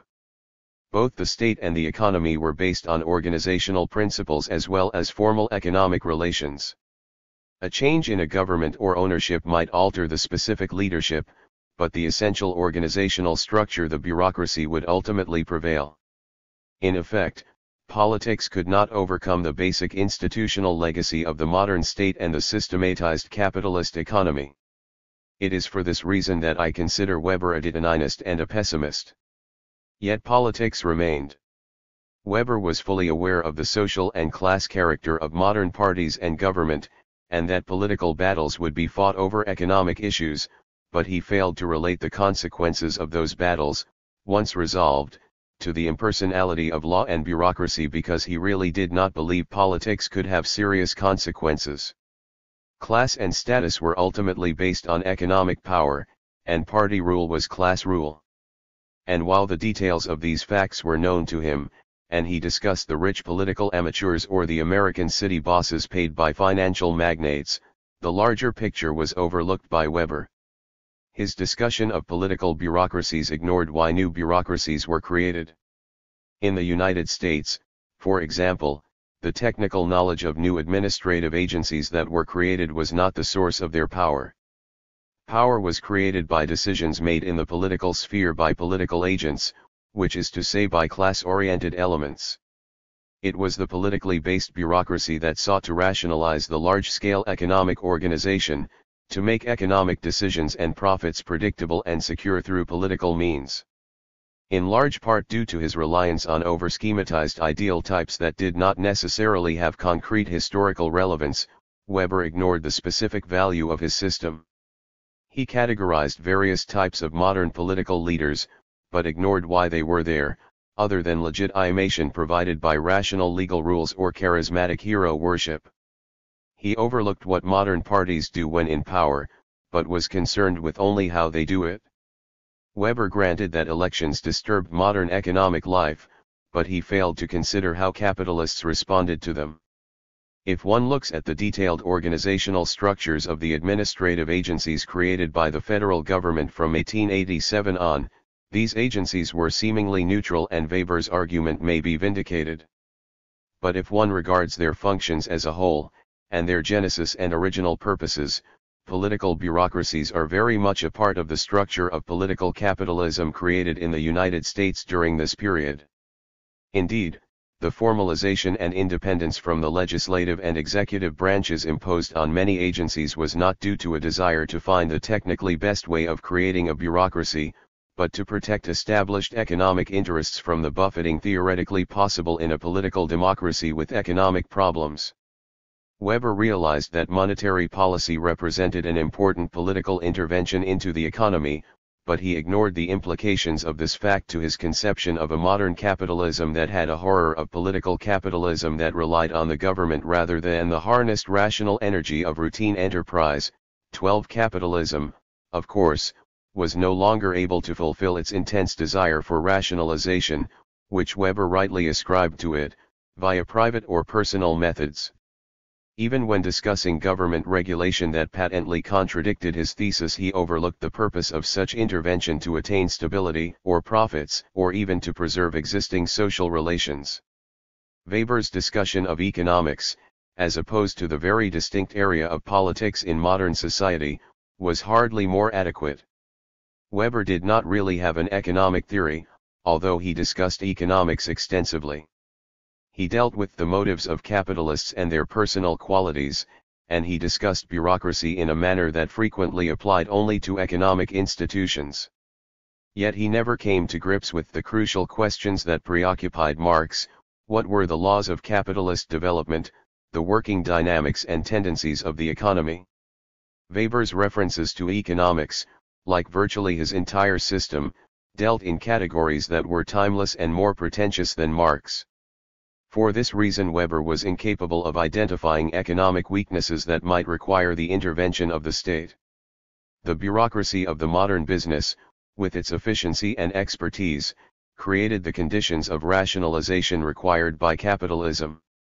So far as Weber was concerned, this self-regulation, along with intercorporate market agreements and monopolies, virtually exhausted the modern corporation's requirements. Market regulation by the state was largely assigned to past history, especially if it involved capital accumulation through political means. The state applied a limited set of laws uniformly, provided a suitable means of exchange by which rational economic accounting and calculation was possible, and left the rest to the capitalists themselves. Problems of crises, profit ratios, market insecurity, and those issues central to the general tradition of economic theory did not bother Weber very much, or at least he failed to relate them to his larger scheme. For this reason there is a certain lack of dynamics in Weber, an unnecessary, too convenient simplicity that goes beyond even that inherent in his incessant use of typologies. Weber was correct in suggesting that North America has offered the freest space for the development of high capitalism, but very little in his grand system is of aid in providing insights into that development. 13 He failed to take the role of ideas or interests in modern politics seriously enough. He separated the process of rationalization in economics and technology from the role of the positive state, and failed to see their dependence on one another despite the fact that he recognized the political and economic elites were frequently interlocked. The economic sphere had its own imperatives, the political sphere its neutral justification of bureaucracy as an end in itself. Weber rejected the possibility that victorious political parties, admittedly based on class interests, could determine the special form and direction economic, industrial, and political rationalization took. Instead, he imputed an internal, independent logic to developments in each of these areas that could ultimately be traced back to the theological origins of Western society.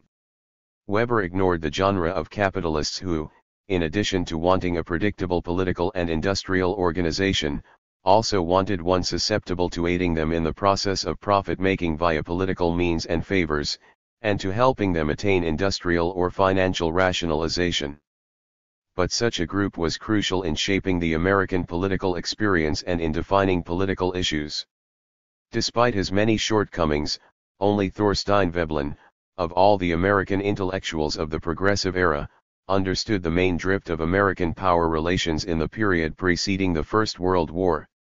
One can still read Absentee Ownership, published in 1923, with the utmost profit, for Veblen captured the indispensable reality of the domination of business over American politics, ethics, and the key institutions of society. Veblen's concern with the material and industrial development of America focused on the vested legal and political institutions that were designed to preserve old social relations in new circumstances. He never ceased to reiterate the crucial fact that the chief, virtually sole concern of the constituted authorities in any democratic nation is a concern about the profitable business of the nation's substantial citizens. 14 Any administration had to represent the desires of big business, and Congress was little more than a Soviet of businessmen's delegates. Nowhere in the world did the big businessman influence the entire fabric of society and culture as in America. Yet, for all his perception, Veblen failed to grasp the structural realities of the economy which the businessman ruled, and instead offered a rather oversimplified view of the source of the businessman's domination. It was his contention that the commanding heights of American business had expanded to such an extent that they were controlled by absentee financial and credit interests who assigned managerial responsibilities in the corporations to bureaucratic types. Investment banking, and Morgan was its major practitioner, had managed to take over the economy. In discussing this development, however, Veblen ascribed a natural power to finance capital which it did not have in fact, and he was unable to do more than explain away the origins of federal regulation of the economy, and especially the Federal Reserve Board. In its genesis, Veblen suggested, the Federal Reserve Board was an event that was somehow brought under control, to the profit of finance. This legislation, like all others, was reanalyzed because the personnel of politics was ultimately safe, a perfectly valid point that nevertheless failed to explain why legislation was enacted in the first place.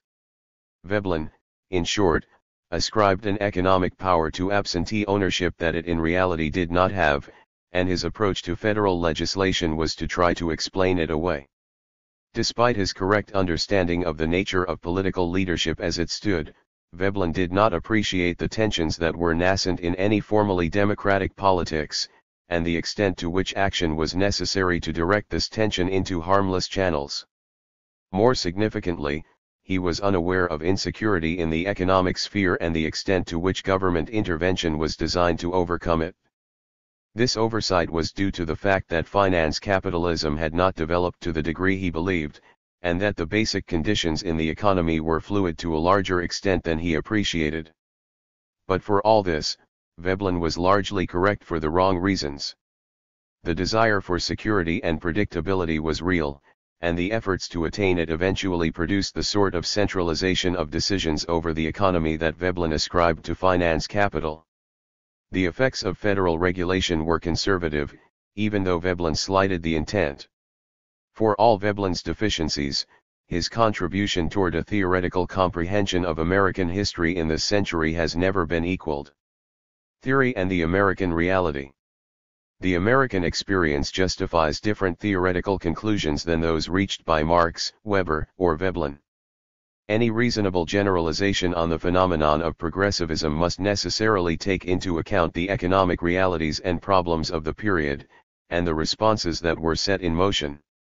Yet the crucial factor in the American experience was the nature of economic power, which required political tools to rationalize the economic process, and that resulted in a synthesis of politics and economics.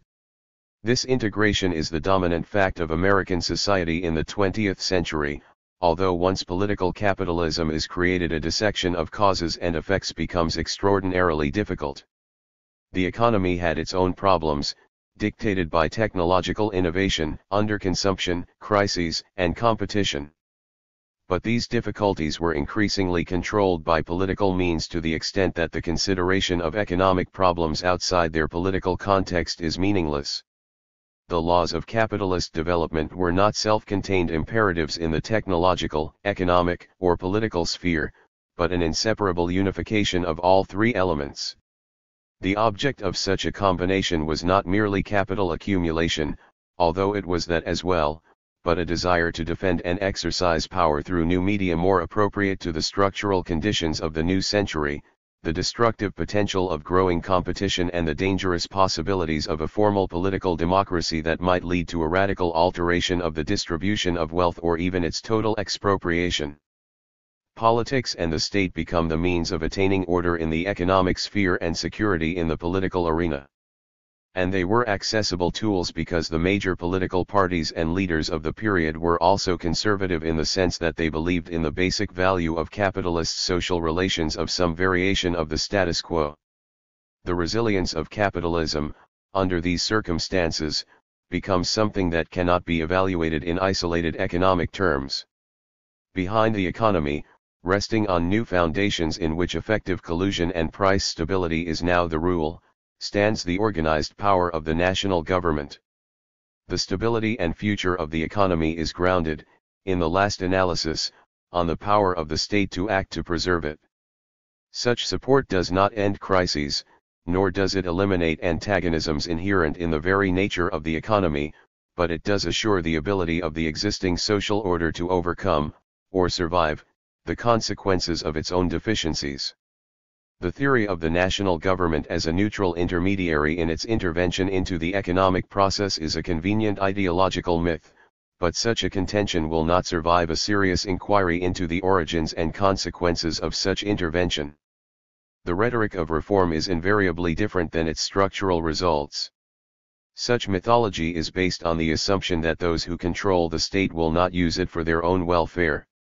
It is important to stress that under conditions of political capitalism, the form of the industrialization process, and of the political machinery of society, take on those characteristics necessary to fulfill the peculiar values, attributes, and goals of the ascendant class of that society. The rationalized, dominated, and essentially totalitarian decision-making process is not a consequence of forces inherent in industrialism, but in political capitalism in all its components. The organization of industry is based on the decisions of men whose motives have nothing whatsoever to do with inexorable destiny. Mergers, the scale of effective production, the nature of the production itself, and the direction given to the fruits of technology, all these were decisions made by men whose motives, interests, and weaknesses were peculiar to the basic capitalist assumptions upon which they operated. Their errors were many, as were the possibilities for their failure, but the national government stood behind them so that the consequences of their mistakes would not be calamitous. Perhaps industrialization would not have permitted democratic control and direct participation in the work process under any circumstances.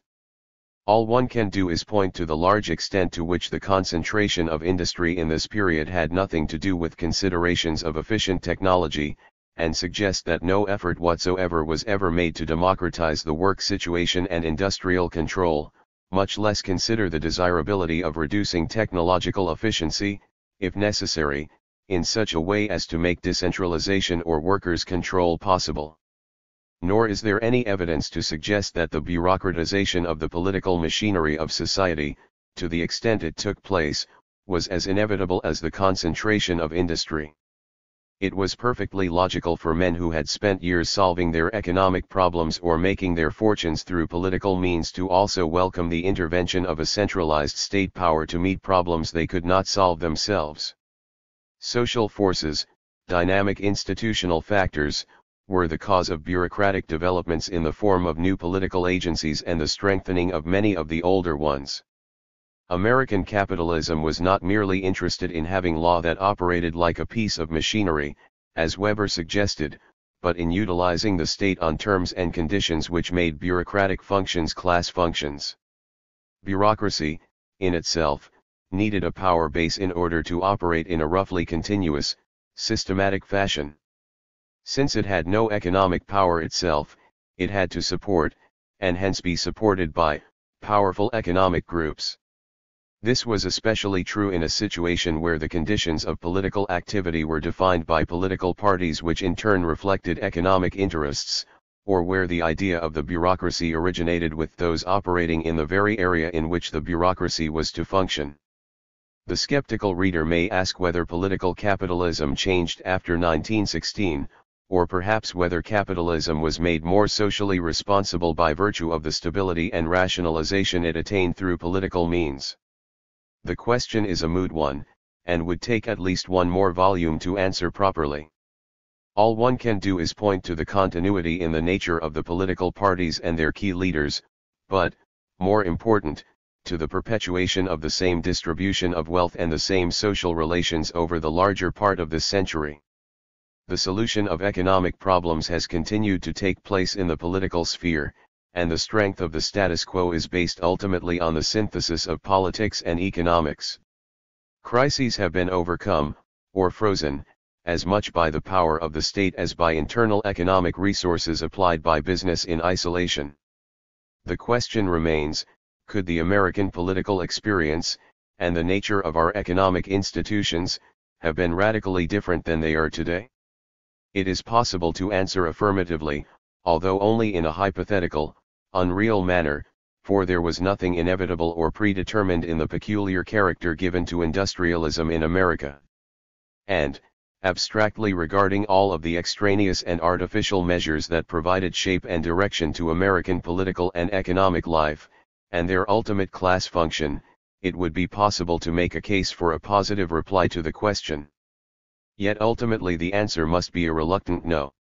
There can be no alternatives so long as none are seriously proposed, and to propose a relevant measure of fundamental opposition one must understand what is going on in society, and the relationship of present actions to desired goals. To have been successful, a movement of fundamental change would have had to develop a specific diagnosis of existing social dynamics and, in particular, the variable nature and consequences of political intervention in the economy. It would have, in short, required a set of operating premises radically different than any that were formulated in the Progressive era or later. Populism rejected, on the whole, the values of business even as it was unable to articulate a viable alternative. Intellectually it left a vacuum, and, more important, the movement was dead by 1900. The Socialist Party suffered from the fetishistic belief in the necessity of centralization that has characterized all socialist groups that interpreted Marx too literally, and it had a totally inaccurate estimate of the nature of progressivism, eventually losing most of its followers to the Democrats. The two major political parties, as always, differed on politically unimportant and frequently contrived details, but both were firmly wedded to the status quo, and the workers were generally their captives or accomplices. No socially or politically significant group tried to articulate an alternative means of organizing industrial technology in a fashion that permitted democratic control over centralized power, or participation in routine, much less crucial, decisions in the industrial process. No party tried to develop a program that suggested democracy could be created only by continuous mass involvement in the decisions that affected their lives, if the concentration of actual power in the hands of an elite was to be avoided. In brief, the Progressive era was characterized by a paucity of alternatives to the status quo, a vacuum that permitted political capitalism to direct the growth of industrialism in America, to shape its politics, to determine the ground rules for American civilization in the 20th century, and to set the stage for what was to follow.